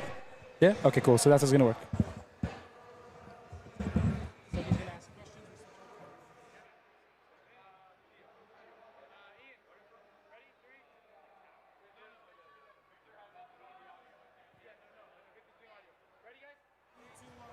All right. Hello, and we are back. Today I am, as always, Victor Gamov, and I have a Gio from Liam Apparel. Thank you so much for sponsoring this event. Yeah, How you liking this so far? I'm loving it, man. Just being able to see all these athletes compete on this main stage where people could just watch has been awesome. It's been very good. Yeah, thank you so much for coming here and being sponsor of this event. Tell us a little bit more about the products, like what you bring into the table, and what kind of athlete would be great profile for your brand. What you can tell to athletes, like, hey, grab our shirt or our shorts. Like, what do you have it? Yeah, so we're actually a Christian clothing brand. The brand is called Liam Apparel, which stands for Lion, Eagle, Ox, and Man. So those characteristics resemble God on earth, right? So when we live out our day, when we go throughout our day, we really represent boldness, courage, vision, love, wisdom, all those things. Yes. As a man or a woman, right, we want to live out those characteristics. And really what we've dropped now recently, as you guys see on the shirt, it says carry heaven's vision, right? So as we're going throughout our day, we want you to live that out, loving people, being wise in everything you do, and it's been really a blessing. We talk about the be kind yesterday as well, kind of like be kind to anyone around, because you don't know what everyone is going through. Maybe, no one is ultimately evil, so there's always kindness in someone, so you can also help them to expose it and show it by, doing some kindness yourself. Yep. And things like pay it forward. Yeah, and it's actually, it could be just as small as a smile, right? Yes. Like just saying hi to somebody, Exactly. being able to give them some love that they may have never received before. And we also, as well, like you said, to pay it forward, we partner with an organization in Michigan who actually helps foster kids. So kids in the foster system or kids who are at risk. So you coming here from Michigan for this event? I actually live in New Jersey. Oh, nice. But I've gone on a mission trip to Michigan to help them out. But it's a Christian organization that they also help bring people closer to Christ. Those kids that need it, right? Because we're called to help those children in need and people in need in general, right? So 10% of all orders are actually going towards that organization. So, and you can support yourself. If you are here at the Vitruvian Games in person, you can go and check out the clothing, check out the Gio's team here. Also, we probably will have some codes that we can share online in our live stream viewers. Thank you so much for being a sponsor. Thanks so much for being here. Thanks so much for doing this, a lot of God's work and helping other kids to develop some of the faith. Yeah. And thank you so much for being part of the Vitruvian Games. I hope you're enjoying this. And thank you. Yeah. Thank you. Hopefully we'll see you next year as well. Yeah, we'll be here, of course, man. Yeah. I just want to just show these out real quick. Yeah, of course. I have 201 new shorts for sale right now. So they are a double layer. Nice I love that. It's spandex. you perfect have a little for bit, running. You got a little exactly. pocket for everything. So stop by the booth or check out our website. It'll be attached in the link. So yes, absolutely. Thank you so much, Gio. Thanks so much for being part of the Vitruvian Games. Appreciate and we are us. coming back with some other things. We see some other athletes. Thank you.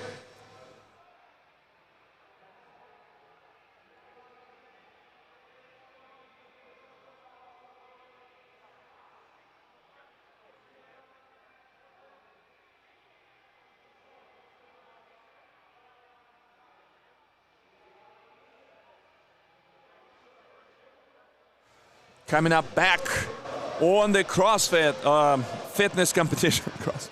Fitness competition here. We going strong with our Rex. Hit 13. Diego Diaz is lane number 1. Sean Hughes, lane number 2. Danny Woods, in the lane over here. Matt Harkins, fan favorite. I know that we do have some sponsors and sponsors. Some of the supporters of Matt Harkins here in. We have Eric Sparby. We know that there's plenty of people cheering for Eric. I know that there's probably Patty Sparby. I might be mistaken, but from yesterday. Yes, no, she's still here. Patty, rejoice. We have Eric, line number 5. Serge, very strong performance yesterday. Serge Ayano. Jorge Murillo, lane 7. Chris Starkiewicz, lane number 8. Joey Cariello, lane number 9. And John De Angelis, lane number 10. All right, so what is happening right now? All the athletes right now on the rower. Okay, so I do see Sean Hughes still on the bar. And we do have Eric Sparby, fan favorite, right now on the bar on this squat cleans. You can easily recognize Sean by his haircut, hairstyle. From my eagle eye view, what I can see here reminds me a little bit of this mullet style, a little bit of business in front and some party on the back. And we are now over 75 people watching this online live with me. Thank you for being a part of the Vitruvian. People just waking up. Okay, so is a Vitruvian game on? Okay, let's turn on TV and let's watch it together. So what do we see here right now on the Diego Diaz and Danny Woods are on the barbell, and Matt Harkins just finished barbell and got back to the rower. So there's a work is happening on lane 4 and 5.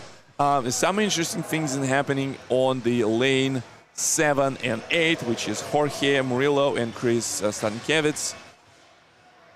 We're doing squat cleans. Very nice drive on the Surge on the lane 6. Love this elbow drive. Like, it's absolute playbook style. Great technique. Nothing to report here. Very strong. No one is in a rush. Everyone trying to have a consistent run. It's still 15 minutes cap. It's still on the longer-ish workout. It's very important to properly time yourself and stuff like that. And we have back Eric Novoslavsky with me. And I was telling about the fan favorite Eric Sparsby. I was just going to say, is Patty in the chat? Yes, she's there. Patty's here. Patty, Eric Sparby is crushing it. Number 44. And I'm pretty sure he's in the lead right now. If I remember, yes. And if I remember, I believe that Danny Woods has some fans in the chat as well, too, that we can give a nice shout out to. Eric Sparby, hand in the air, getting those front squats done like it's absolutely no problem. Matt Harkins has a fans in the chat from Loves yesterday. Loves to see it. Yep. Very nice performance. Eric stepping over the bar. Zero problems on the squats. So Eric, I think this workout is let's Eric go. Sparby's best showing. Let's go. Hairstyle, everything. This like 80s I would love to ask him about his hairstyle. Yes, we need to bring him here. to talk about him. So now it feels like it's on. So he gonna be trying to clean and jerk it like crazy because he dropped his belt. He is shirtless.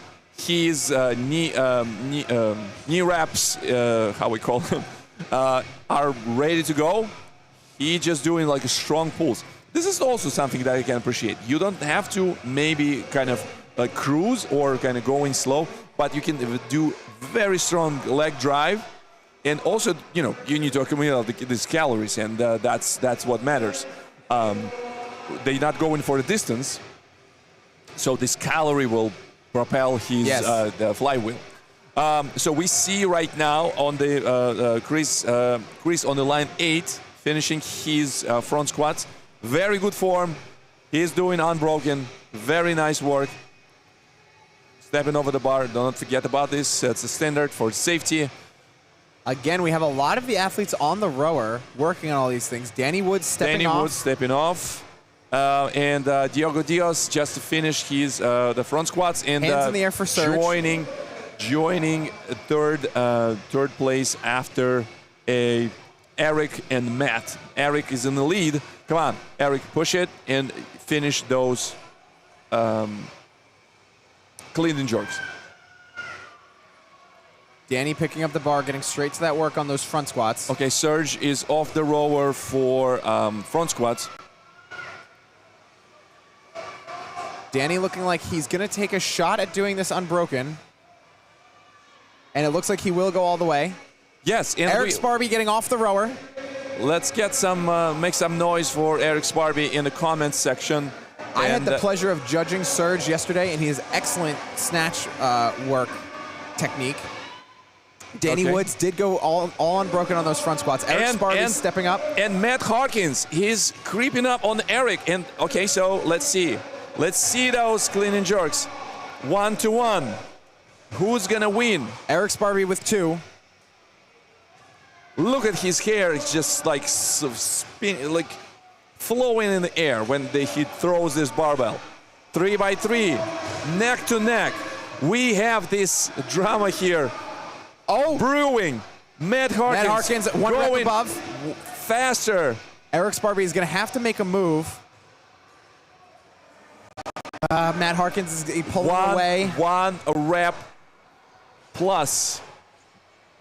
Matt Harkins probably will get the lead. We'll see how it goes. One more. Step over, and it's done. Very nice. I feel disappointed. I want Eric to come away with that. It's just so interesting how we get so involved with our chat that Eric Sparby is now our favorite athlete. Yes. And the people Patty, say like, we're right there rooting with you. Come on, Eric. And I don't know how many he has left. Maybe it's anywhere 2 to 3. Everyone is rooting for Eric. Come on, Eric. Let's go. Very nice. Eric across the line, unofficially at 10:56. I'm sure there's a more official time than that. We have 4 minutes until we hit the time cap for this workout. I also had the pleasure of working with Diego Diaz yesterday in the snatches. He was an excellent gentleman to be judging. Yeah, we're expecting Mike Warren to be with us like anytime soon. I told him to drop by sometime and we can talk about his speed. Yes, he's very fast. His performance. Hopefully we will be able to, our producer will be able to bring us Eric Sparby here to talk a little bit about his... I want to talk about the hairstyle more than anything. His approach to kind of like being in style and being kind of like looking awesome for this event. Patty wants us to talk to him. We got to find Eric. Yeah. She said Eric Sparby is a true fan favorite. Yes, we are right there. Are the events running behind? Kaiser, Transport, they are probably running behind. I'm just, full disclosure, that is probably true. Let's see. We are about 30 minutes behind schedule for everybody who's watching. We are about 30 minutes behind schedule. If you are looking for a particular heat, we're currently on Heat 13.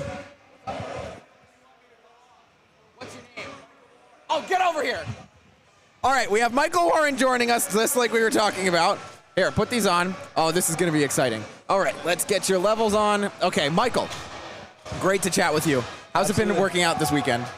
So fun. Okay, so while we're watching you, we really are complimenting you on the live stream of how fast you are. Okay. There are some movements that you are just like those front squats. You're up and down like a piston. Yeah, I mean, Do you do that intentionally, or did you just kind of get into CrossFit? So I've been doing CrossFit for just about 11 months now. Wow. So you're really new. Yeah, it's okay. awesome. I've been doing CrossFit for 11 years. Okay. Yeah. Wow. So I play for my strengths, really, with like the barbell. It's something that I'm used to. I played football collegiately. Okay. So any What barbell. school? I played football for Monmouth and Northern Illinois football. Very nice. Yeah. Okay. Great. So anything with the barbell, I understand it's like a strength of mine. I had to get used to snatches. That I knew was going to be a little bit of an issue because I kind of muscle everything. Yeah. That's like a big thing for me, is trying to actually work on technique rather than just yanking it up off the ground.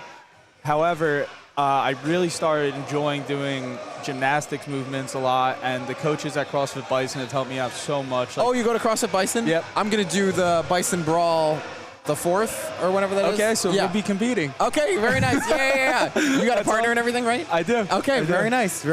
Yeah, it's going to be awesome. I can't wait for that. Those coaches over there have helped me tremendously, and they're just such great people. And And they have football backgrounds too, right? The owner? Dave, he loves football. Alex. Okay, that's what it was, yeah. Alex is he's an athlete there. He played football at Hobart, another great athlete. And, we have really good guys coming out of there. We got Bobby Wallum. He just competed at the CrossFit Open for Masters. Very nice. Okay, very Yeah. nice. So just learning the sport through them and always trying to train with people that are better than you has really just helped me excel, like just with movements and developing movements faster, because I really kind of not speed run, but get better as fast as I can. Of course, you know? yeah. And how old are you? 26. Yeah, very nice. And so for the Danny Woods fans out there, by the way, he had that interesting no rep, but then he was able to get under time cap. And so you said, so you have done probably a lot of powerlifting in your past, and Olympic weightlifting is kind of new to you. So snatches are new to me. I'm like power cleans, hang cleans, that type of stuff. Oh, you're probably used to that. Used to that. Yeah. So what do you hang clean? My max is 335. Wow, what a monster. Okay, very nice. I'm trying to think. There was another question. You were talking about now you're getting into gymnastics. What's your favorite gymnastics movement? Probably toes to bar. Toes to bar? Okay, very nice. That's fast. Bar muscle ups they're pretty fun too. Do you have chest to bar and all the other butterfly? Yeah. In 11 months, very nice. Yeah. Yeah. I kind That's of really great. So the thing was just honing in on those type of movements, like staying after classes and just doing the work that like other people aren't seeing, Yes. Like, doing the extra work. And that was something that I really tried to do in football too, because everyone's doing the weightlifting, everyone's going to the gym, everyone's doing those type of things, but it's outside of the box, outside of the normal movements that the class is doing. What else can you do to actually propel yourself further? Yeah. And now the way you're talking about this, do you have goals that are like bigger than this competition within the CrossFit space? I would love to. Okay, very nice. That I'd would love be to hear it. amazing. But you just gotta take it like one competition at a time, because this is my first one ever. Yeah, So- okay, very nice. Well, you're putting on a great show. We're always commenting about your speed. Have you met Joe Piero, who's running around here somewhere? I did actually yesterday. Because Joe was just at the CrossFit Games. He might be a good person for you to talk to. Okay, before you go, what's your plan for this final workout? Send it. Okay, so we've been practicing a lot on echo bikes. Great, okay. So assault bike is It's going to be way easier. Yeah, it's a little easier. And currently, my last time I did 40 cows on the echo. I believe it was a minute and 17 seconds. Okay. So it's called Send It for a reason, right? Yep. So I'm just going to go balls to the wall. Yep. And go as hard as I can. And really, the shoulders to overhead, honestly, 155 shouldn't be that bad for me. It's 155? Yeah, for intermediate. Oh, yes, that is true. Yes.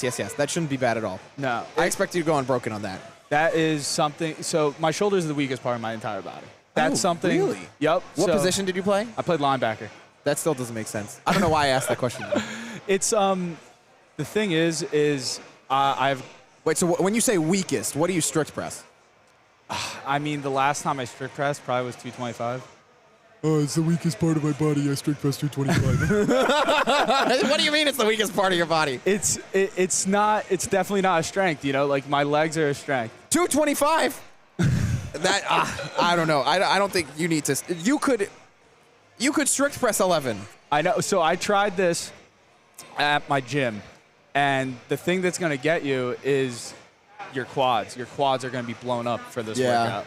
So I have to really kind of just hone in and understand that my quads are going to be burning, and I have to just push through that. I don't know if you want any advice, but whenever my quads are burning and we're doing shoulder to overhead, all I think about is just sticking my butt back and then just using a hip drive to get because then you don't have to worry about your quads because you're just loading your hamstrings and then just straightening up your hamstrings like you're doing a good morning. Yeah. So that would be my advice. But anyway, you're going to crush it. We're going to be commentating the entire time. I really appreciate you coming over. Yeah, You're one of our absolutely. favorite athletes to watch. Thanks so much. Thank you so much. Yeah, and I'll see you at the Bison Brawl. Absolutely. Perfect. All right. Oh, we've got the live camera going. Okay, that's great. I love to see it. All right, we're resetting the weights. Oh, okay. We're resetting the weights, and they are going to cup me. Now, I am going to say I am pretty skeptical of cupping, so we're going to have them hopefully explain why cupping is important. Are we going to be able to give them the microphone too? It's so funny. I talk all day, so when I try to talk to the people that are running this, they think I'm not talking to them because I just spend all day talking. Let's check the YouTube chat as we're getting the floor set. Get Mike. I gotta hear that kid. Can you, Mike who?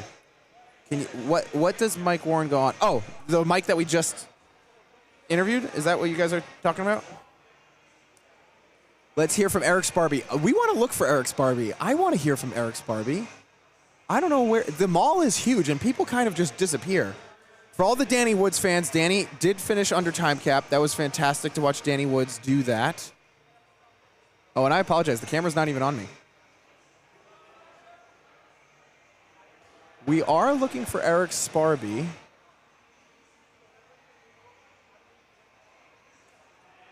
I bet Eric is going to find me, because if I were a betting man, Patty is Eric's mom, and Patty is going to text Eric, and Eric is going to find me. All right, we've got with our wall balls, one of my favorite athletes in the entire field, Robin Jaramillo, is in this heat. So we're going to do a quick heat read, and then at some point we're going to have the chiropractor / recovery specialist come over and cup my arm, apparently, so you'll all see me shirtless. Here we go. In heat number 14, RX and Elite mixed. In lane number 1, we have Georgi Matchivarani. In lane number 2, we have Jacob Klatwietz. In lane number 3, we have Jesse Hayes. In lane number 4, fan favorite, founder and leader of Empire CrossFit. Well, I guess it's technically CrossFit Elmwood Park, and it's called Empire Fitness. Technicalities, Robin Jaramillo. In lane 5, Tyree Whitfield. In lane 6, Angelo Geronimo. In lane 7, Evan Greenberg. In lane 8, Daniel Church. In lane 9, Joseph Percy. And in lane 10, Sawyer Thompson. Shout out to Joseph Percy, one of the nicest and most enthusiastic people I've seen. I had the pleasure of judging him yesterday. He was cheering on all of the competitors that he was surrounded by. Really great guy. Now, the same way that we are looking at this heat, we can't really see who the winner or the leader is going to be until we get to see people coming off of that rower. Even if people get off of the wall balls before other people, it's not necessarily that they're going to be in the lead. We're getting a lot of guys at the same time stepping off and going to their rower. Now, as you can tell, Robin and I are friends. We go way back. He has tree trunks for legs, so I'm not shocked at how quickly he was able to pull off those wall balls. He has a lot of proficiency in any kind of squatting movement, and he is extremely quad dominant. So this workout is very, very good for him. Watching the field on the rower, everybody is in this main row, and this is the shortest row that they're ever going to face in this workout. So some people will push the pace on this a little bit to be able to get to those power cleans, because you don't need to be that recovered to do these power cleans. You need a lot more gas in the tank for these front squats and these squat cleans more than anything else. We have our first athlete taking the step up to the power cleans. Our second athlete making a run to try to make up the difference. Remember, these transitions can really be make or break for this workout. Many men are pushing forward. I'm not even going to try to say names right now until we get somebody who finishes the power cleans first. All right, I lied. I'll say some names. Jesse Hayes was the first person to step up, and then Tyree Whitfield was right behind them. Tyree was the person running with that chutzpah to be able to catch up to Jesse Hayes. And we'll watch these men go through these power cleans. We do have RX men and elite men on the field, so there are some different weights out there.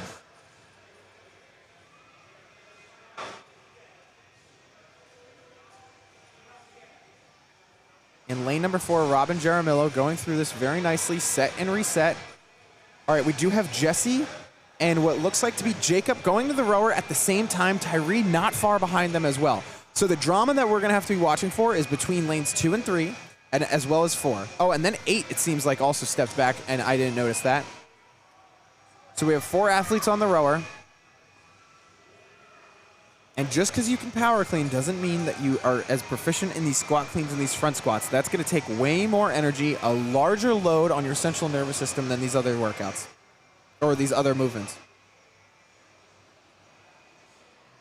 Almost everyone is back. We only have a few stragglers on the power clean.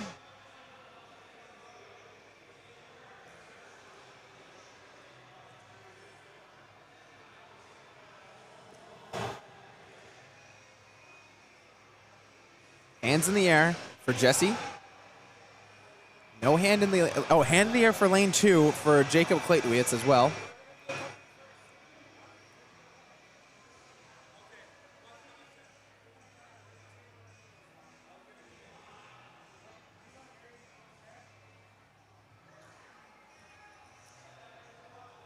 Jesse in lane 3 chalking up. Lane 8, lane 2 are also stepping over.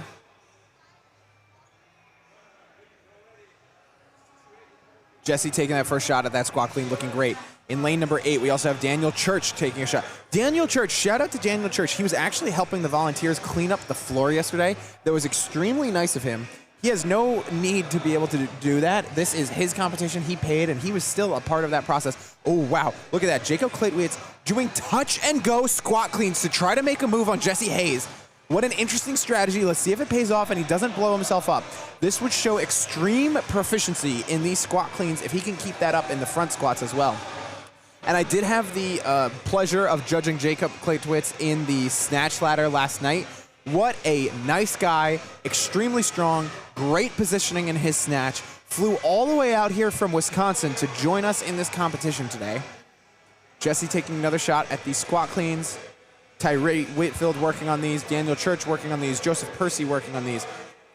Jesse Hayes walking back to the rower. We have Georgie walking over for the first time.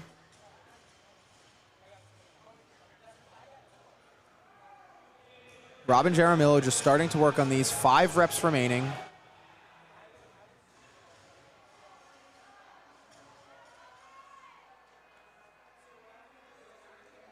Keeping our eye on Jacob and that move that he just made on Jesse.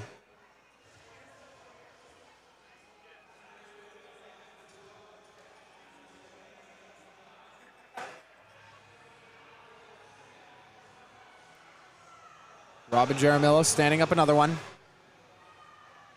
In lane 6, we have Angelo Geronimo as well.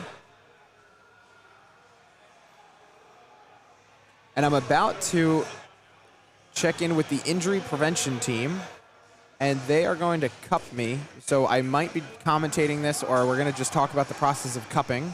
Another one of our fantastic sponsors at the Vitruvian Games. Hands in the air for Jacob Kleitwitz. No hands in the air for Jesse.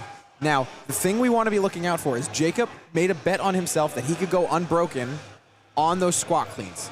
Will this affect him on the front squats? If this doesn't affect him on the front squats, I'm not worried about his power clean and jerk at all. Robin chipping away at another squat clean, walking back to the rower. Most of our men are back on the rower right now. Jacob is the leader of this.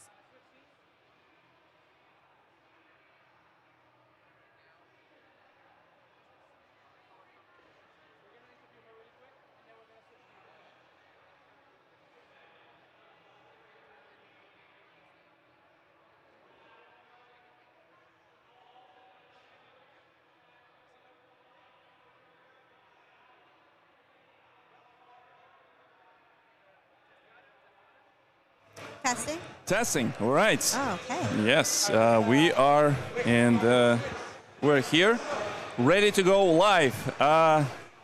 Welcome back. As always, I'm Victor Gamov, and today I have our fan favorite, Nicole Conklin. Nicole? or how I like to call her, Coach Nicole. How you doing? I'm doing well. How is Vitruvian Games for you? It's been pretty good. My legs are a little tired, but overall, good people on the competition floor, and just being next to good people working out is always a fun time. And we saw you competing, and it would be a great idea to bring you here in and get your a point. You were very strong performing on the lifts. How is the rower for you? Oh man, I am not a machine person, so this row was a little hard, especially towards the end because the calories went up. So those last 2 rows were pretty tough. And then I have the assault bike looming on my brain for that last workout. Don't worry about this. The last one called send it. So you just only thing that you need to do is just send it, because the last one you just leave everything on the floor. So I would like to talk about this particular workout. So you already been there. Like, what was in your brain when you got the information about what's going to be on the workout? How you would strategize about this, and how you perform, and what's your expectations were aligned with reality? Yeah, so it started with those 42 wall balls, and from the beginning I was like, do those unbroken so you could get to the row. Yeah, it makes sense. The first row was short, so it was okay. But the time you get to those power cleans, you would think out of the barbell movements we have here, so power cleans, squat cleans, front squats, clean and jerks, that the power cleans might be one of the easier movements, but the legs were kind of smoked from the wall balls into the row. Yeah. So it was a little difficult to keep bending down to pick up the power cleans. From our place, it was our point of view, you didn't have any problems. I was complimenting your technique during the workout, very strong, kind of you teach us, your elbows were out and help this kind of movement to propel you a little bit. So very strong. Yeah. No one noticed this on the stream. My legs noticed. But I felt comfortable on the barbell, so it was really transitioning fast off the rower to get to the bar, because I know a few girls were ahead of me on the barbell, but I know if I ran there, I could kind of cycle it pretty quickly, and then try and get to the row, and I know they were rowing faster, so try and make up a few calories before they got there. Yeah. It somewhat worked. So what we were talking here on the stream is that you're not gonna win this event on the rower, but you definitely can lose. Did you feel like when the calories went up, did you feel that it's something that would be kind of like a separator a little bit? Some of the stronger rowers, they would be able to, slightly win a little bit more time? For sure, because I felt I was pretty close with a couple girls in the heat, and then that last row, they had the 5 up, and I was not close to 5 left, and I was like, oh wow, they really were able to kind of send it on the last row or the second to last row, whereas I was just trying to keep a steady pace for all of the rows. How was your yesterday night? So what event it was 4 events yesterday. Which one was your favorite and least favorite from yesterday? Oh, from yesterday. So my favorite was the Hold On was the name of that one. Yeah. So I like that one because I'm not necessarily a huge lover of gymnastics skills, but I do like them, and I thought it was cool, that aspect of taxing the forearms. And I just loved that lunge at the end. Yeah. I loved the lunge.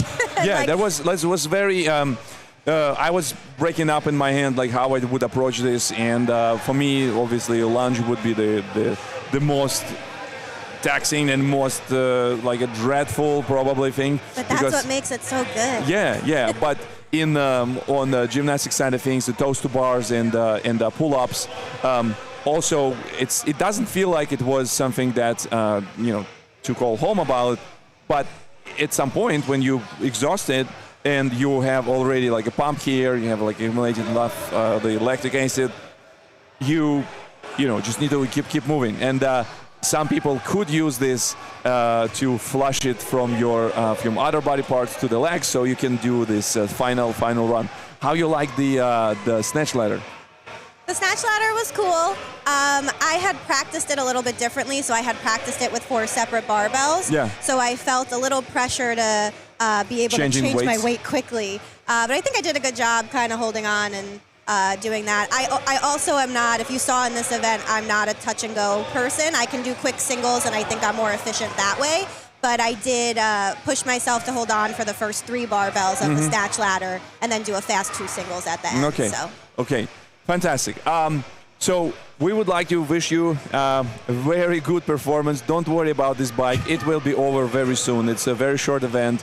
We're looking forward to see your performance. Thanks so much for being with us Yes, thank here. you for having me. And yes, stay with us in this live stream where we're going to be bringing some of the interesting guests and interesting the sponsors for this event. And 3, 2, 1, we're ready for seeing what's happening on the field. Thank you so much, Nico.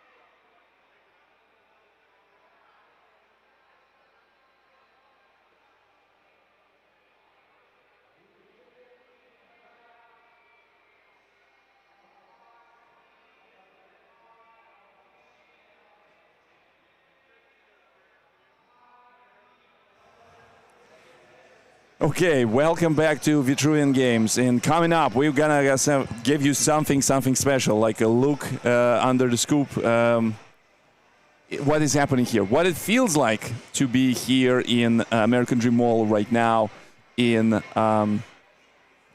East Rutherford, New Jersey. Thank you so much for bringing me in. Can we get a look to our new partners? I will be sitting here. I will also be commenting that, but we will get the. Can we set the another camera, please? Okay. You can lift it up and move around. Yeah, of course. Okay, so what was going to happen? My friend Eric will be our guinea pig for a very cool recovery procedure, as we call. You can just lift the camera. Elias, just leave the camera. Elias, just move around with the camera. Relax. Audio is fine. I will be talking things. I'm seeing things, and I will be commenting on the things. If you want to have an audio, we can have someone who can comment to this thing. But unfortunately, we cannot run this into, Eric, what are you feeling right now? Give us your thoughts. You on? Yes, you could talk to us a little bit. What are your thoughts? Oh, so am I in the? Where's the view? It's over there. Yeah, I know, but we're setting things up. Elias, you have a camera in. Yep. Oh, I was looking at the live stream. Is it on the live stream? It is on the live stream. Oh, interesting. Okay, so we're gonna do some cupping and/or some dry needling right now, and so let's talk to the experts. Really, Victor, can we give them a microphone? Yeah, you can pass the microphone. Oh, sure. Yes. Yeah. What are we about to do? You don't have to kind of like wear the thing. You can just, or like you can stay commenting, and your friend will continue to do things on my friend. All right. Okay, go ahead. We absolutely didn't plan this, and that's why bear with us on the things. Get on the table? Yeah, let's get on the table. Yeah, All right, guys, so I'm Cosmo. This is Werner. We're physical therapists at the Injury Preventer, where we do one-on-one physical therapy, sports recovery, and performance. So right now we're just assessing his soft tissue, seeing how He everything doesn't is have cut. any soft tissue. He is absolute It's all hard beast. tissue. Hard tissue. He has only muscles there. He is absolute unit. Look at this back. Probably can do, I don't know, the deadlift of like 500 pounds or whatnot. He should be competing then. Yes, but he was unavailable to compete because he was doing a live stream. So media career is actually came with conflict with his professional sport career.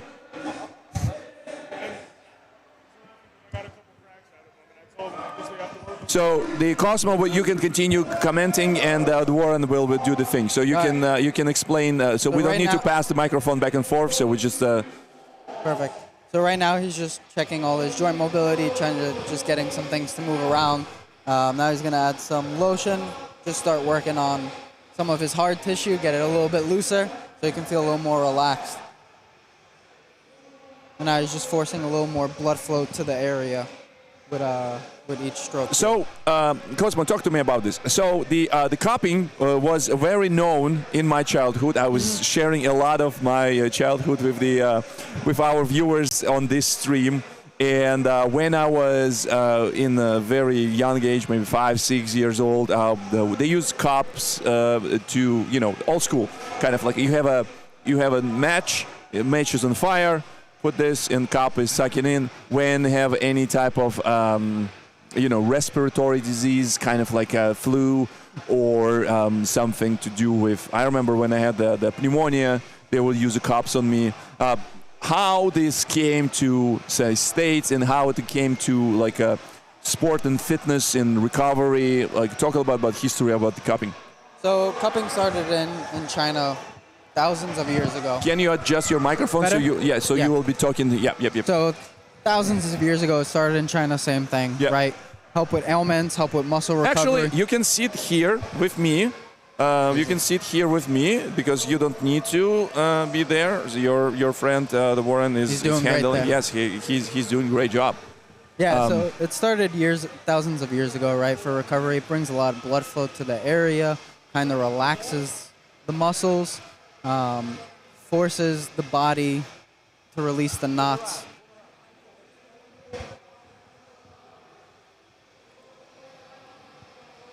So we're getting a lot of like a Chinese inspiration from this from those things.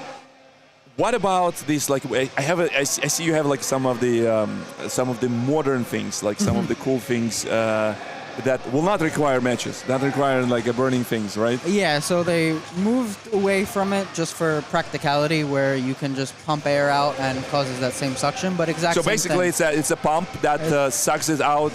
Sucks out the air and causes the muscle to come on. Look at this, little nipple with a nipple. It is still 18 plus stream, so we can show. We already saw some of the shirtless athletes. How people use this in our sport of fitness, in CrossFit. What are people are doing with the cups? So people are like right now. This is more for recovery. That he doesn't really have any injury going on, so it's just getting the muscles to relax and loosen up. So you can also gain a lot more range of motion. Like with our patients, we tend to use it to get it to relax, calm down the pain, increase range of motion. So a lot of the times we'll find some muscle that's tight and limiting a certain range of motion. Like let's say a rotator cuff muscle in the shoulder, you can't lift overhead. We'll put it on the rotator cuff muscles, and we'll start to have them go through motions that would otherwise be painful. Because what's also happening is it's causing like a fake kind of pain, discomfort to that area. So you're over sending signals to the brain to kind of calm it down and fatigue it out. So you can go through those ranges with less pain, and then when you take it off, you tend to have a lot less pain because the body has been getting those signals a lot more. So question to you, how often would you recommend to perform this? And also, how does it work together with some other recovery protocols? For example, like I like to do like a regular adjustment with with the bones with my chiropractor. I like to do like cold plunges or cold showers. Like what's your recommendation for like specifically for this kind of like a 2-day very intense event, and what do you recommend how the athletes can start recovered and injury free? Probably right after their event they could do it.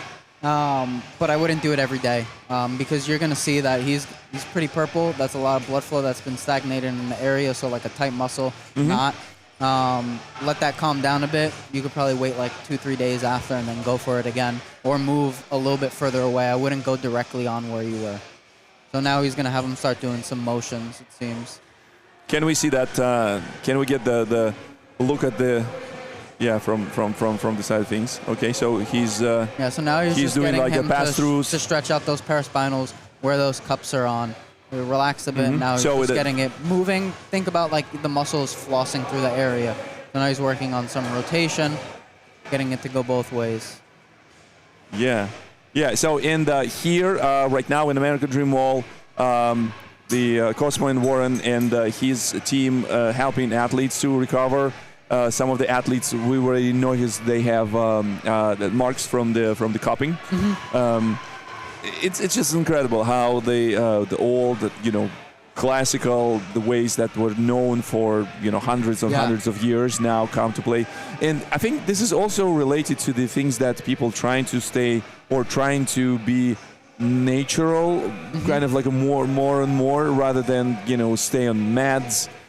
Stay on different drugs and all these kind of things, because we know that for the last 10 or 20 years people drastically changed the habits on eating, but most importantly because of the different sorts of the problems, including cancers and all these kind of things that was known coming from different the coloring things. And also people start implying or like applying some of the techniques from the known for centuries, like needling, cupping. Are we going to see some needling? We're going to see some needling. Okay, too. nice. We've seen a big change in the way people view health. A lot more people are doing preventative things, cupping, needling, some soft tissue work, eating better, sleeping more, focusing on that, rather than relying on medication. We've seen a huge change in people. They're like, I want to get off these medications for my pain, and I want to start to take more of they want to be in holistic control. Approach. More of a holistic approach. They're seeing more practitioners. They want to be in control of their health rather than the medication being in control and then being dependent on all that. This is one of the things that Greg Glassman was talking about a lot during his explaining his CrossFit methodology to people. The beauty of the CrossFit as a methodology and the way how Greg was teaching all these things, there was no kind of like over the top, like complicated things. It's very simple. Keep it simple. Even the diet was explained in very simple ways, like eat protein, don't eat any like a processed food. Focus on to do a little bit of starch. You can do like pasta and things like that, but focus on the whole foods. Same thing with recovery, and the same things with the trying to people move efficiently so they can start be like injury free and for the longer time, rather than just like get the drugs and things like that. Exactly. You want to keep it simple. You want to make sure that you're moving properly through all your motions, your functional movements, your squats, your hip hinge, your lunges, because if you got something going on. What about needles? We're going to see some needles. We're gonna see some needles. Yeah. So you're gonna swap it. You're gonna expert with the needles, and Warren will comment this for us. Thank you so much, Cosmo. Thank you for having Appreciate us. it. Look at this! Look at this! Look at this body! Come on, seriously. How's it going, Victor? How are you? Warren? Great seeing you performing this operation, this procedure on my friend Eric here. I was telling Cosmo that I was a big, not a fan, but it was happened in my childhood back in Russia. They use cups like all the time when they need to treat and recover from the respiratory disease. All sorts of kind of like, I don't know, the pneumonia or all sorts of things with the influenza and the flu and those type of jazz. And I love to see that these techniques start used by athletes to do recovery, to do preventive medicine. Yeah. So talk us through the process. Talk us through the process, what is happening. So I did a technique called cupping on Eric just now, which... Can I adjust the microphone really quick for you so it would be closer to us? Okay, perfect. Is that good now? Yep. Yeah. And we'll ask our producers to probably switch to what is happening on the floor right now. So on the table, not the floor. So I did a procedure called cupping on Eric, which you saw the suction cup kind of creating a negative pressure, which brings blood into that area, right? Yes. So it helps move stagnated blood out, bring fresh blood in, helps relax the muscle a little bit, and loosen people up. Cosmo's doing a little bit of a different technique called dry needling.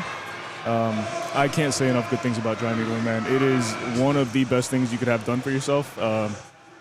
Essentially what it does at the root is it's helping create controlled chaos, we call it.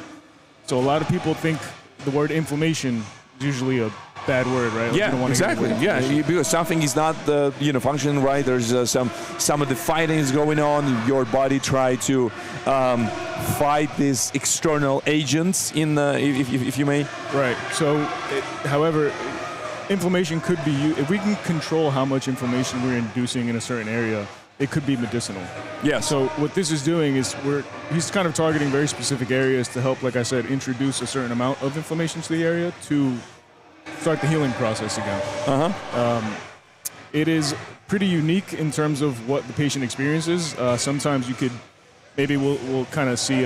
Sometimes you get a visible twitch in the muscle where it's like an involuntary contraction. Yes. Because you're targeting particular neural point that will create this kind of muscle contraction. Correct. Yes. And it is. I wish I could describe what it feels like. Other than it's like a good bad. Yeah, you feel a little bit pain, but it makes it the move your muscle. Is it will it help you the muscle grow bigger? Remember the pumping machines when the people were wearing like, oh, you need to wear this just like 1 hour a day and you will have like a fantastic abs. Yeah, no, it won't. So we're stimulating the muscle growth. That'd be great. I mean, I'd be doing that every day if that was the case. I think we all would, right? Yeah. No, it's not helping that. Like I said, it's helping restart the healing process. Yeah. So let's see if Cosmo gets any contractions there. Sometimes we do, sometimes we don't. I wish I could do it on him, man. I always get one when I needle Cosmo's neck. But, yeah, man, great process. So talk a little bit about your organization, like where you're coming from, how the people can find you, how people can find you here. It's easy, like if you come to the American Dream World, came to the Vendors Village, you can meet the folks in fantastic, nice-looking jersey. I thought you actually from some soccer team, and after that they realized, no, this is the guys who will do the thing with the. With our friend Eric here. So tell us about where people can find you. So we are a private out of network company that is based out of East Rutherford. Well, I shouldn't say the word out of network. We do take most insurances. However, people don't know much about their insurance. So we have a secretary that kind of verifies their benefits. Yeah, my insurance can do like acupuncture and can do the cupping, so I probably will drop by sometime. Yeah, and also I'm local, so in this case, exactly. Yeah. We are about 10 minutes from here, though, so it's super accessible. It's located at 186 Patterson Avenue, Suite 303. Right now, it's just me and him, so we are a two-man show. Yeah. How you guys started this? Like, what was the driver to got into some of the things? Is it something like came from the family? Maybe sometimes like you have someone that were injured and it's like, okay, so that will inspire me to be a doctor and work on learning about all these new techniques. Yeah. So I could speak personally from my experience. I was an athlete when I was younger, and I was lifting weights and never had any formal coaching, so I had a couple injuries myself. Yep. And I actually had to end up going to physical therapy quite a few times, and that's kind of where I kind of got bit by the PT bug, we call it. And I thought to myself, this is pretty unique. If I could spend the rest of my life kind of helping people the same way I was helped, that's a pretty rewarding career path. This is incredible. This is incredible. So, what's the name of the organization? Injury Prevention. Injury Preventer. Yeah. Injury Preventer in East Rutherford. Folks, if you're looking for good recovery, working on some of the injuries, maybe helping to better increase like blood flow to muscles. I know that there's techniques that you can use to actually not stimulate the muscle growth, but at least like influence, like you're talking about the inflammation. And inflammation is a good thing, because when we're doing this, any type of contraction, we're actually tearing some of the muscle fiber. So we need to eat well. We need to bring good blood there, so the bad thing will go, and the good thing will create like new muscle tissue, so the people get like jacked. Yeah, we're big into a lot of exercising. We like to build more resilient humans, right? So it's, of course, strengthening 100%. is a huge component of what we do, and so the reason we call ourselves the injury preventers is because the easiest injury to rehab is the one that never happened. Exactly. Right? So we're trying to exactly. get ahead of the game here and make sure that you don't suffer from any injuries. So and it's also like it bothers me a lot, because we were talking about this with Cosmo a little bit. Is these new techniques, they might be not FDA approved and all this type of jazz, but I think when the people will start researching and thinking about those things existed for thousands of years. Oh yeah, I mean China, India. They are definitely the innovators of a lot of these procedures. And, as medicine advances, it's better studied. There's research, published articles, things, solidified information and numbers that we could track and see progressions in people. So it's not and I'm speaking from experience. Like the cupping was not the fancy thing. It was like everywhere available, because we didn't have like a fancy drugs that time. The only thing that like aspirin, you can get the little bit of there's some cough syrup, a little bit the rubbing thingy that it makes your paper rub and all that stuff. Exactly. Yeah. And after that, like cups. So great Victor, to have you here. Thanks for having us. Fantastic presentation. We really hope people will spend more time with you folks and like-minded folks who are practicing some of the kind of like a holistic approach to health. It's not overnight, folks. Remember the saying that like it almost takes the same time to heal disease. I'm not saying like to kind of like a fully recover or whatnot, but heal the same time you're getting this disease. If you were like abusing yourself for years, it will take you years to get back and start thinking about this earlier. It's a process. It's consistency is the king. Thank you so much for being here. I might hire you as our spokesperson, Victor. I would love to. So the Thick Boy is already hiring me for their brand ambassador. I was coming up with some cool phrases, and I would be glad to partner you on some of the things that we're doing here. Fantastic. All right. Thank you so much. Right. Thank you so much. Stay with us. We just finished this event number 1. We're changing this field, and we will come back after a short break. Stay tuned. Vitruvian Game is awesome. American Dream live today.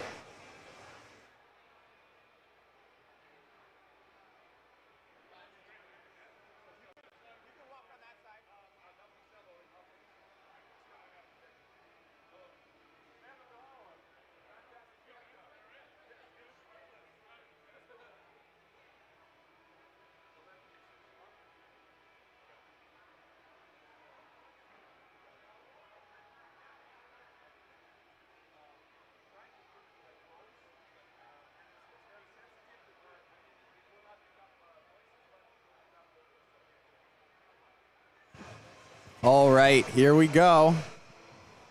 Let's get a camera view. All right, a fan favorite. We got Eric with us. And while they are changing out the floor, and this event is sponsored by Thick Boy, we have the thickest boy on the floor joining us for a quick interview. Eric, thanks so much for joining us. Yeah. How are you enjoying the competition so far? I'm having fun. So far, doing a little better than what I practiced. Okay, that's great. That's all you can really ask for when you're doing these competitions. Yeah, here with a buddy that I train with all the time. Great. Fellow coach at the gym. Where are you from? Long Island. Long Island. Okay, so a little bit of a drive to get out. Did you get a hotel or did you drive back home last night? We got a hotel. Okay, good. Yeah. We train at CrossFit Rapture. best gym on Long Island. Okay, very nice. Yeah, and some other people here that we train with, some other partners. So Yeah, it's a good how'd time. you hear about the Vitruvian Games? So my buddy who I'm staying with this weekend, like a few months back, told me, he was like, I might do it. I looked it up and I was like, all right, I signed up right away. And then he was like, oh, now I got to sign up. Very nice. And so we've been tracking you as we're doing the live stream, and you're having a very good competition. It feels like that last workout was maybe one of the best that we've seen from you. If you agree, what was your plan going into that workout, and is that just really good movements for you? Yeah, they're good movements for me. I like a moderate to heavy barbell like that. Got it. Especially love power clean, and the rower. I've done the Rogue Challenge, that's a 24-hour row, a couple of times. So You I'm have? really comfortable on there, being in a dark place. You're crazy. And whenever I see power cleans, it's just like mouth watering. I love it. What do you power clean as one rep max?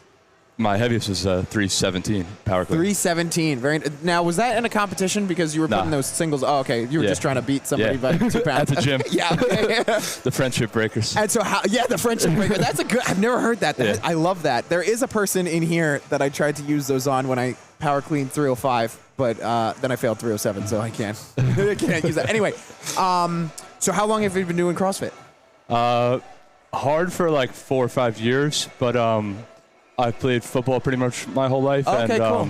So when I was going into high school, our high school used CrossFit as like our summer prep. So like 8th going into 9th grade was my first time. And did they touching send you to barbell. an actual gym, or were you just doing that in your gym using the CrossFit methodology?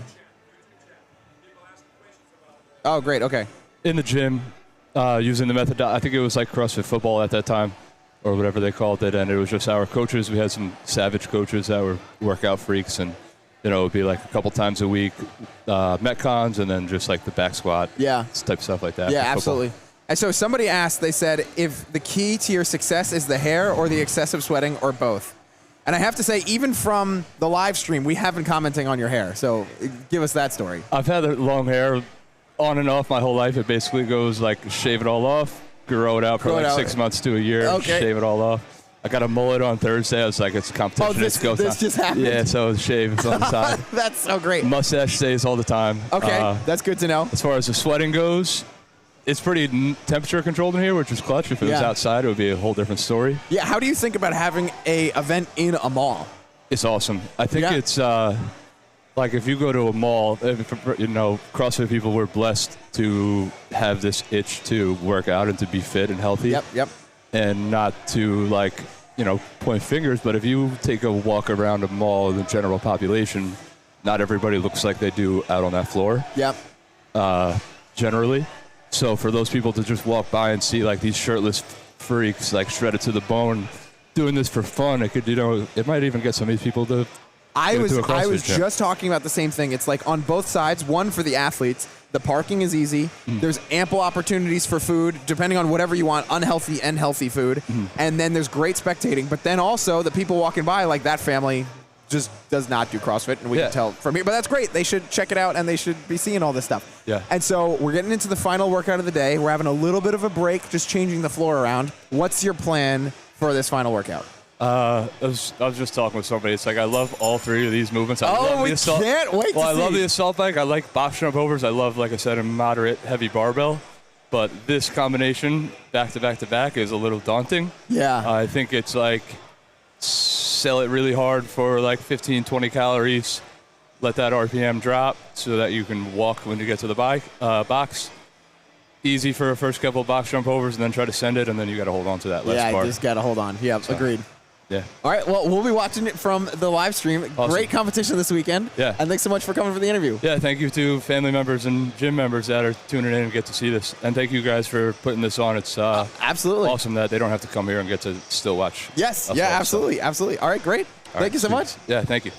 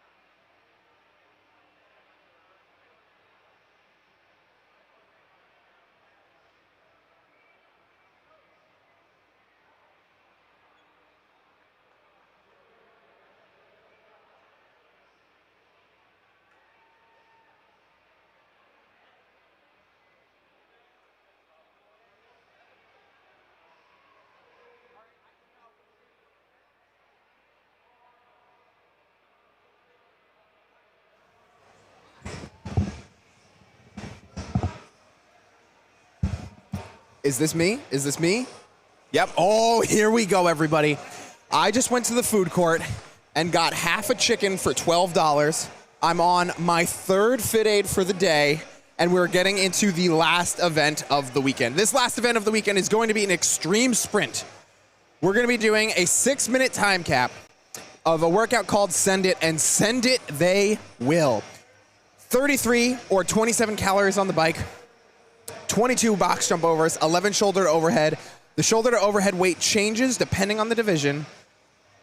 It's going to get crazy. We're probably going to see a lot of photo finishes. I honestly can't wait. This might be more exciting to watch than the snatch ladder just because of how close it's all going to be.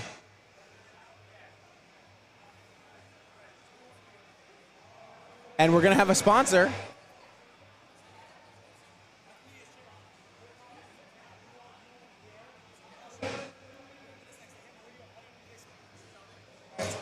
There we go. We're getting a sponsor coming in.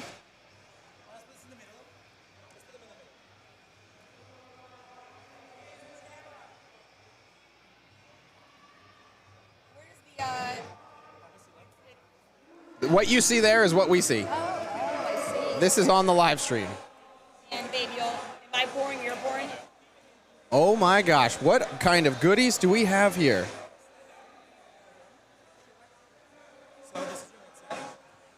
So as this heat is getting started on the bike, we're going to be hearing from one of our sponsors. Yep. Hello? Yes, we can hear you. I have to hold these? No. Yeah, it could adjust. I have a small head. The person that's over here has a big head. Okay. Hello, hello. Hello, hello. I can hear. Yes, very nice. Yep. All right, my name's Eric. Cool. Nice to meet you. Dominique. Great to meet you. And so what do we have here? Nice to meet you. We have an amazing platter that you might not be able to see. So what's the company and what do we do? Sure. So we are Call Me Mia Coffee. We Very are, nice. in short, we are a European-style family coffee company, and we are all about good coffee, quality ingredients, and community. Great. And so I presume you founded the company? It's founded by my husband Giovanni and I. Okay, very nice. And how'd you start it? Yeah, so it's a long story, but we were inspired by our daughter Mia, hence the name Call Me Mia. Okay, great. It was upon her second birthday, just watching her personality develop into this just wonderful person, curious and creative and wild-hearted, and we thought, okay, that's going to be the face of a company. And Call Me Mia, the face of the coffee company, is we feel a little bit of Mia is in everybody. And so we want people to see Mia and say, feel inspired by her. Yeah, that's in me too. Yes. And like I said, it's quality ingredients, good coffee.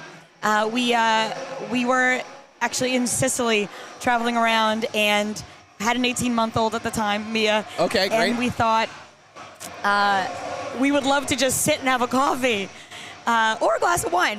And we stumbled upon a place that had a little play corner, but still an awesome vibe. And we thought, okay, we need to bring this home. Okay, great. And so if you come to our brick and mortar in Jersey City, you'll see it's like you're going to somebody's cool living room with a little corner for kids. And a speakeasy beauty salon in the back. Oh, wow. Yeah. Okay, what a nice little mix there. And so what do we have in front of us here? All right, so we have our beans, quality beans, locally roasted. Great, okay. And so that's our signature blend. And we have a few samples here of our cold brew, which we cold steep for 18 to 24 hours. Great, okay. We are going to have you try it black, and then we have a blueberry cold foam that we'll pour over for you. Okay. And then we have our signature Mamma Mia, which has a caramel and pistachio milk in there. Okay, very nice. Well, we can try this. Thank you so much for coming over. All right, so and which one should we do first? All right, let's have you try just our signature cold brew, so you can get that nice flavor. Yes, absolutely. Now, we're talking to either the worst person or the best person for this, because I've had one cup of coffee in my life. Oh, so okay. We're going to see.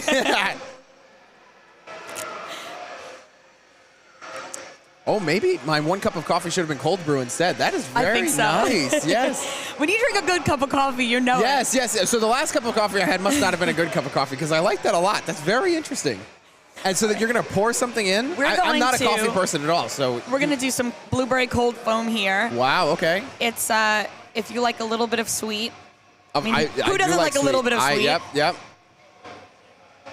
Here you go. Thank you. Okay.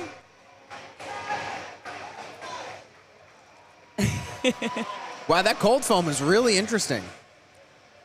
And you can even Delicious? get the blueberry. Yes, yeah, very, very good. You get the blueberry over the coffee, which you'd think the coffee is so strong that you're not going to get the blueberry. So this is very good, yeah. And mixed together, it's just something interesting. Mm-hmm. I've never heard of somebody combining blueberry with coffee. That's very, very interesting. And here we have our signature, the Mamma Mia. Okay. And what gives it this different colors here? Yep, it's the caramel with the pistachio. Oh, okay. And so caramel on top, pistachio on the bottom, I suppose? Yeah, it all mixes in there. You know, it all mixes in there. This is very good, too. I think I would literally put it in this order. Like, I love the signature, don't get me wrong, but the blueberry is pretty crazy. The blueberry's yeah, amazing. that's got to be a fan favorite. And then the caramel, because I do like that sweetness, and then the signature is very good, too. Yeah, because you're less of a coffee person. Yes, less of a coffee person, but I think my virgin enthusiasm for coffee can show the viewers what's really good. Excellent, excellent. Yes. And now to our baked goods. So we have two. I thought this was your show. I get to have no, these you two? have to try all of that. So we have here two of our Call Me Mia fan favorites. We work with a local Argentinian baker, Di Blue. She's amazing. Okay. And you gotta try it. Okay, so everybody likes chocolate chip cookies, so this is gonna be good. Yep. That is a chocolate chip walnut cookie. You can see it's absolutely chock full of the best ingredients. So for the viewers, this is very interesting because it's got like the crunch on the outside, but then the inside is soft. Nice like and it's not soft. just like a chewy cookie all Right. around. That's very, very good. Yeah. I like that a lot. And the walnut is a really good addition too. Yep. Approved? Yes. Oh, of course. Yes. Very much approved. Yes. And then what do we have here? And this is a Media Luna. Also, I'm just going to let you try it. Sure. Speaks for itself. It looks like it's a croissant, but let's see. Looks like a croissant. Oh, yeah, I know. Wow. That was cool. That's usually the reaction that we get. Wow. Okay, so what is this? This is very interesting. Yeah, so it's shaped like a croissant, but it's a little bit softer. Yep. And there's a caramel on there, but it's nice and light, so It's not very light. overly Mhm. sweet. I agree. I totally agree. Wow, this is amazing. So anybody who's in person here, they should go check out the Vendor Village. You're the ones with the piano bar, correct? Oh, that's right. Yes. Oh, yeah, we forgot to mention that part. Our mobile coffee cart is actually a piano. We like to be creative, so I saw that setting up, and I thought that was a very nice touch. It's a real piano. Yes. we and then play for it the people who are sometimes. viewing online, can they order anything online? Like, Not will you yet. ship this out? Okay. Not yet, but coming soon. Okay. But we do have our brick and mortar in Jersey City, which we'd love you to come see in person. Absolutely. It's something special, and our piano cart will come to you if you're interested in that. Very nice. Okay. Very nice. Thank you so much for letting me share in this. Thank This you is so great. much. Thank you so yeah, much. we're honored to be here. Oh, thank you so much for being here, and thank you for supporting the event so all these athletes could have so much fun. Incredible athletes. Thank you so much. And I'm going to finish this. This is really good. This is my favorite.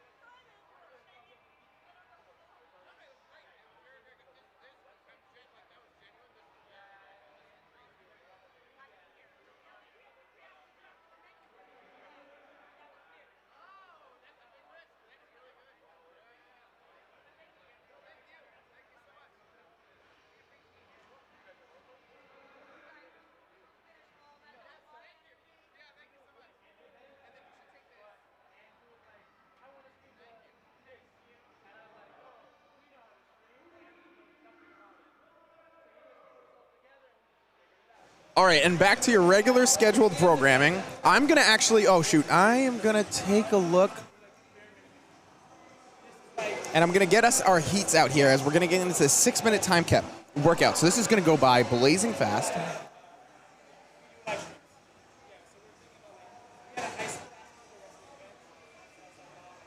And this is Heat 4 of intermediate women. In lane 1, which you can't see on our live stream because they're all biking right now, and we might need to talk to somebody about the possibility of changing that angle. They're all biking now. Here we go. In lane 1, all the way at the end of your screen, we have Brandy Tartza. In lane 2, we have Kelly Amendola. In lane 3, Sabine Albuja. In lane 4, Paula Mercedes. In lane 5, Evelyn Gonzalez. In lane 6, Jennifer Rodriguez. In lane 7, Stephanie Carisco. In lane 8, Caitlin Troy. In lane 9, Emily Sabring. And in lane 10, Donna Freed. And so what we're seeing right now is all of these ladies are going through this assault bike, and they're going to perform 27 calories on the bike. And then they're going to do 22 box jump overs, and then they'll perform 11 shoulder to overhead. If you are not familiar with CrossFit and our methodology, this very much is a sprint workout. This bike is going to be done probably around sub 2 minutes is what we want to be seeing from these ladies. But in order to do this in sub 2 minutes, this is not a walk in the park. They really have to be pushing the pedal to the metal in order to be able to achieve this. The assault bike is a full body workout though. So even though you go very hard here and we get our first athlete off of the bike going to the box step over, see her shaking out her legs? That's the problem that all of these athletes are facing today, is how do they manage the lactic acid buildup that is going into their quads? As we watch these ladies come off the bike, their quads are going to be jammed up from all of that lactic acid, and then they're going to have to jump over boxes as fast as they can. This whole workout is designed as a sprint, zero stopping, pedal to the metal the entire time, making for an excellent spectator spectacle for everyone watching live and for all of our viewers back at home as well too. We're seeing this camera angle. There's going to be a couple different styles of this box step over that we're going to have here, the box jump over. You'll see some of the ladies are facing the box head on, and then they're doing a spin on top of the box. Oh, we just had somebody nail their shins. That's, of course, not what we want to see. We'll see people who are facing the box, jumping, and then we might even see some folks go sideways as well over the box. No matter what, you're gassing your quads, and then the only part of this workout that's really going to impact your shoulders is this shoulder to overhead. As you see ladies moving on to the shoulder to overhead, a shoulder to overhead can be performed in any style that you'd like. That is meaning that you're literally going to go from your shoulder to straight arms with locked out hips and locked out knees above your head. They can strict press the weight, they can push jerk the weight, they can split jerk the weight, they can do anything they'd like to do. They just have to get that from their shoulders to their overhead position. As soon as they do that, they'll go over the red line and get done with this workout. From what we can see on the field, nobody has moved on to we only have a couple of athletes who have moved on to the barbell so far. They're trying to get these box step overs or box jump overs done as quickly as possible, but look how much it takes out of them when this is a pretty light weight for these ladies. And you can see in lane 8, our main competitor, Caitlin Troy, even going a little slow to making sure that their heart rate is not completely blown up and they are ready to not get any no reps on these shoulder to overhead. Now we're looking for any drama that's left on the field. Crossing over that red line, amazing finish by Caitlin Troy. Okay, so we saw a big break in lane number 1. This is a weight that we want to try to see these ladies go as unbroken as possible. So maybe only one break up in these reps is what they could do to really get a top time. But the top contenders here will absolutely be doing this workout completely unbroken. And then off our screen, Donna Freed has finished the workout. We just didn't see that on our screen.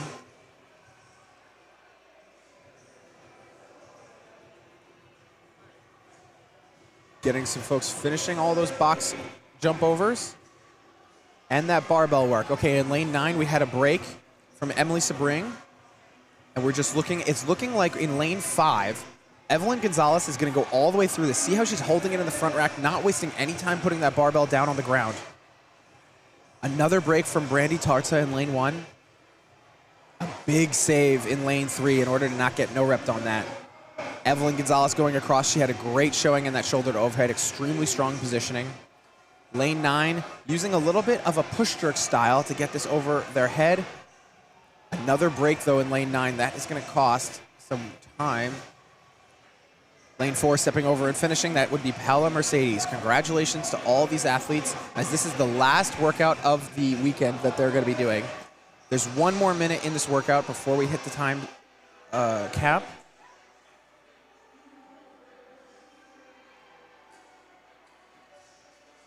lane 3, we have Sabine Albuha. And in lane 1, Brandy Tarza just finished, followed very quickly behind in lane 9 by Emily Sabring.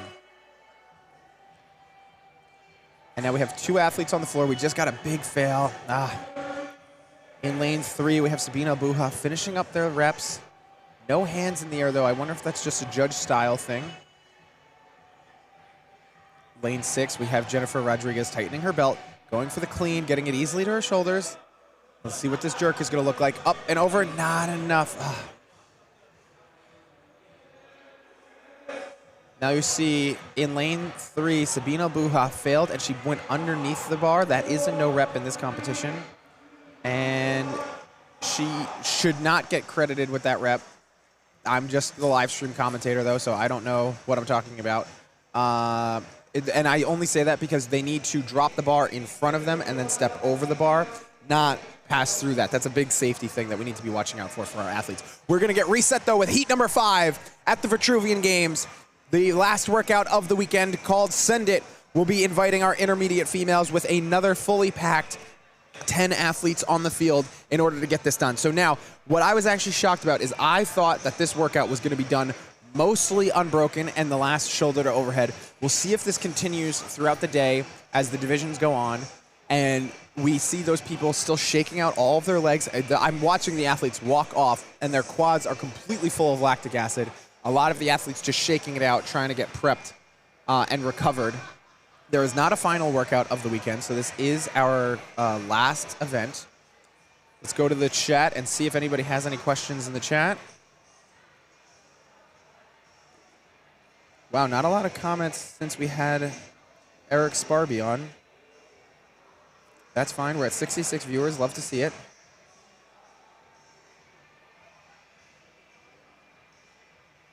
And our next heat of ladies is coming out right this second. We hear everybody cheering them on. We're going to do some read right now. We have a full heat with all 10 lanes associated. In lane number 1, all the way at the end of your screen, we have Carrie Malkesian. In lane 2, we have Stephanie Coons. In lane 3, we have Daniela Brazier. In lane 4, we have Maria O'Keefe. In lane 5, we have Nicole Roselli. In lane 6, Alex Buck. In lane 7, Tori Villani. In lane 8, Larissa Ramirez. In lane 9, Emma Burnett. In lane 10, Diana Savage. Again, these ladies are going to be going after this. These ladies are intermediate females, so they will be going after this. And they need to beat the times that happened in Heat 4 in order to get the win for the overall event, since they do share the division of the Heat before them.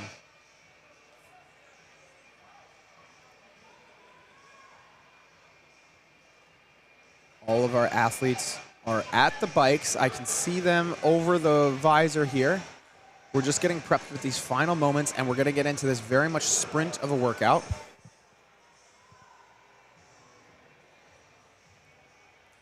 Here we go. Ladies are getting on the assault bike. The main thing, if you are viewing at home or you're not familiar with CrossFit, the main thing that all these athletes need to do is the seat height is adjustable on all of these bikes. And so what they're all doing is just adjusting it to their preference. The seat can go forward and the seat can go up and down, like what you're seeing in lane 8 with that fix that they're doing there. So what you need to be looking for is it is completely preferential for how far forward or back the seat is, depending on really how large your torso and your arms are.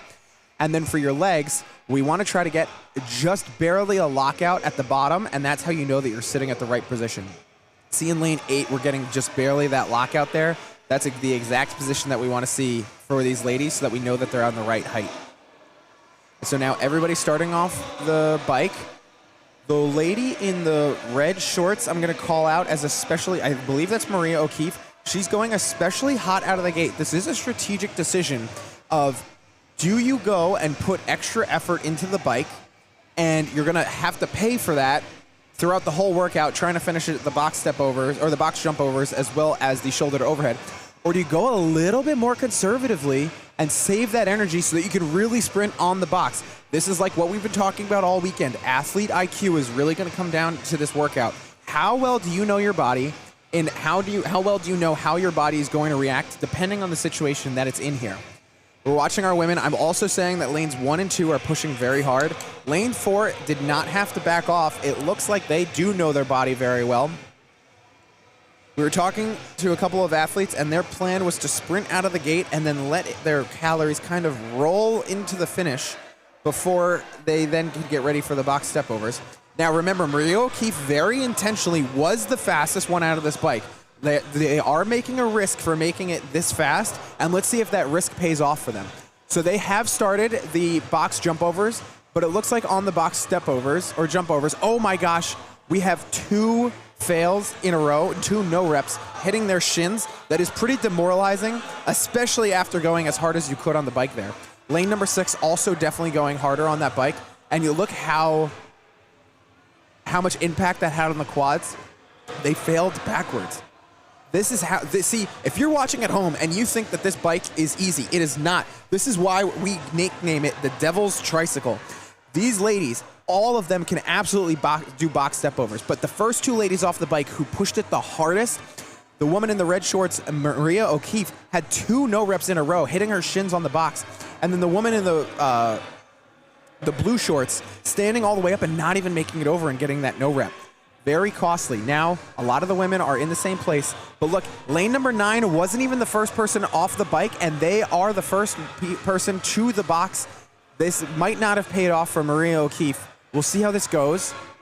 Lane number 9, Emma Burnett, is looking absolutely smooth on these box jump overs, though. There's a saying in CrossFit, smooth is fast. Keeping the same consistency across the workout is better than spiking your heart rate going really hard and then not being able to smoothen out later. And Emma Burnett is an actual textbook example of that in this workout. As long as we can see this persist in the shoulder to overhead, that we'll see.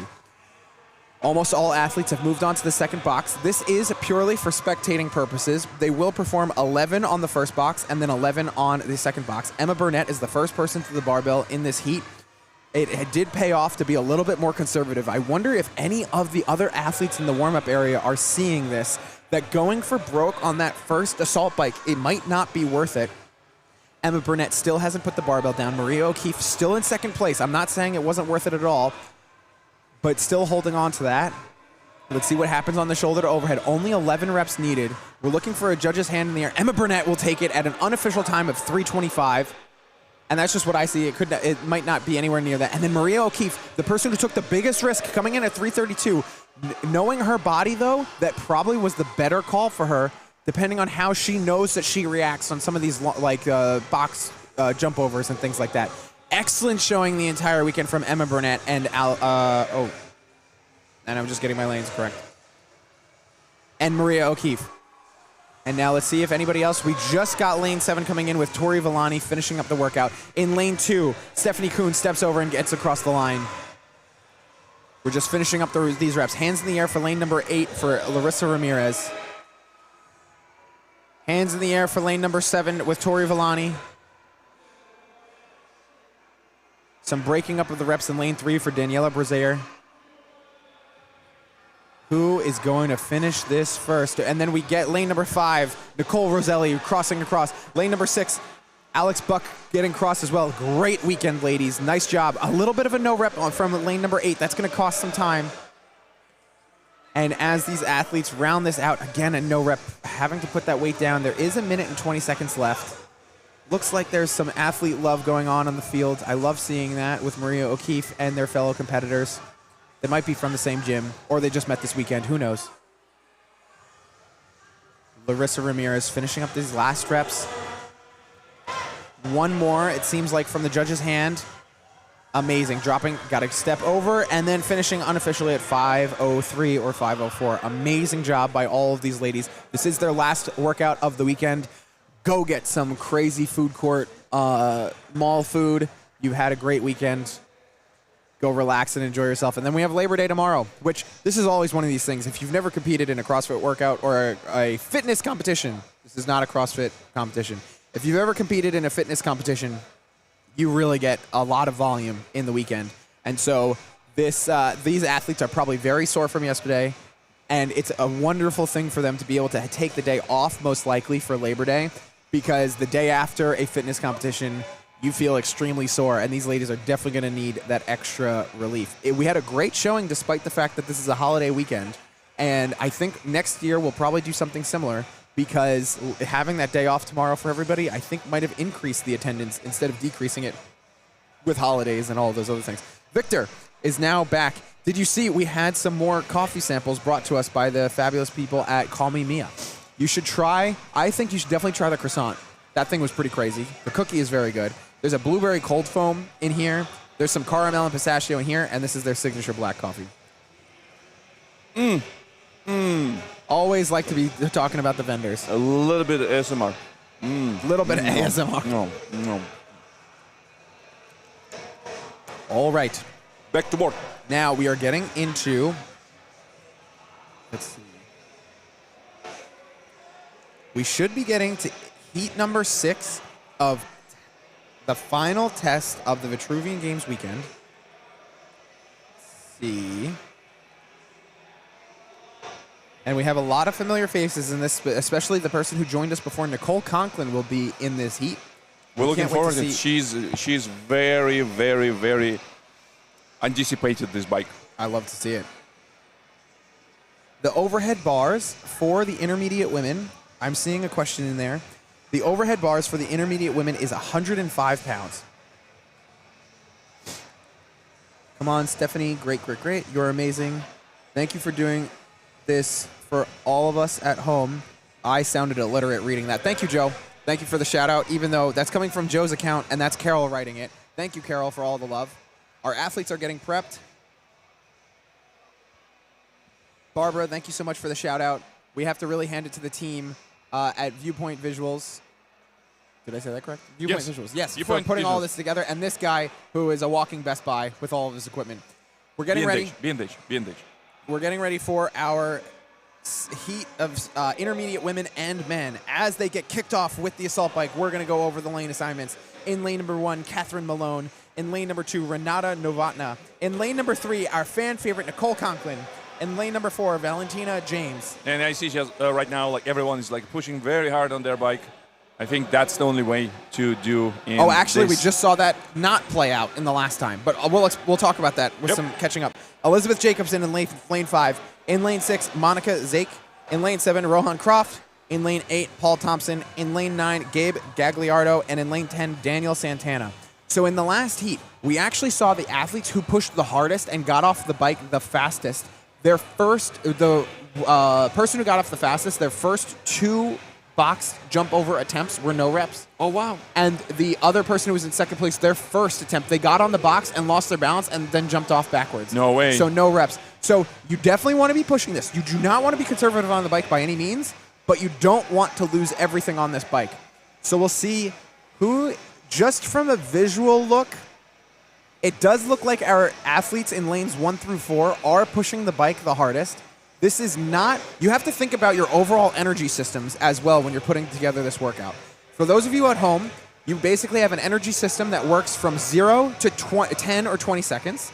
Then you have an energy system that works in your body from 10 to 2 minutes, 10 seconds to 2 minutes. And then you have your last energy system that works from 2 minutes onwards and forever. And so that last one is called your oxidative energy system. Your middle one is called your glycolytic, I believe. Yeah, it's an anaerobic thingy. Yes, and then the first one is an anaerobic. I forget the name totally for that one. In this workout, something. Yes. Yeah. In this workout, the bike is just past, we're finishing it sub 2. So you're within that glycolytic phase. So this workout intentionally, oh my gosh, the science of this. This workout intentionally is really, really hammering your energy systems. Remember, this assault bike is not nicknamed the Devil's Tricycle for no reason. This is a full body workout that you're pushing your energy system to the very edge, and now you're going to have to switch from this glycolytic energy system to your oxidative energy system, but you're lifting weights at the same time. Phosphagen system. The first one that runs this first, like your max lift. Yes. Like 1 rep max, you kind of like start pedaling very hard on the bike. That's the phosphagen system. And you know what this feels like if you've been on the assault bike first as well. you know that first 10 or 20 seconds feels way different, and then you just feel this shift. That's your energy system shifting in your body. We're getting our first athletes coming to the barbell right now. In lane number 6, Monica Zake, who has had a phenomenal weekend all weekend, is the first person. Oh, no, in lane 1, Catherine Malone is the first person to pick up the barbell. We're going to have a foot race to see who's going to be able to finish this first. Victor, anything to add? I'm sorry, I'm cutting you off. This is just so exciting. Yes, it is very exciting. And to remember how your systems are switching, it's very easy. Just try to run a few stairs. If you think that you're running like up to like a second floor, and you're thinking that, oh, like something is wrong, no, nothing is wrong. It's just the way how the human body works. And in lane number 6, Monica Zake comes in first place for this heat. Wow, that phenomenal finish. Super fast. And we're looking for Elizabeth Jacobson, and number then 5. Catherine Malone stumbles across the line, doing everything she can to make it across. Nicole Renata Conklin and Nicole, they stay still there. Nicole jumping over the bar, getting Nicole's in. fishing in. Yes. Very nice job, Nicole. Great showing this weekend. 3:35 unofficial for Nicole Conklin. Here we go. A little bit of breaking these reps up in lane number 4 by Valentina Renata James. Nowotna is finishing as well. Absolutely. Great weekend, Renata.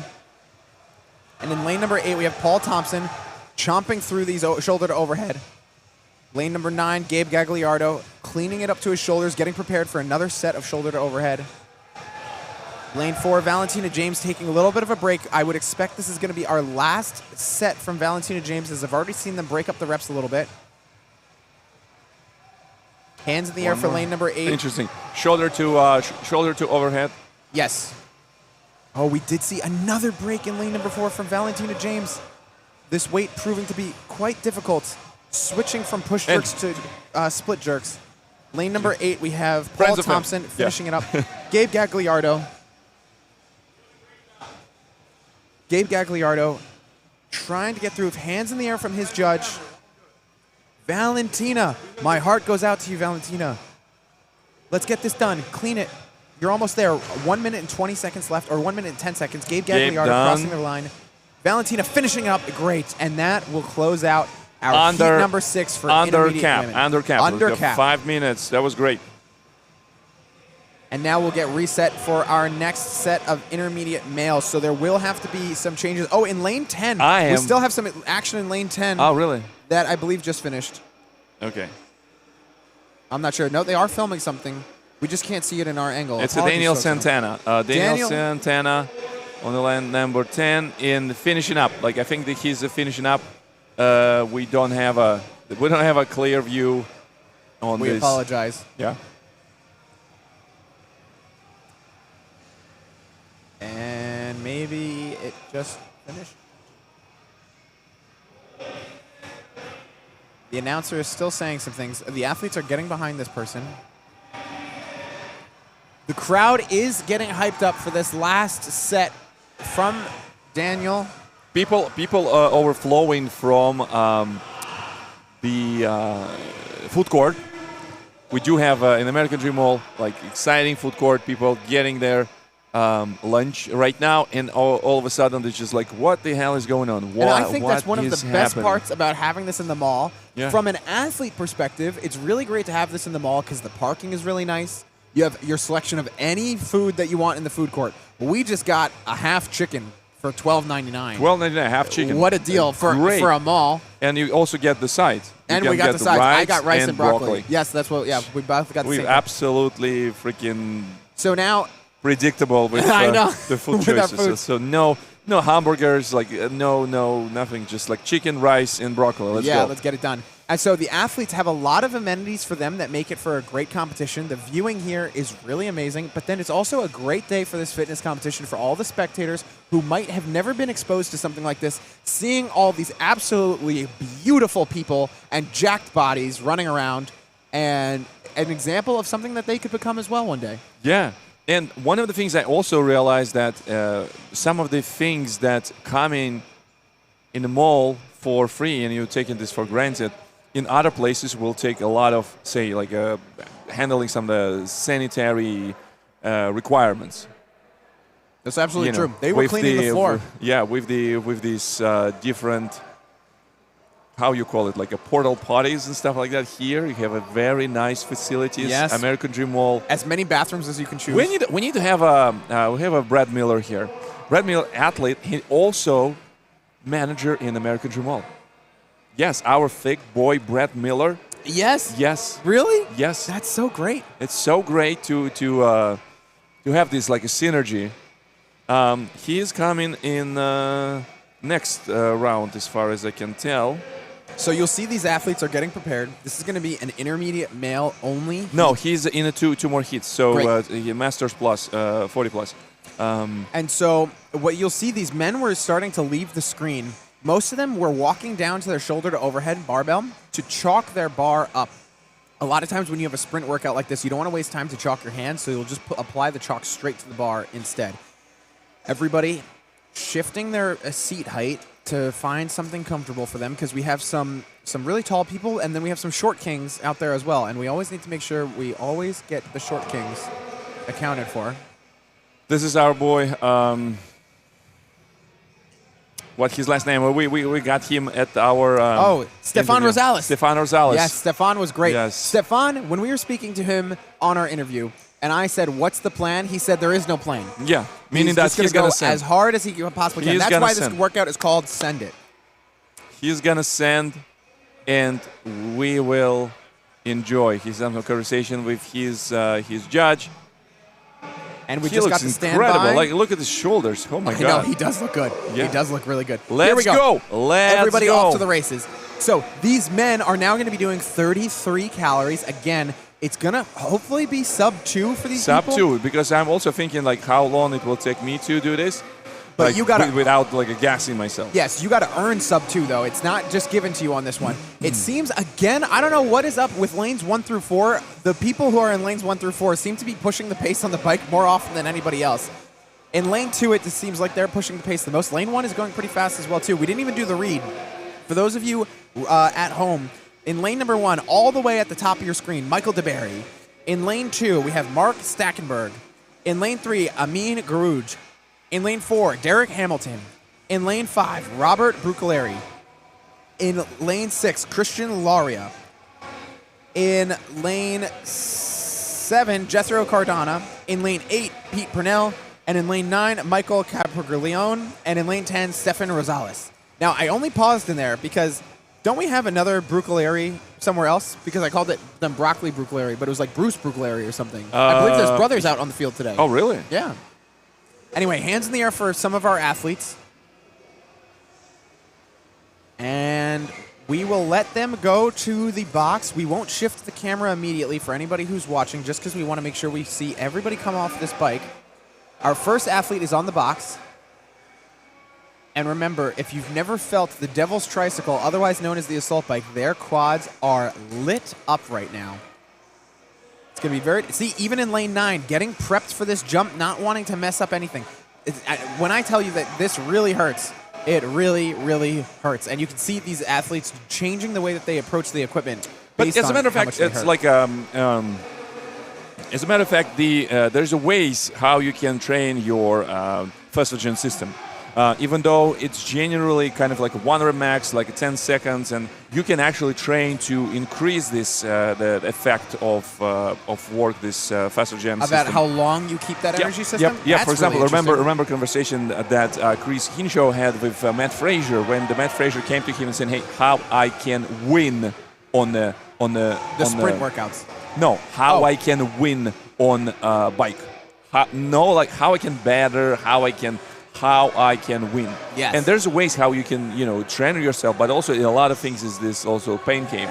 I remember in the CrossFit Games, there's a famous athlete. And Hang on, we have some drama on the floor. Lanes 5 and 6 are neck and neck, but lane 6 picked up the bar faster than lane 5. They were absolutely neck and neck though on the jump overs. Lane 6, Christian Laria opting to push press this barbell, showing off all of that strength. I mean, now he's starting to jerk the bar a little bit, but not a whole ton. Oh my gosh, huge. Okay, that could have been a huge mistake. He walked behind the barbell, and he almost went across the red line like that. And in lane 5, we have Robert, who actually just broke up the reps. So Christian Laria will absolutely take that heat win. And Robert having some trouble even picking the bar back up to his shoulders. He must be gassed out right now, because this is not a weight that these athletes normally, if they were doing this in a silo, that they would have any problems with. But because of everything going on, the overall fatigue of the weekend, it's really taking a toll, and we could see that unfolding in front of our eyes. No hands in the air from our judges, except what seems to be in lane 9 for Michael Cabriglione. Seeing some more shoulder to overhead. Oh, another no rep in lane 3 for Amar and Garud. Lane 2 getting a little bit of trouble getting that to their shoulders. Let's see it press out. Ooh. Mark Stackenberg staying very focused to make every use of every rep that's going on there. In lane 9, we just had Michael Cabriglione cross. Congratulations, Michael, for finishing such a great weekend. 2 minutes left before we hit the time cap. In lane 7, Jethro Cardano working on these one by one, opting not to put the barbell down so he doesn't waste any time and doesn't tax his system having to clean the bar again. Jethro Cardano just crossing over his red line, looking for any other judges with hands in the air or anybody looking to step over soon. Lane 8 doing a single. Lane 1 showing off their strength as well, too. Everybody look at lane 1. We have Michael DeBerry push pressing this barbell as if this is just a Globo gym. Nice job. Starting to jerk a little bit now. And for those of you at home, as people cross in, what we mean by a jerk is when they're bending their legs to get some momentum underneath that barbell and then jumping up to put that momentum into the bar and then dropping below it and bending their knees so that they don't have to lift it as hard with their shoulders. Oh my gosh, we got an odd little no rep in lane 4. No, that was lane 3. My apologies, Armand Garud. In lane 5, we have Robert Brucaleri still working on these. Robert, what happened? If you remember, Robert was right there with Christian Larea. He crossed over the box at the same time. Robert, how are you still on the floor? And he needs to step over and then finish his weekend. Great job, Robert. Great weekend. Thank you so much for coming out and joining us. Oh, no lockout on lane number 8. That's going to be a no rep for Peter Purnell. 5 seconds being called by the announcers. 3 athletes. No. Stand up. Cross the line. We have a time cap. 3 athletes left in the wake of the carnage that is the final workout of the Vitruvian Games. Yeah. So remember CrossFit Games 2022. Tim Paulson, just the like yesterday, red-haired guy. He was paddling so hard. Like he has this like a crop top thingy. Yeah. And like he has gorgeous hair. His Instagram is Trex Paulson, right? Probably, yeah. He's absolutely destroyed the assault bike. Like it was kind of like a 30 calories in 29 seconds. Wow. Yeah. So that's the reason why I brought this up. Our boy Michael Warren is here. Our Speedy Gonzalez. Michael Warren, you're right. A fan favorite. Now, Michael, did you hear Michael's interview? Not yet, but I will catch up on the streams. I saw you guys hang out here. Yes, Michael has only been doing CrossFit for 11 months. He has a background competing collegiately in football, and that's where he gets his strength training from. So he's got to learn a lot. Oh, there's Michael walking across there right now. Yeah. He's trying to learn a lot with his gymnastics, and he has hang cleaned things before, and he's done power cleans and all those other things. Snatching is not a really good thing for him because he just doesn't have as much experience with it. But his plan also, as many of the athletes, is to just go as hard as they can and see what happens. They don't really have a strategy, which seems to be the tune for this final workout. But while we're getting reset for our next heat, can you tell us about how you can extend your phosphagen system? Because I interrupted you when I started calling the event. And I think that's an interesting thing for the fans. The thing is that you need to do intervals. Essentially, you do intervals. And you do seriously, like you said, 10 seconds. The phosphagen system works like on first 10 seconds. Do the 10 seconds, do full recovery, and do longer intervals, like do, 6, 7. So you can even do like something like, say, do a 10, 15 seconds, and after that recover until the end of the, basically do a Tabata style, but like recover for the full minute, like fully recover. Let's see how your heart rate will go down to zone 1. And for Laura. And again, it takes a lot of time. It will take a lot of time, but the hard work pays off. Hard work pays off. Laura in the chat, this is Heat 8. We will have intermediate men, and it looks like some ladies out there as well. Yes, we do have two ladies on the lane 9 and 10. We're expecting another athlete join on lane number 10, Alicia Hardenstein. Lane number 7, Michael Warren. The athlete to look for. There's Nazar. Nazar as well. I mean, all of these athletes have been. James Donahue has had a phenomenal weekend too. Actually, there's just a lot of people on the floor. Yeah, exactly. Yeah. Here we go. Stand by. So no show for lane 9. I suppose so. I'm wondering what's happened. Maybe Labor Day weekend started early. Yep. Here we go. And the athletes are all off. Michael Warren, huge start already. Yes, Tim Paulson. That's the guy. Oh my God, Michael Warren. So the way I try to compare this is I try to look to see if anybody's left handlebar is moving faster than Michael Warren's, and I don't believe that there is anybody. Oh my God, Michael Warren. This kid, oh, this guy, seriously. Jeez. He's not disappointing. He's got to do it he's doing it for the fans. He's doing it for the fans. He's doing this for life. What a show. We're doing this wait. The hands in the air already for Michael Warren. Oh my God. He just did 33 calories in 36 seconds. Seriously, dude. Oh my God. Get a split camera. Get a split camera. We need to see these box jumps. What is going on? Michael Warren. Come on, dude. Okay, he looks a little jacked up. He does look a little jacked up, but that's fine. Oh my God. 33 calories in 36 seconds. Yes. What is going on? He's already finishing those. Oh my God! Wait a minute. I wonder if intermediate has slightly different. No, they are the 33 same numbers. Yeah. Oh my God! He's moving on to his boxes. No other athlete is on the box jumps right now. Come on, Michael. He is in a league of his own right here. We're expecting to see Nazar, but we're seeing James Castellino just stepped off the assault bike a little bit too early and needed to come back. Michael Warren. By himself, he could have a Sunday picnic with everything that's going on here. This heat looks like it's going to be gift wrapped for Michael Warren. And we're still under 2 minutes. We are still under 2 minutes. He is finishing his box jumps. Oh my God, hands in the air already on these box jumps. Let's see what kind of damage he can do on this shoulder overhead. Will he go unbroken? Michael, do it for the fans. We all want to see the last one. Come on, Michael. Make it to, So also Michael in his interview, the guy that he is, he said, my shoulders are the weakest part of my body. So I asked him what his strict press was. He said his strict press is 225. Come on. Let's go, Michael. Come on. We're not seeing hands in the air. Good lock up. Come on. 5. I guess you got some notification from the judge saying do a little bit exaggerated. Yes, exaggerate that hip extension as well as that shoulder extension. He is good. Can we have a full view now? Everyone left the bike. Oh my yes, God. Yes, 224. Finish for what a specimen. Michael Warren. This is the name to follow. Oh my God. He was that good. Was insane. Great showing by Michael Warren. Now, we also want to show some love to some of our other athletes out on the floor, specifically in lane number 4. Fabian Gonzalez has already started working on their shoulder to overhead. Lane number 5, James Donahue, who has had a great weekend as well, is starting to work on those shoulder to overhead. Lane number 8, James Castellino is already working towards this shoulder to overhead. Jose de Aguilar taking their first shot at shoulder to overhead, taking a step back and getting a breather. Lane number 4 taking a break. Lane number 5, James Donahue, great weekend, coming in at 305.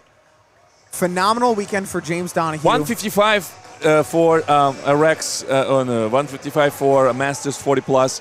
I think I can do this. Yes, I think I can do this. And let's see what other athletes are going to cross.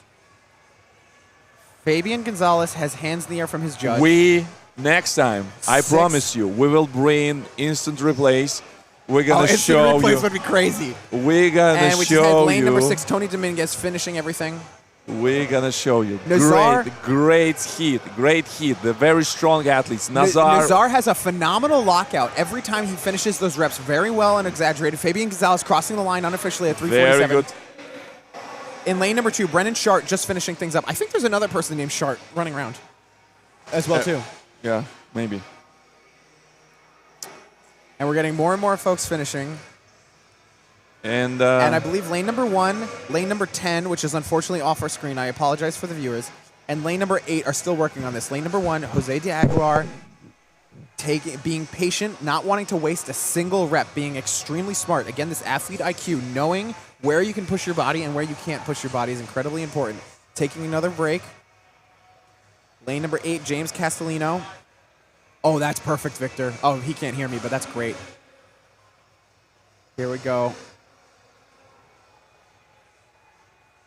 8, James Castellino. And in heat 1, we're going to get a big set. In lane 8, we're doing singles now. I hope there's only one set left in lane number 1. They have 1 minute and 10 seconds before they hit the time cap.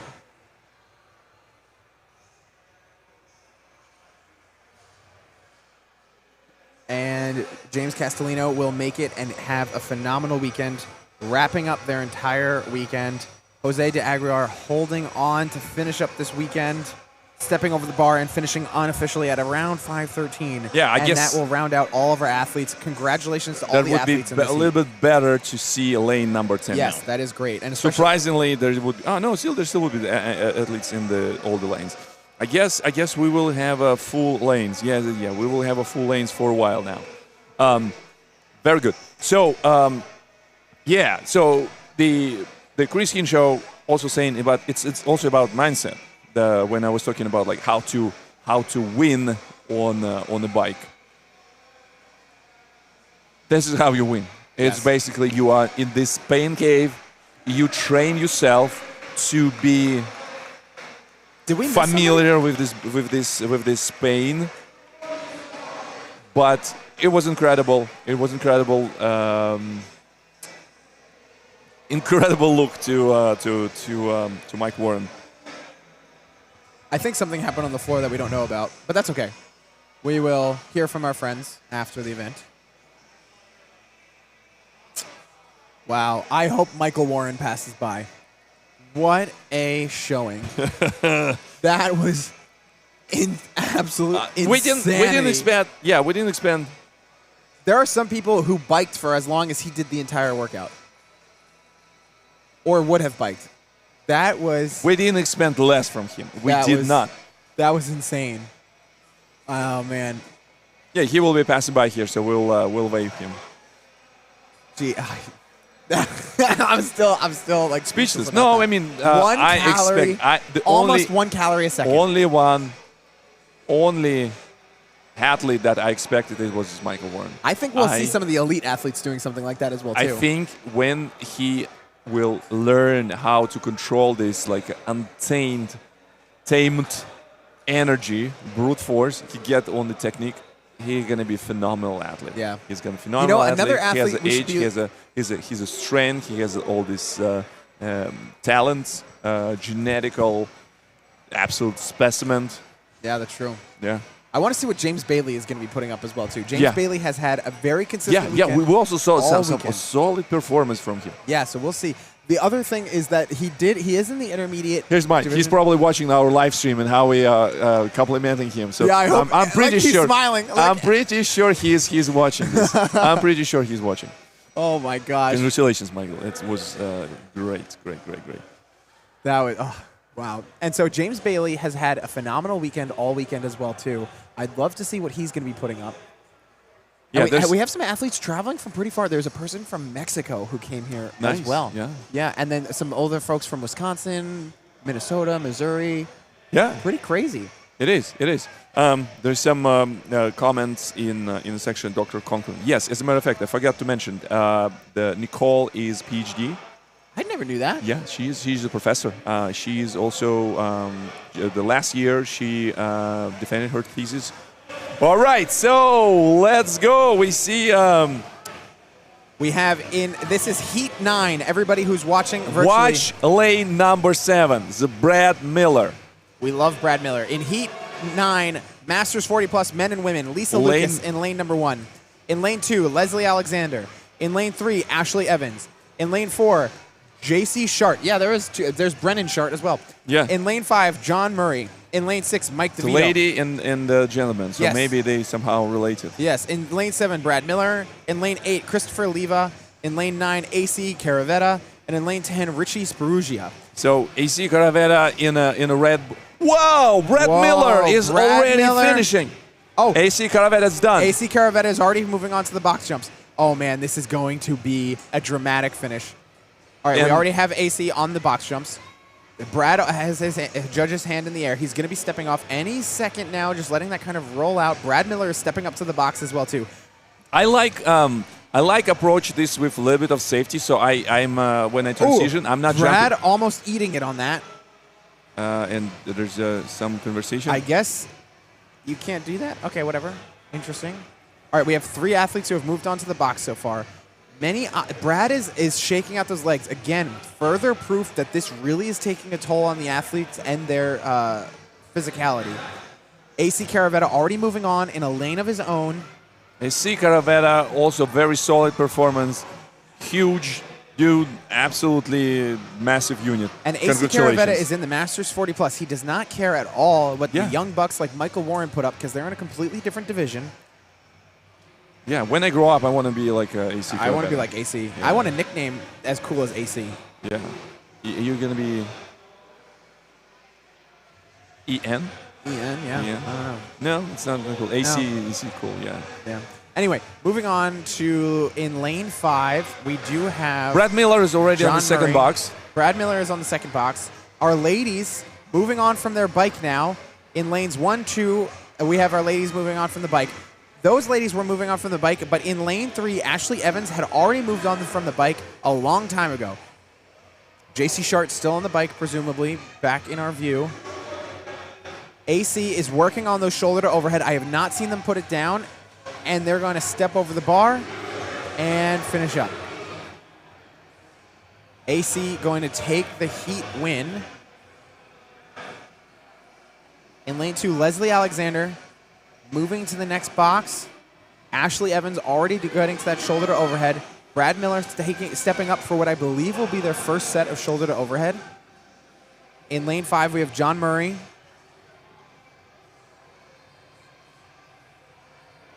JC Shart finishing up with their first box on those box jump overs. And in lane 3, Ashley Evans will take what it seems to be the heat win. In lane number 1, Lisa Lucas has excellent barbell cycling. Look at loading her hips and her shoulders as soon as that barbell comes down and then popping it right back up. Leslie Alexander also very strong. She's driving strong, like almost Leslie Alexander non-stop, or is maybe a rest on incredibly top. strong on this. Very good, very good. JC Shart finishing the box jumps, moving on to the barbell. In lane 6, Mike DeVito taking a break and a step back to be able to keep going. JC brings the bar to her shoulders, starts working on this. JC, I'm pretty sure, has competed in the Vitruvian Games before in the past. It's good to see some athletes returning to this event. And, Yes, absolutely. You know, maybe some mark as a destination, like an Yes. event of the year for some people. I like that. Leslie finishing up, giving some high fives to her fellow competitors. Amazing weekend, Leslie. Thank you so much for coming out and joining us. JC breaking Shart this up still, into 2 still sets. on the field. Hopefully there's no And no Mike DeVito problems. in lane 6 finishes the workout. And JC, I believe, is the last one on the field, coming off that assault bike last, but that's fine. If she had come off the assault bike faster, her efficiency on the box jumps and the shoulder overhead has been absolutely amazing to watch. And very good mobility also, kind of Phenomenal. I haven't seen anyone doing And kind of like a step full squat over and finish. on the box. Yes, yeah. JC Shart finishing up her weekend. Congratulations to all the athletes. This was their last workout, and they really gave it their all. I guess now we'll for move on to the next one. Yeah, I guess for some of the divisions, we might have some word from our sponsors. So stay tuned for while we have a break intermission. Let's us check with our production team and stuff like that. Yeah.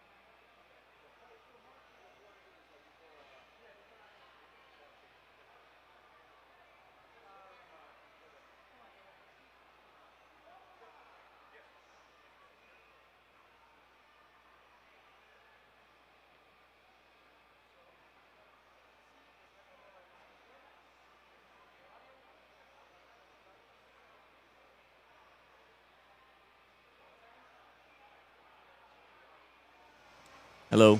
Hello. Hello. How you doing? Hey, Victor. How are you? I'm doing all right, Mark. Welcome to Vitruvian Games. Thank you very much. Really happy to be here. Yeah. Can we? Yeah, bring us in. Okay.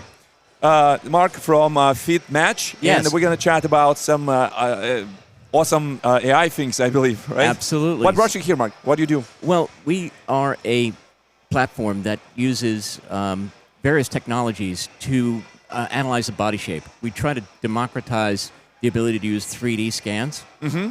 And in this case, for CrossFit, we're really interested in the community. We've been doing a lot in sports, but mostly in recruiting for like Major League Baseball, FIFA. Yes. Because they recruit at a very young age. Yes. So they need a lot of data that's not really available to them. Mm-hmm. So we were able to take 4 photos, okay, and then create an avatar and a group of measurements and data from that those teams can use. And we thought that CrossFit would be such a specimen here, right? Such a blokes we have, and lady, what's the name for the incredible the body shapes that we have here? Absolutely. And then we have on the app, if you can see it here, yeah, right? Yep. You're able to take those 4 photos. Yes. Put the height in, okay, and then quickly create an avatar that looks like this, okay? And you're able to basically, move it around. Yep. Right? And do measurements from it.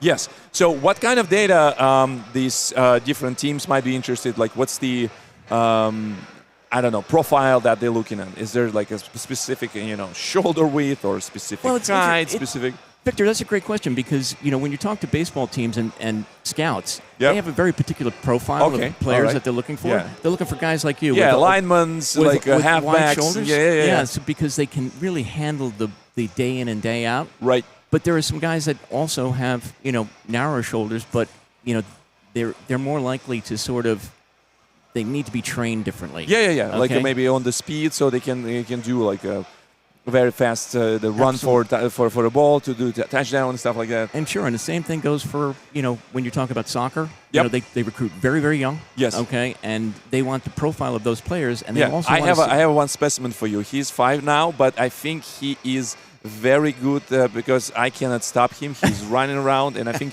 the soccer would be the right place. We're starting this like a PB, like a kindergarten league for him.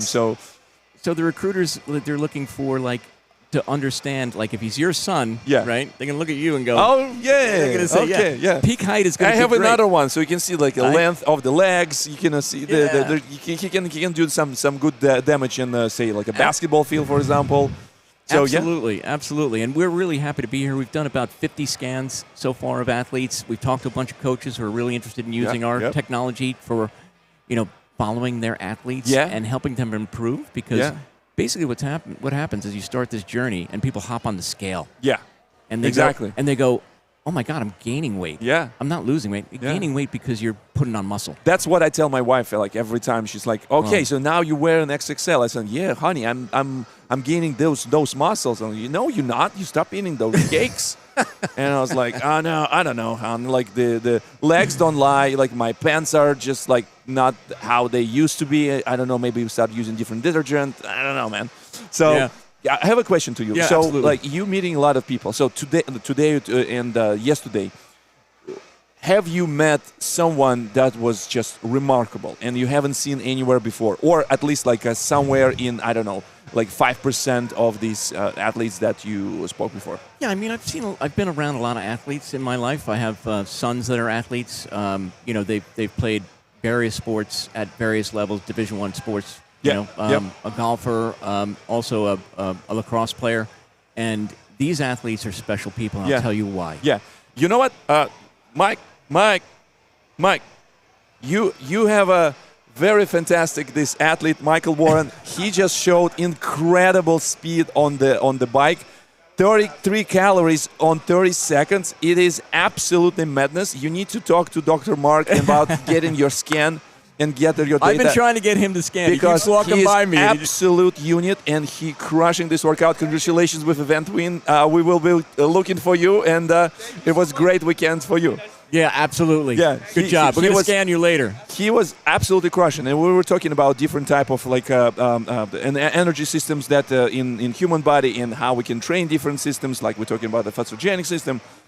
That is basically what they were using on this bike, and this is something that's very difficult to explain.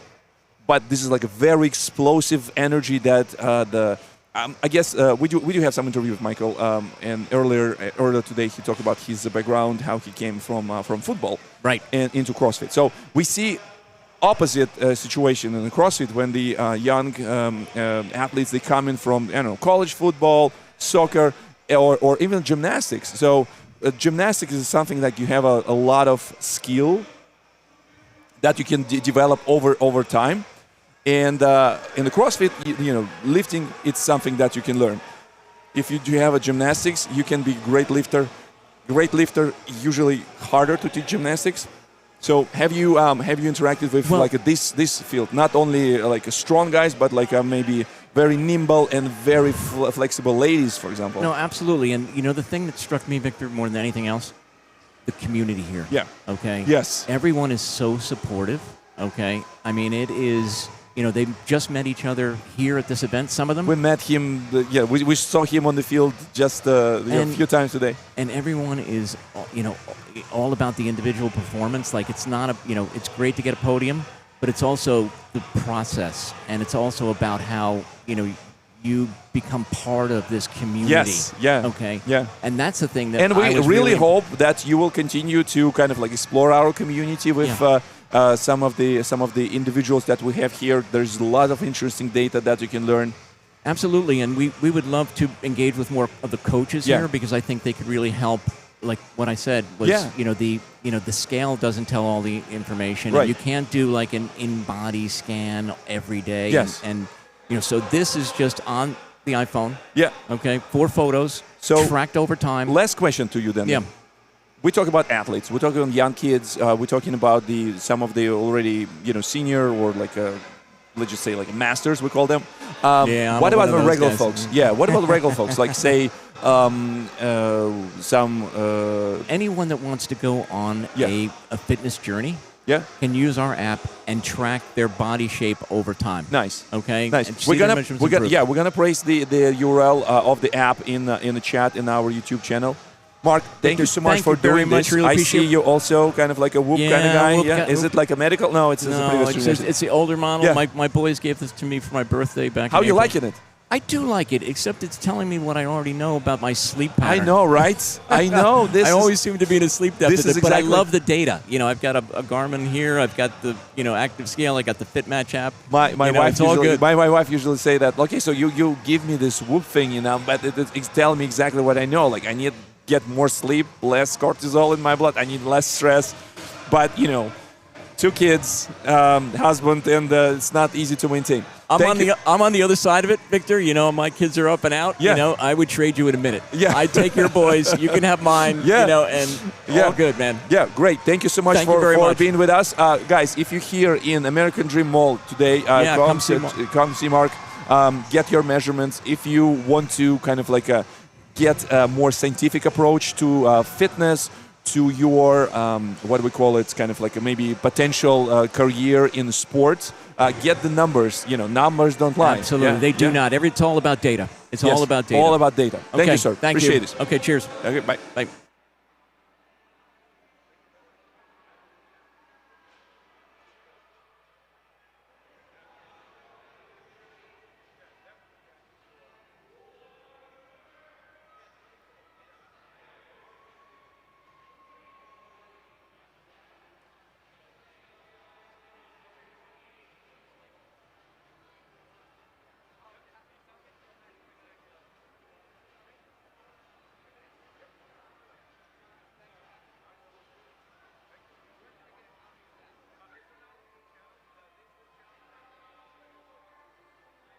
So in this heat, we just saw some interesting things.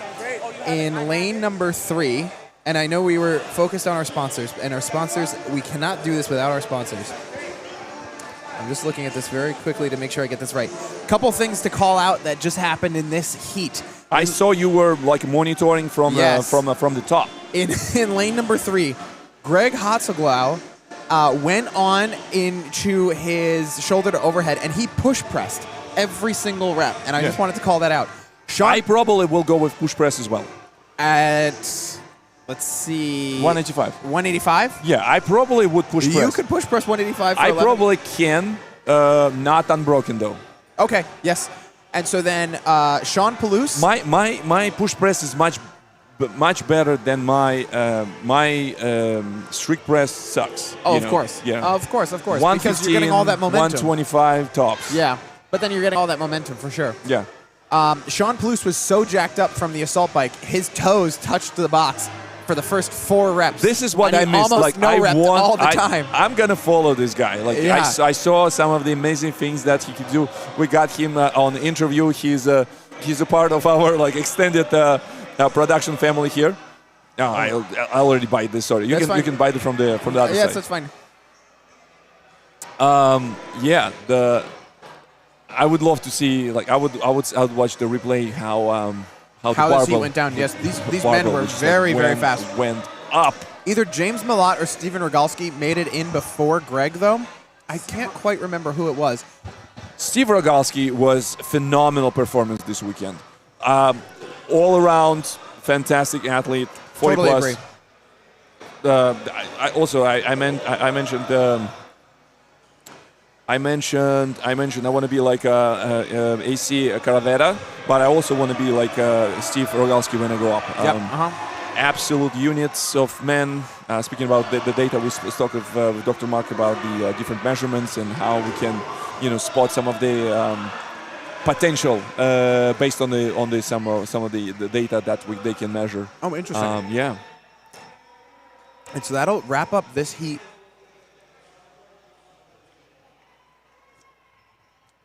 Sean Palouse shirtless walking across the floor. We love to see it. We need more shirtless men at this competition. Yes. We still coming up with the Masters 35 plus and RX women.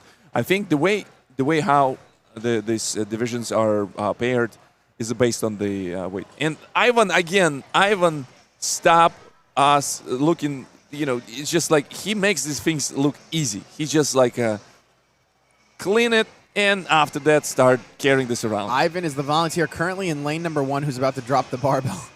What a strong specimen of a human. Just, I will clean it. That moment when your coach, you fail your deadlift and your coach come and clean it to bring it. Or you put it back in the bar. Yeah. You failed your back squat and your coach come and clean it and to put this back on the rack.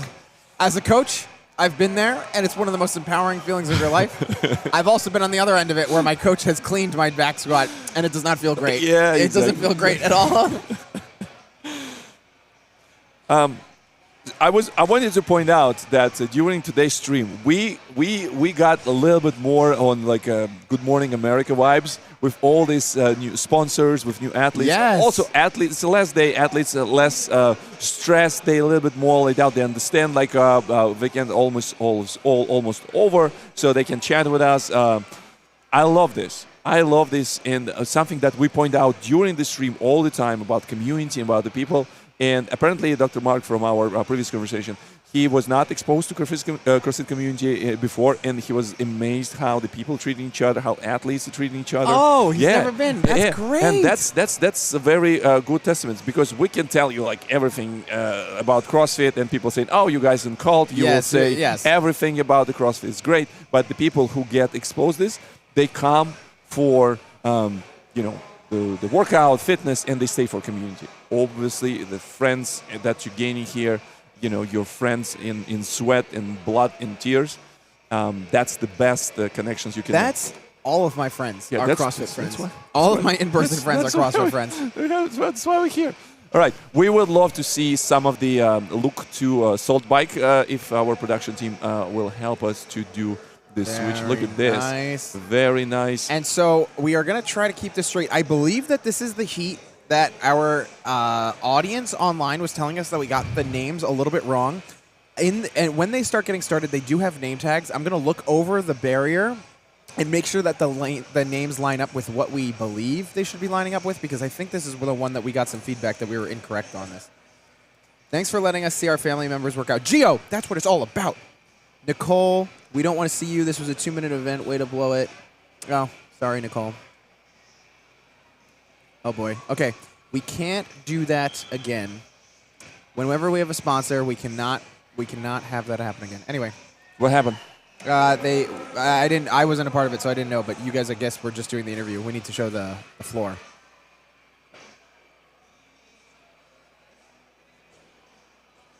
Not sure. Moving on. Okay, so in this heat, I'm going to look over and just make sure we get these names incorrect. I mean, make sure we get these names correct. Let's see.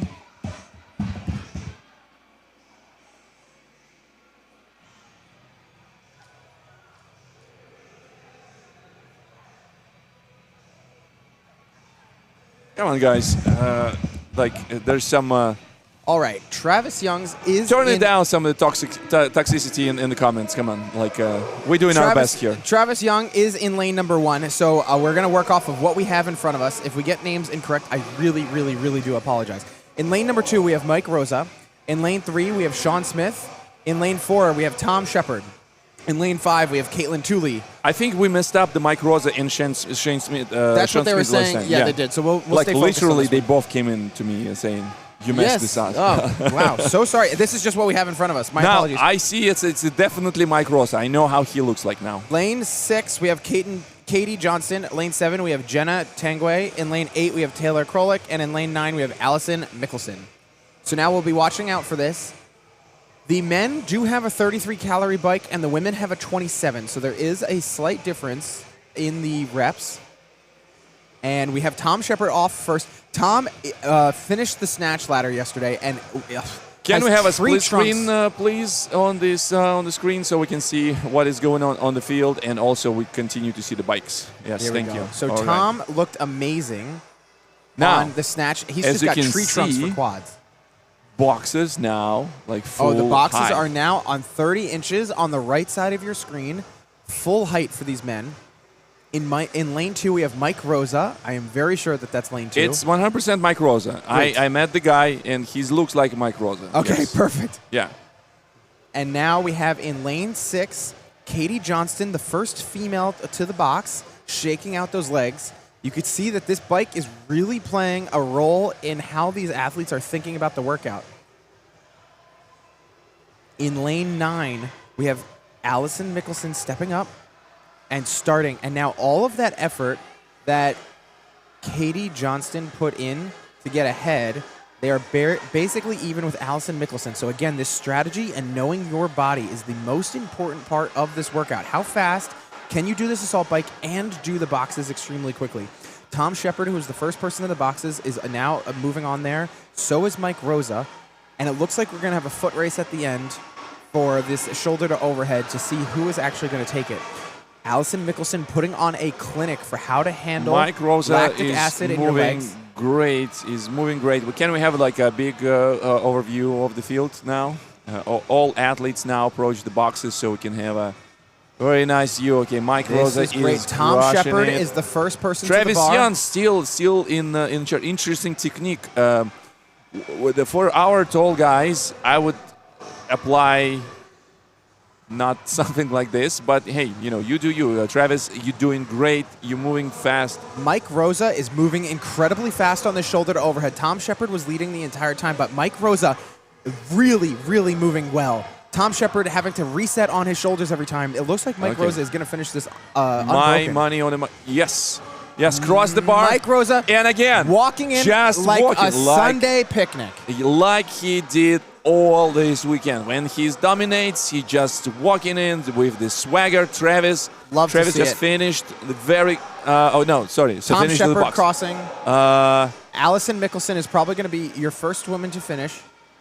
But in lane 7, Jenna Tangway showing off that very great barbell cycling. I'm not sure if she's put the bar down, and her judge has her hands in the air. Might be wrong. Jenna might get this one. Seeing some split jerks in the lane in front of her. Oh my gosh. Jenna stealing it from Allison Mickelson. Great job. And again, this is the athletes' last event. Congratulations to all these athletes finishing this up. You all did fantastic. Taylor, Lanes 1 and 3 against each other. Taylor finishing also box jumps very soon. And we just had lane 3, Sean Smith crossing. Caitlin Tooley working on those shoulder to overhead. Caitlin Tooley looking extremely proficient on the shoulder to overhead. Really nicely done. I'm not sure if she's broken this up at all. I think she's going to go all the way. Travis Young's crossing the line. Very nice job. Couple of sets. Shoulder to overhead. Caitlin Tooley, I do not think broke up those reps at all. Phenomenal job getting through all of that cardio work, lactic acid building up in your quads, and doing all of those reps completely unbroken. Phenomenal 100%. weekend from Caitlin Tooley. This is great. So I think this is this particular event is a very exciting thing to see. Yes. All the athletes are even getting around Taylor Krolik, wanting her to finish at her best, the way that we do in this community. One more set. Man of the hour. Brad Miller, ladies and gentlemen. Phenomenal athlete, and nothing of this would happen without him. Thank you so much for having us. So much fun. The whole here. venue cheering for Taylor Krolik. Yes. It was fun. Be back next year. Yes, absolutely. We will be back. Thanks. Brad Miller, ladies and gentlemen. Taylor Krolik finishing the last reps. The entire venue getting behind them. An unfortunate no rep, just coming from redlining this workout too much. That's what I'm trying to say. Like, it's an exciting thing for the fans, but not super exciting thing for athletes. You need to kind of like push it through, but it is exciting thing to watch because it's so fast. There's a lot of things can change in a second. I am enjoying this probably a bit much. Also, maybe there's just a coffee kicks in. Yes, maybe. Call me Mia. Taylor Krolik really redlining this workout. Hands are in the air from her judge, Rachel LaRocca. And she is doing everything possible. She's not giving up. She's going strong. Come on. Oh, she got the rep.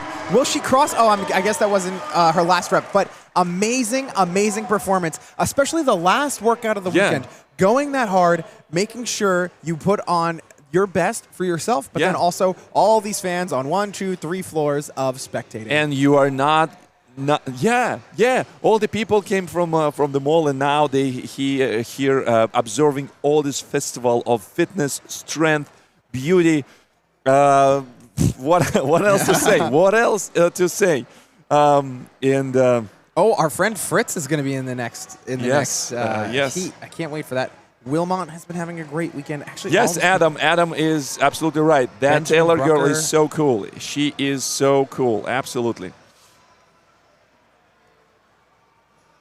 Thanks to Viewpoint Visions for this live stream. You can always Viewpoint Visuals. You can always come back and watch your favorite moments from this live show, and skip some moments that you don't like. You know, that's the beauty of the technology. And brought to you by Viewpoint Visuals. All right. Next, we are. Whoa! There's a dog. Whoa! Where'd that dog come from? Can I pet the dog? I believe that was a service animal, so you cannot. They are working. You can't actually pet that dog. Yes. So we are getting into this, and if you are just tuning in, my name is Eric Noslowski, and this is Victor Gamov, and we are both amateur live streamers and very mediocre. I'm a professional live streamer. I'm an amateur commentator. Amateur comment, yes, that's true. And I think we're both professional live streamers. I guess you could say I have a YouTube channel. Yeah, B2B sales and B2B sales, cold calling and generating links, MQLs, APIs. Yes, exactly. CRMs, SaaS. Yeah, B2B SaaS. That's what we do. So anyway, both of us do social media for a living, but this is our first time commentating a athletic event like this. Yeah. We're both mediocre CrossFit athletes, so any recommendations that we give, we are probably wrong. Not necessarily. Well, there are some things that we could speak to. Well, I mean, like, we do have experience with the things, so I don't want to the play us down. We work with people. We work out ourselves. We've seen events. We know a few things. You know, it's not like we just going out of the blue and don't understand anything. We love the sport. So it's a confession. The CrossFit, as a matter of fact, is the first sport that I'm genuinely invested in. I know the athletes. I know methodology. I went to do my L1 certification. I know some shit. I've seen some shit. Yeah. And I enjoy the sport. Who's your favorite athlete to watch? Always Rich Froning. I met Rich Froning just at the last games. I met Rich Froning multiple times. I went to work out. I do have a clip in my Instagram when I go in toes to toe with Rich Froning on the how we call it the toaster bar. Very nice. Yeah, That's a lot of fun. I went to train with Rich. We spent the weekend. We did the triathlon on the bike, on the mountain bike, swimming in the lake. Love the guy. Where was that? Did you go to Tennessee? I went to Tennessee. I went to Cookeville. I'm a multiple times trained with Rich alumni. Great. Okay. Yeah, it's such a pleasure. And he's like super down to earth guy. What the things you see on social media? We'll just let this kick off. So now this is going to kick off. Yes. All of our athletes, we're just going to do the lane read, and then we will have some time to talk about how amazing Cookeville, Tennessee is. In lane number 1, we have Lena Bankston, who I'm going to say straight up is going extremely hot on this assault bike. And we want to make sure that this works out well for her. Lena has had a phenomenal weekend. In lane 2, Milsali Mendoza, who also has had, actually everyone's had a phenomenal weekend. In lane 3, we have Michelle Ciancimino. In lane 4, Marcin Serafin. Lane 5, Wilmot Wilson. In lane 6, Marshall Butler. In lane 7, Fritz Bautista.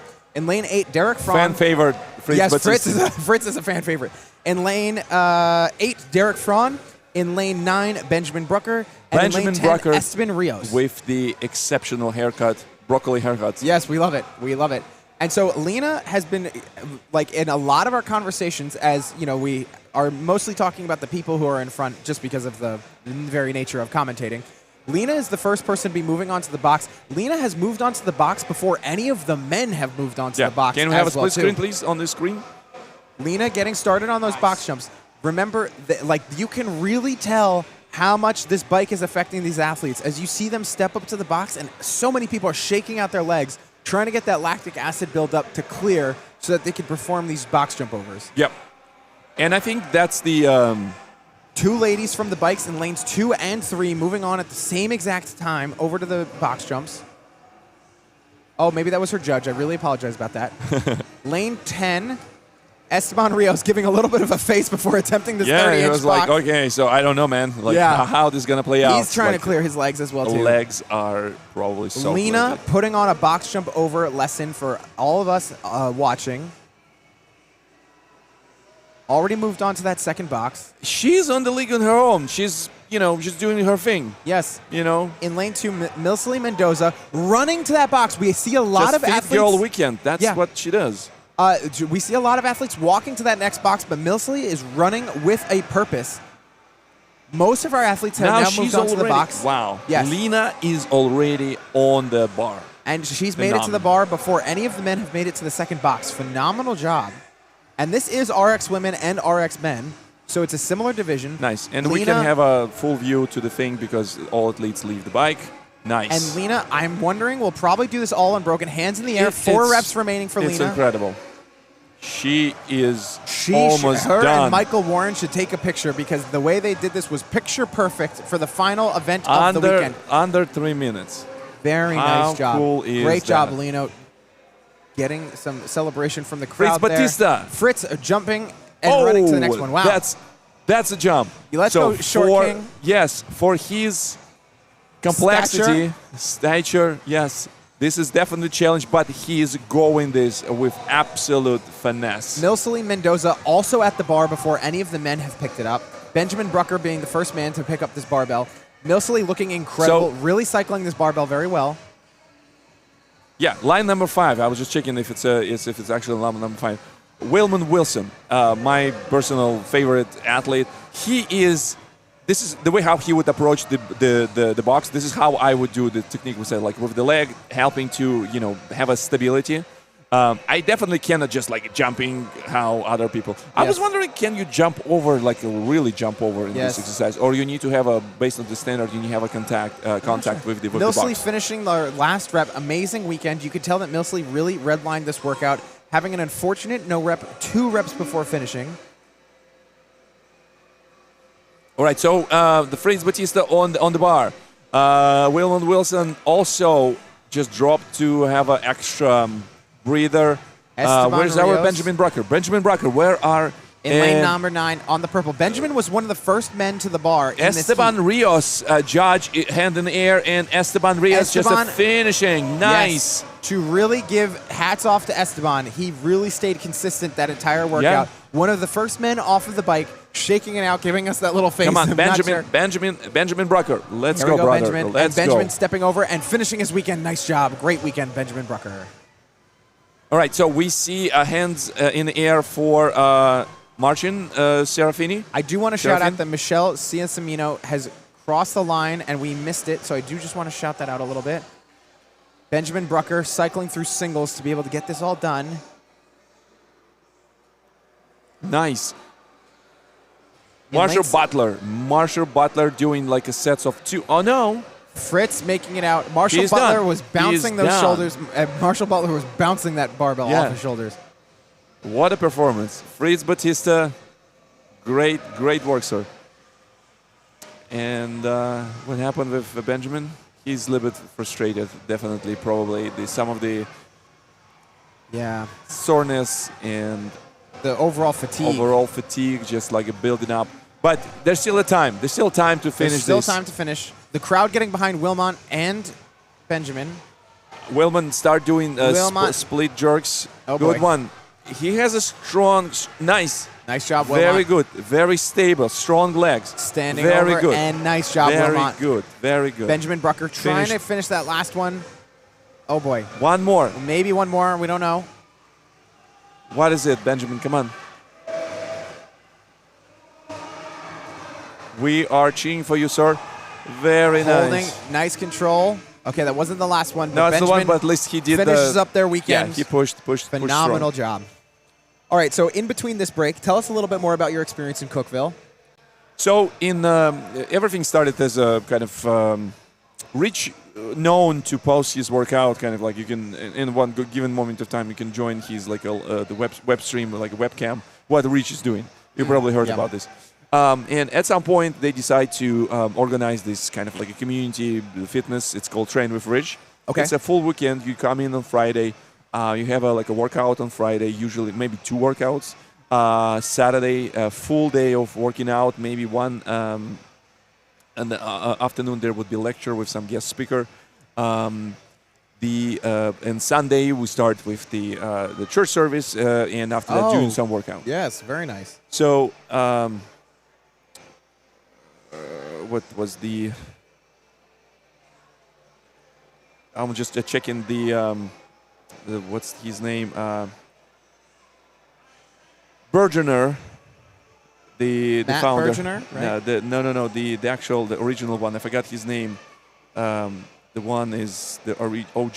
Who was the founder of this? He was Coach B. Got it. Okay. He was like one of the Olympic lifter coaches, and he was there as well. He was teaching some cool beats with the deadlifts and some of the snatches. I actually PR'd my back squat just following the particular pattern of approaching this. There's like a certain pattern that allow you to work to your max weight and also PPR yourself. Yeah. Absolute great atmosphere. Just you go into this the weekend I went without any expectation. This is how I like to approach like anything, because it's going to be experience, and there are people who done this multiple times. They know what the feedback the people will give them. A different level. You will go into Cookeville, you expecting everyone will be super jacked, and everyone is super jacked, because it is the place where the mayhem is training. Yes. Like all the athletes in the teams and individual athletes, you're meeting people who you saw in Instagram, and you kind of like getting a little bit like starstruck with all the things, but people super nice, down to earth. You're hanging out with them, just like sharing a meal, and it's incredible. Yeah, it's incredible. I'm as being like the fitness the geek and fitness enthusiast. I like this type of thing. So the Train with Rich is definitely a super cool thing. There's always on the Saturday there's like a Ask Me Anything with Rich. Rich basically answering like all the stupid questions about we are having life and CrossFit. We're gonna get back to this one. Loading up, and we're gonna call out some of our heats here. We're getting started imminently with these RX men. In lane number 1, we have Diego Diaz. In lane 2, Sean Hughes. In lane 3, Danny Woods. In lane 4, Matt Harkins. In lane 5, fan favorite and interviewee Eric Sparby. In lane 6, Surge. Surge has a phenomenal snatch form. He was phenomenal out on the snatch ladder. George Murillo, or Jorge Murillo. Chris Stankiewicz. In lane 9, Joey Carello. And in lane 10, John DeAngelis. So, again, we got to see who's going the fastest here. It seems like, if I were to call it, lane 4 seems to be pushing it the hardest with Matt Harkins, a name that we've been calling out. Danny has a lot of friends in the Eric chat. Sparsby and Matt Harkins, that's 2 athletes to see in this heat. For sure. Absolutely. Eric Sparby, his hair flowing through the wind. He said he got his mullet only this past Thursday for the Vitruvian Games. Business in the front, party in the back. This is absolutely, this is how we roll. Yeah.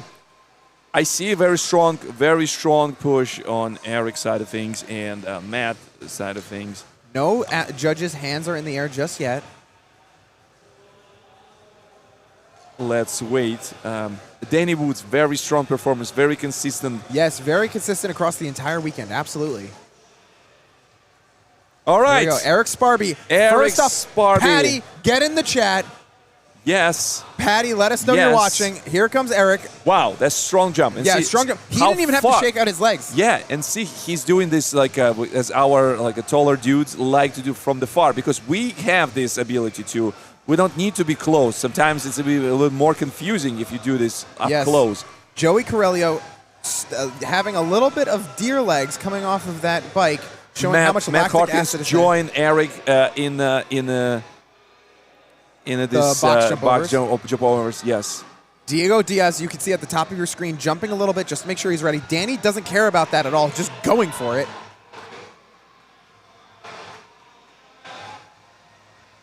And we have in lane number 9, Joey Carello finishing those box jumps extremely fast. Wasn't the first person off of the bike, but finishing them very fast. Eric Sparby also working on that second box jump over. Now we'll see. Eric's plan was to try to go unbroken on the shoulder to overhead. We'll see if he can show that. All of our athletes moving on now.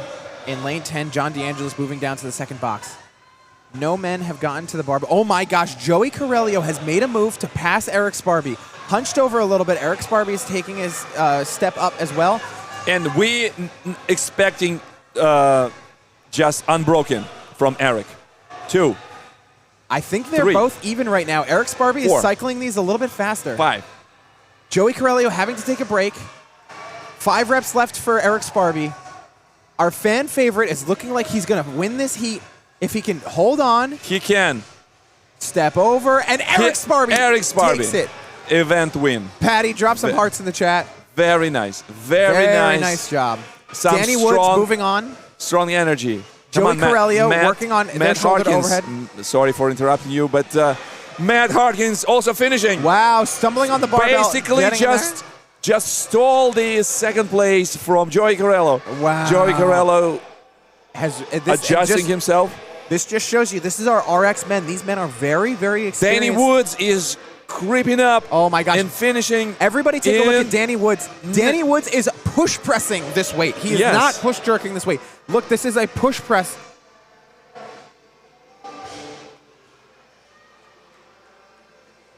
Yeah, some strong vibes. Very Joey nice. Carello. Joey Carello finishing this up. Very nice. 2 athletes finishing at the end. We're going to have to wait for an official time. Danny's judge hand in air. Come on, Danny. Danny. Sean Hughes also finishing things up. Jorge Murillo. One more. Getting an unfortunate no rep. A little bit split jerking. Very nice. Very nice job. Danny Woods. Jorge Murillo finishing this up. Yes. Knees very strong. Strong performance. Strong performance this weekend. We have 2 athletes, 3 athletes on the field. John DeAngelis in lane number 10 is still working.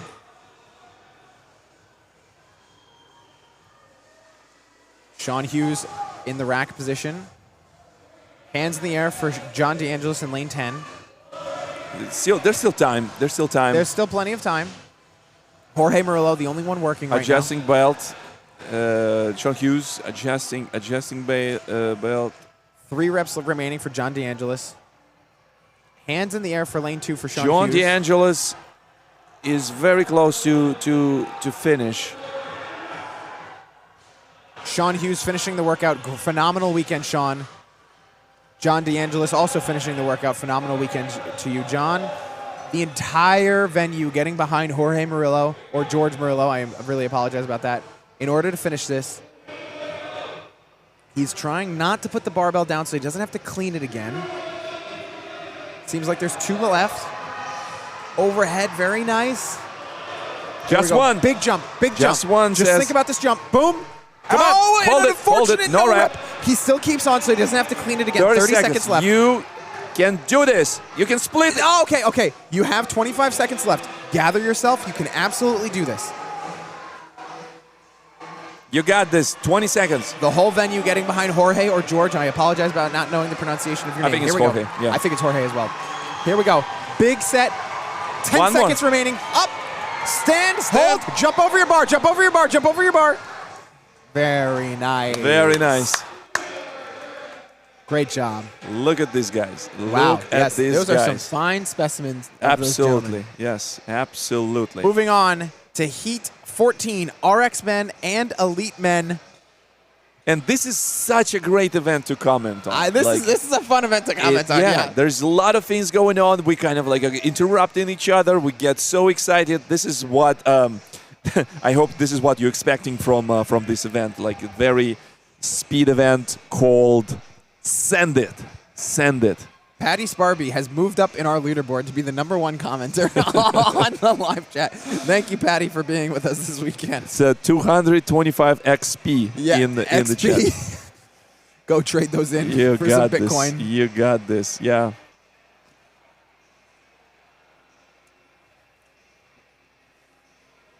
Now, we're going to see some... These are the last 2 heats of the day. Oh, really? Yeah. We're already at the end. Yes, RX men and Elite men will Heat split this. 14. Heat 14 is coming up. That's why I'm saying like this is one that's going to be very nice to see because we're going to see some elites and some RX men right next to men. each other. That's true.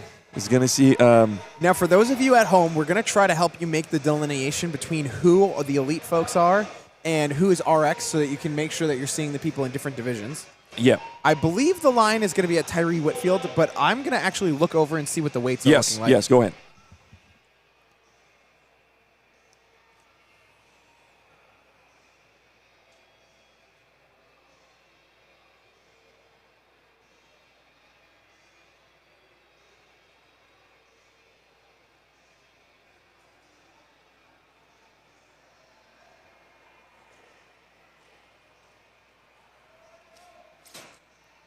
Can we have a break thingy?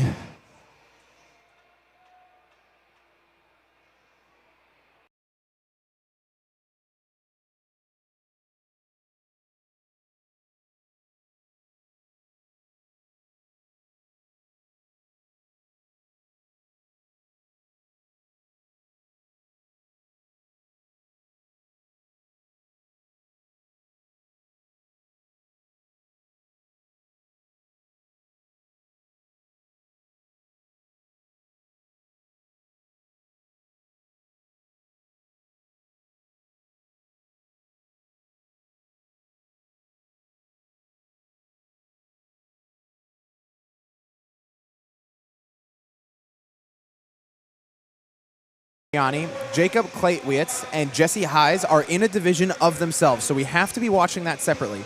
Robin Jaramillo in lane 4, lane 5, Tyree Whitfield, lane 6, Angelo Geronimo, lane 7, Evan Greenberg, lane 8, Daniel Church, lane 9, Joseph Percy, and lane 10, Sawyer Thompson. Everywhere from 4 to 10, they are all elite weights on the floor. Robin Jaramillo is my spiritual animal because he changing his shoes for every event. We already have some hands in the air for the elite men. Jacob Kleitwitz has come all the way out here from Wisconsin and put on an absolute show yesterday. And in lane 8, we have Daniel Church moving on. Again, shout out to Daniel Church. He was helping the volunteers last night. What a phenomenal guy. Yeah, can we have split screen? On Joseph Percy, hands in the air from his judge. In lane 3, we have Jesse Hayes moving on. So we can see what the athletes are doing. Yes, thank Very you. nice. Very nice. Now, 8. everyone on the field does have 30-inch box jumps. The difference between the Elite Division and the RX Division, and you can't quite make it out, the Elites will be push jerking or shoulder to overhead 205 pounds, and the RX men will be doing 185 pounds. Look at the Jesse Hayes. The way how he jumps even a little bit over strong legs. This Absolutely. is such a great things. All right, our first. Oh, we have 2 people. There's going to be some. Oh, well, it looks like Jesse Hayes is in the lead for the RX men for this heat. In lane number 8, we have Daniel Church leading the Elite men. I wouldn't be shocked if we see a lot of these Elite men going unbroken on the shoulder to overhead. I know some of these people, and they're very strong individuals out here. Jacob Claytweit's going up to challenge Jesse Hayes on the box jumps. There's going to have to be some kind of shakeup because Jesse is far ahead on these box jump overs in comparison to Jacob. Jacob just got there. Jesse moving on. Let's go fully to just the floor view. Yep. Okay, Jesse picking up the bar for the RX men. Daniel Church is stepping up to the bar for the Elite men. Look at these jumps from Tyree Whitefield. Like phenomenal. He just like can jump over literally. Jesse Hayes dropping the bar after about 2 to 3 reps, leaving a little bit of a window for maybe Jacob to go unbroken. All right. He's starting to split jerk. That was just a single. Daniel Church for the Elite men still has not dropped the bar, and I'm not sure if he will. Jacob looking like he might go unbroken on all of this. Look how strong he's looking on Very this with strong. these lifts. Hands in the air for Daniel Church. Jacob Clayweitz still going, making this trip all the way from Wisconsin. Daniel. Absolutely worth it for him to take the heat win. Nice job, Jacob Clayweitz. We're looking in the RX for men. Daniel Church to finish as well because he. Daniel Church, an unfortunate no rep for Daniel Church. Hands in the air from his judge. Let's see if we're getting anything from this view. Joseph Percy looking good, already on the barbell. Very good, Daniel Church. Daniel Church, one more. And Daniel Church finishes in the first place for this heat for the Elite men. Remember, there was a mixed with RX, so yes, the first league of their own. And we're getting some other finishers that we're just trying to keep track of for you all. Hands in the air for lanes 3 for Jesse. Robin Jaramillo working through these as well. Georgie, much of our. Sawyer Thompson just finished the workout. he just finished workout. Georgie on the number 1. Georgie M. Joseph Percy opting for split jerks at this point in the workout. It looks like he has about 4 reps left. Tyree Whitfield still going strong. Strong performance. No. Angelo Geronimo crossing the line. Very nice job. Great weekend, Angelo Geronimo. Tyree takes some breather. Robin Jaramillo is still going strong. Jesse Hayes, phenomenal cardiovascular effort to get here as fast as he did, just chomping through the rest of these shoulder to overhead. Joseph Percy with 2 reps left. Joseph Percy was great showing some of the gymnastics yesterday. Yeah. You probably judged him, right? No. Robin Jaramillo finishing the workout. Great weekend, Robin. Your weekend is now over. Thank you for coming. He was when he was bailing off the barbell like like during a pro. the snatch. Yes. Snatch. Joseph Percy finishing this up. We should probably go to the other view. There's other people though. Yeah. Tyree Whitfield. Joseph Percy finishing the workout. Tyree Whitfield jumping over and unofficially finishing at 4:46. Now everybody is going to get behind Jesse, who let's give Jesse the credit that's due. He came one of the first people off of the bike, one of the first people over the box jump overs. He really redlined this workout, and that's what we want to see, going as hard as you possibly can. Let's get everybody behind him so he can finish up these last couple reps. One rep remaining. Here we go, standing it up, jumping over the bar, and finishing his weekend. Very good. Very good. Amazing. Look at these guys. Look at these guys. And now such a phenomenal performance. We move to our last heat of Elite Men. Grand finale. The grand finale. Main dish. The main dish. The entree of this beautiful. I don't know if it's. I think the Masters men have been phenomenal to watch. The Masters women was a nail biter. Yes. It's not every division was great. Yeah, every division was great to watch. Yeah. We had some people. It's so even when some people might say, "Oh, the novice, maybe not as intense and not as dramatic in the finish." I love watching it because the novice folks, even them, it's different. There's like people that you can obviously tell who are new to this and they're getting out of their comfort zone, and to just watch the community get behind them, like that gentleman who he was doing those lunges but he couldn't quite make it all the way, obviously outside of his comfort zone. Think about all the people who can't do lunges who are here, who would not step onto this floor, and he was able to do that. The just getting the taste of this, how it feels to be in this coliseum, in this arena. That's a good way to put it. It does feel like a coliseum in here. They're gonna be seeing this in their dreams. I'm telling you. I hope so. They will be seeing this in their dreams. Yep. The moment that you get this, I guess it's dopamine, right? Right? Yeah. Those are ours. Yep. Anywhere over there. Yeah, we can take the hard work over everything. Hard work These over folks everything. gave us free shirts. Thank you so much for being the sponsors. Hard work over everything. Hard work athletics. Hard work athletics. Hard work athletics. Check them out if you're here in the American Dream Mall. We do have some codes with the exclusive. Did you see that shot? It was fantastic. I made it right into Have you ever thought about doing this professional frisbee? I believe we need to start looking at the floor, by the way. Yes. I'm seeing. So all the athletes are doing is getting their seats ready. Yes. And remember what we said Can earlier. we do have a camera view from the... And what we said earlier, a lot of these athletes are putting chalk directly on their bar so that they don't need to chalk up later. Probably don't want to do this in the gym because your coach will be pissed. Jacob Clack just proposed to his girlfriend this weekend in Central Park. Congratulations. What a great place to propose, right? Will you guys announce the overall standings when the games are completed? Can we put the link to the leaderboard in there? Because we're not official on that. We would just be guessing. Yeah. We're going to be definitely try to stream the award ceremony. I'm not sure if we'll commentate it, but we will stream it. Yeah. Stand by. In lane number 1, we have Wyatt Mell. In lane number 2, we have Zachary Mark. Zachary Mark is doing an excellent job this weekend, remaining extremely consistent. In lane 3, we have Jack Levy. In lane 4, we have Juan Sutton. In lane 5, we have Jordan Bailey. Jordan Bailey has also traveled for this competition and is putting on an absolute show for the spectators and the other athletes here. In lane 6, we have Mateus Farrow. In lane 7, we have Ryan Tangway. In lane 8, we have Brandon Jowers. In lane 9, we have Brian Keiss. And in lane 10, we have Cooper Fordyce. Everybody is ripping this assault bike as soon as we get off. Now remember, the fastest that we've seen off the top of my head has been 36 seconds to get 33 calories done. I wonder if anybody else is going to be performing something like that. Do we see like leader jersey here? I don't believe so. I have no clue what the standings are, so I'm not even going to try to comment on them. What a race. Look at those guys. Who puts their hands in the air first? Jordan Bailey, fan favorite. Yesterday in lane number 9, Brian Keiss hit a PR snatch in the snatch ladder. Cooper Fordyce on the lane 10. Just great. And this angle is perfect. We don't need to see them get off the bike. We'll see them on the box.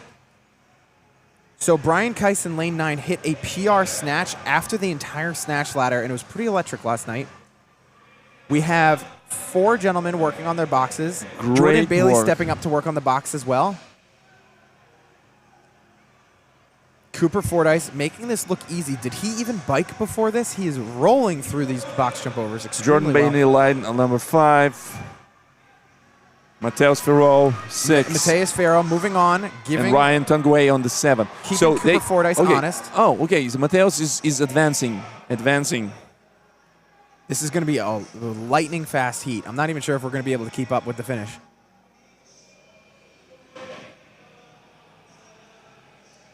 Lane 4, Juan Sutton moving on as well.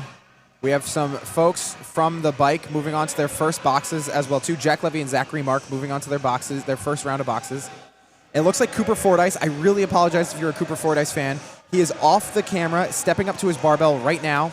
He is the only person stepping up to the barbell, and if he can do this unbroken, will win the heat. We also have Mateus Farrow stepping up to the barbell as well. Cooper Fordyce is on the right side of your screen. Cooper Fordyce finishes the event in unofficially 2 minutes and 12 seconds. An absolute show for everybody spectating today and competing. We have more men trying to finish this up. I don't have a count for any of them.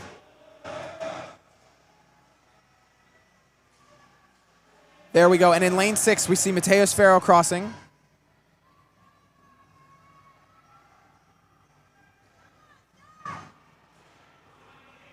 In lane number 7, we just saw Ryan Tangway cross.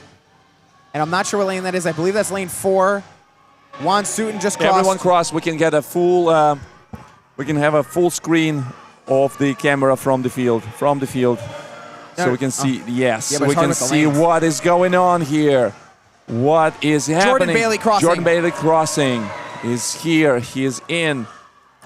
Brian Keiss. Brian Keiss with an unfortunate no rep at the end there. Oh my God. You have to remember, Zachary Mark was one of the last athletes coming to the barbell, and maybe that was a strategic decision because it looks like he's going to go completely unbroken on the shoulder to overhead. Brian Keiss putting it overhead, finishing his last rep, getting his workout finished. Great weekend, we're looking Brian Keiss. for what we're looking at. Zachary Mark. Yes. Phenomenal strategic decision. He was one of the last athletes coming off of the bike, but it paid off. Very good. Jack Levy crossing, Yes. and we're waiting for what I believe is our last athlete to finish. What Very a nice event. weekend. What a... And that wraps up the competition for the Vitruvian Games with our elite men. I just exhale. That was so intense. Yes. Nobody It even was getting close to the time cap in that heat. It's very, very fast. absolutely incredible. Under 4 minutes. Yes. Under 4. And it's elite weight. Yes, and at the elite weight, 205. Absolutely incredible. Yeah, very Ladies and nice. gentlemen, and that wraps up this weekend of competition. We're gonna stay on the stream for a bit. We'll see what is going on next. Well, we'll definitely, let's keep the field camera on. Yes. And then let's us take a break. Yes. And we will comment for sure the standings. Not sure if we'll commentate through the award ceremony. Yeah. But we can figure that because out. we actually, the award ceremony probably going to happen on a different part of the park. So we might have the nice place where the big snow.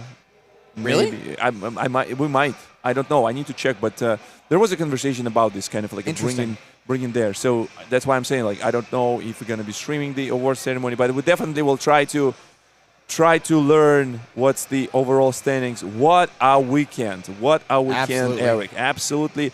I am so excited that I had this pleasure, opportunity, and honor to be with you here. Oh, yes. Talking about sport that I genuinely enjoy. Yes. Same. Watching. Yes. Genuinely enjoy practicing.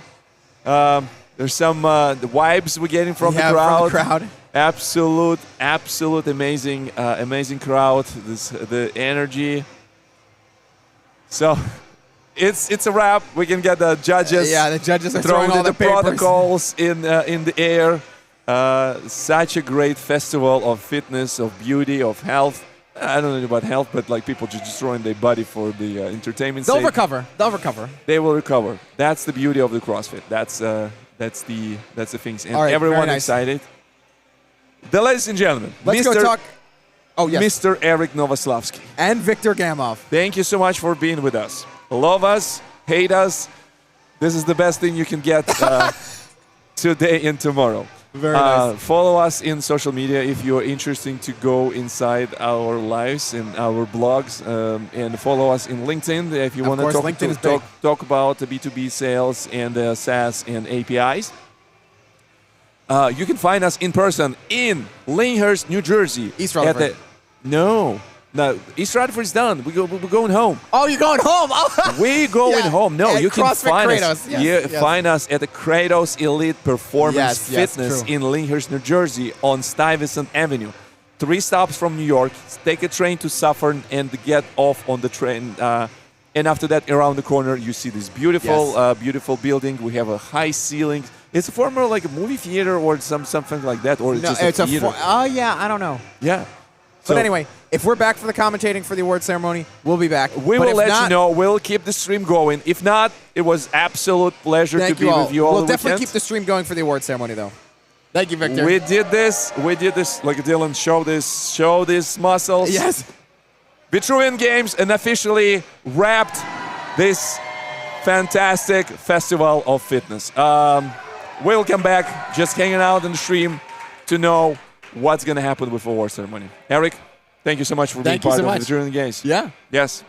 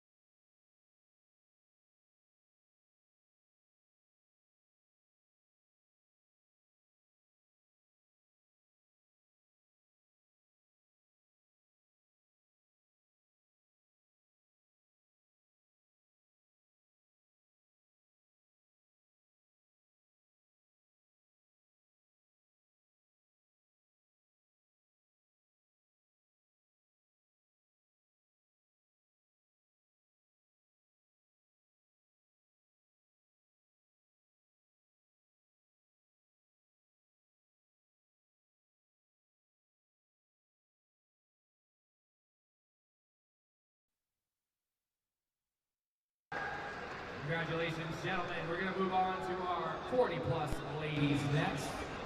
Our Masters 40-plus females next. In third place, we have JC Sharp.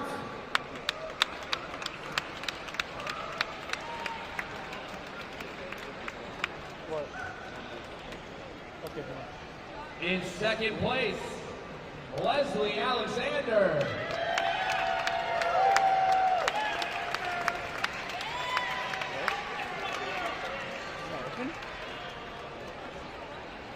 In first place, your 2025 Vitruvian Games Masters 40 Plus female champion. Give it up for Ashley Evans.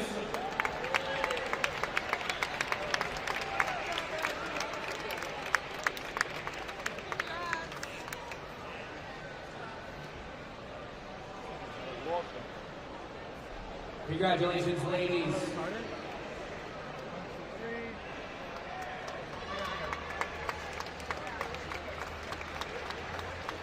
Big round of applause. We'll move to our Masters 40 Plus. Ashley Evans just ran a hole through everything this weekend. Yeah, he did that. Masters 40 Plus males up next. In third place, Sean Peluse. That man can pull off a jersey, I'm going to tell you that. That's a beef. In second place, James Mallett.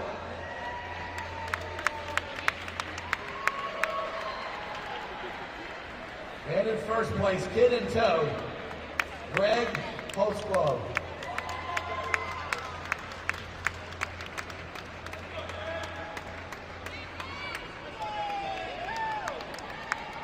That's my baby daddy, Mike. What you talking about?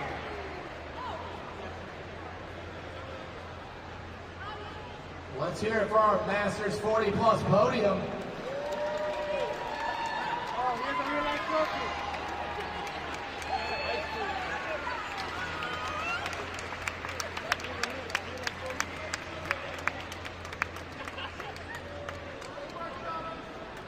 Congratulations, gentlemen. We're going to move on to our Masters 35 Plus ladies next. Our Masters 35 Plus ladies next.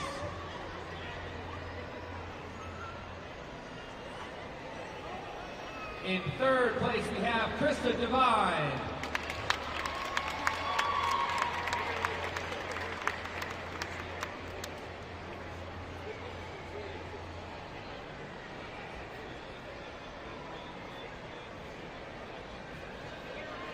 In second place, we have Carrie Beamer.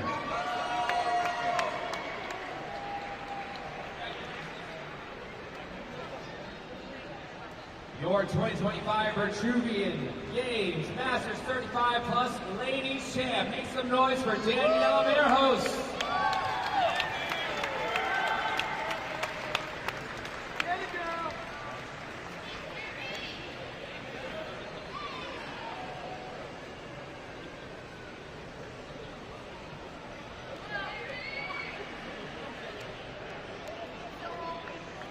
One more time for our 35 Plus ladies, everybody.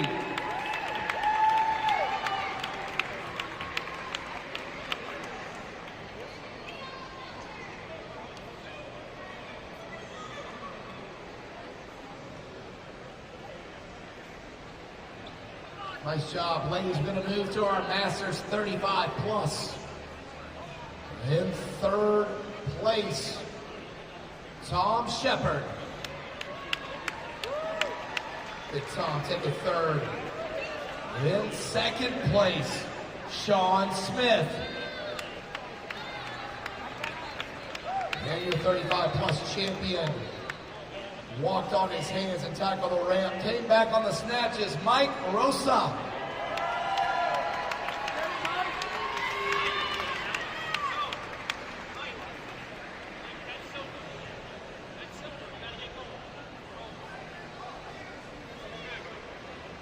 Tom said, make sure you get that go to go.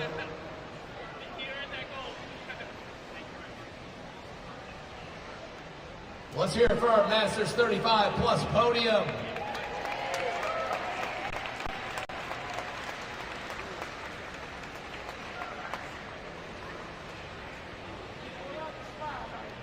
Congratulations, gentlemen. We're going to move on to our RX females. Our RX females next.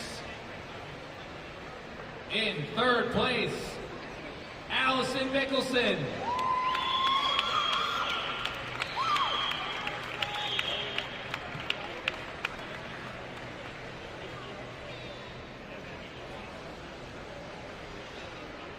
In second place, we have Milceli Mendoza.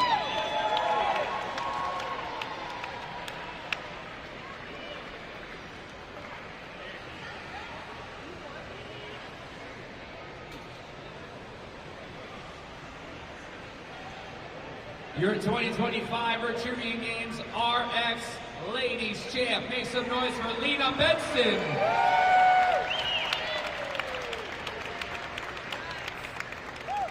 We'll see you in Elite next year.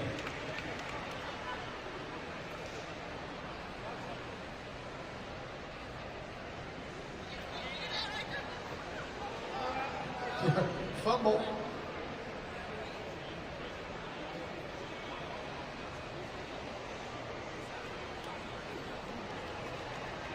Let's hear it for these ladies.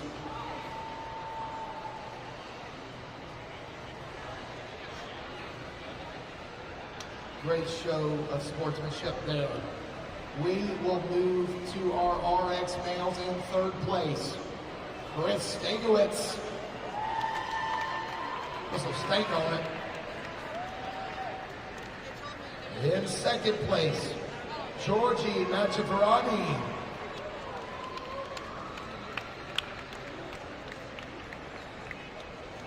And in first place, with 7 points, come on, Jacob. Jacob Klakowitz. Towards the field. 24-point difference for Jacob as he did work this weekend. Big round of applause for our RX males.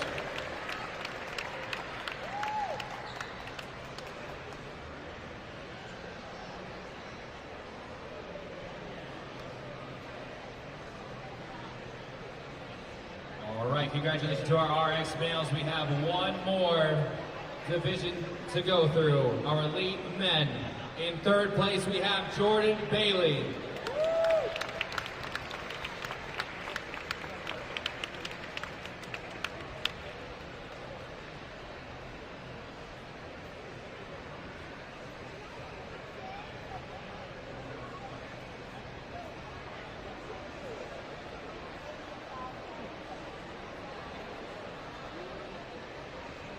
In second place, we have Juan Situ.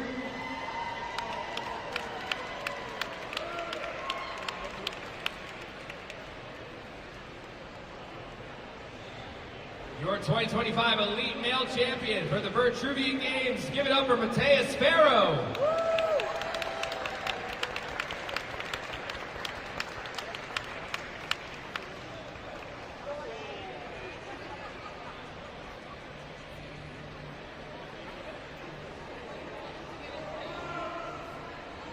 We got one more award, so don't take off just yet. Big round of applause for our elite males.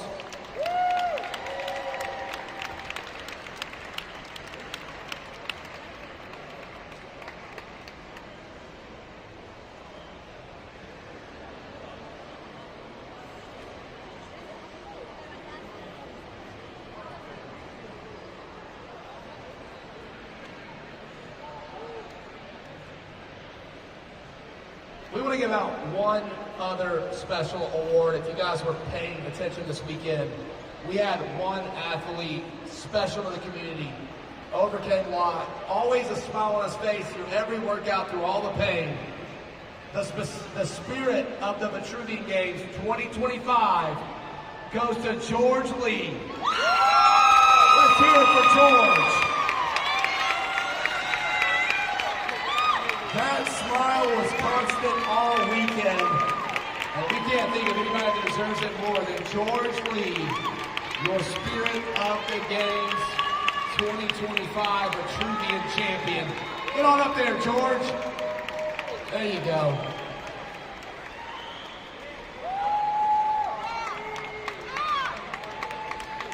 All right, one more time. Let's hear it loud. Even you people up there, let's hear it for George. Need some hype. We want to thank you guys for coming out to Vitruvian Games 2025. Safe travels. We'll see you back next time in American Dream Mall.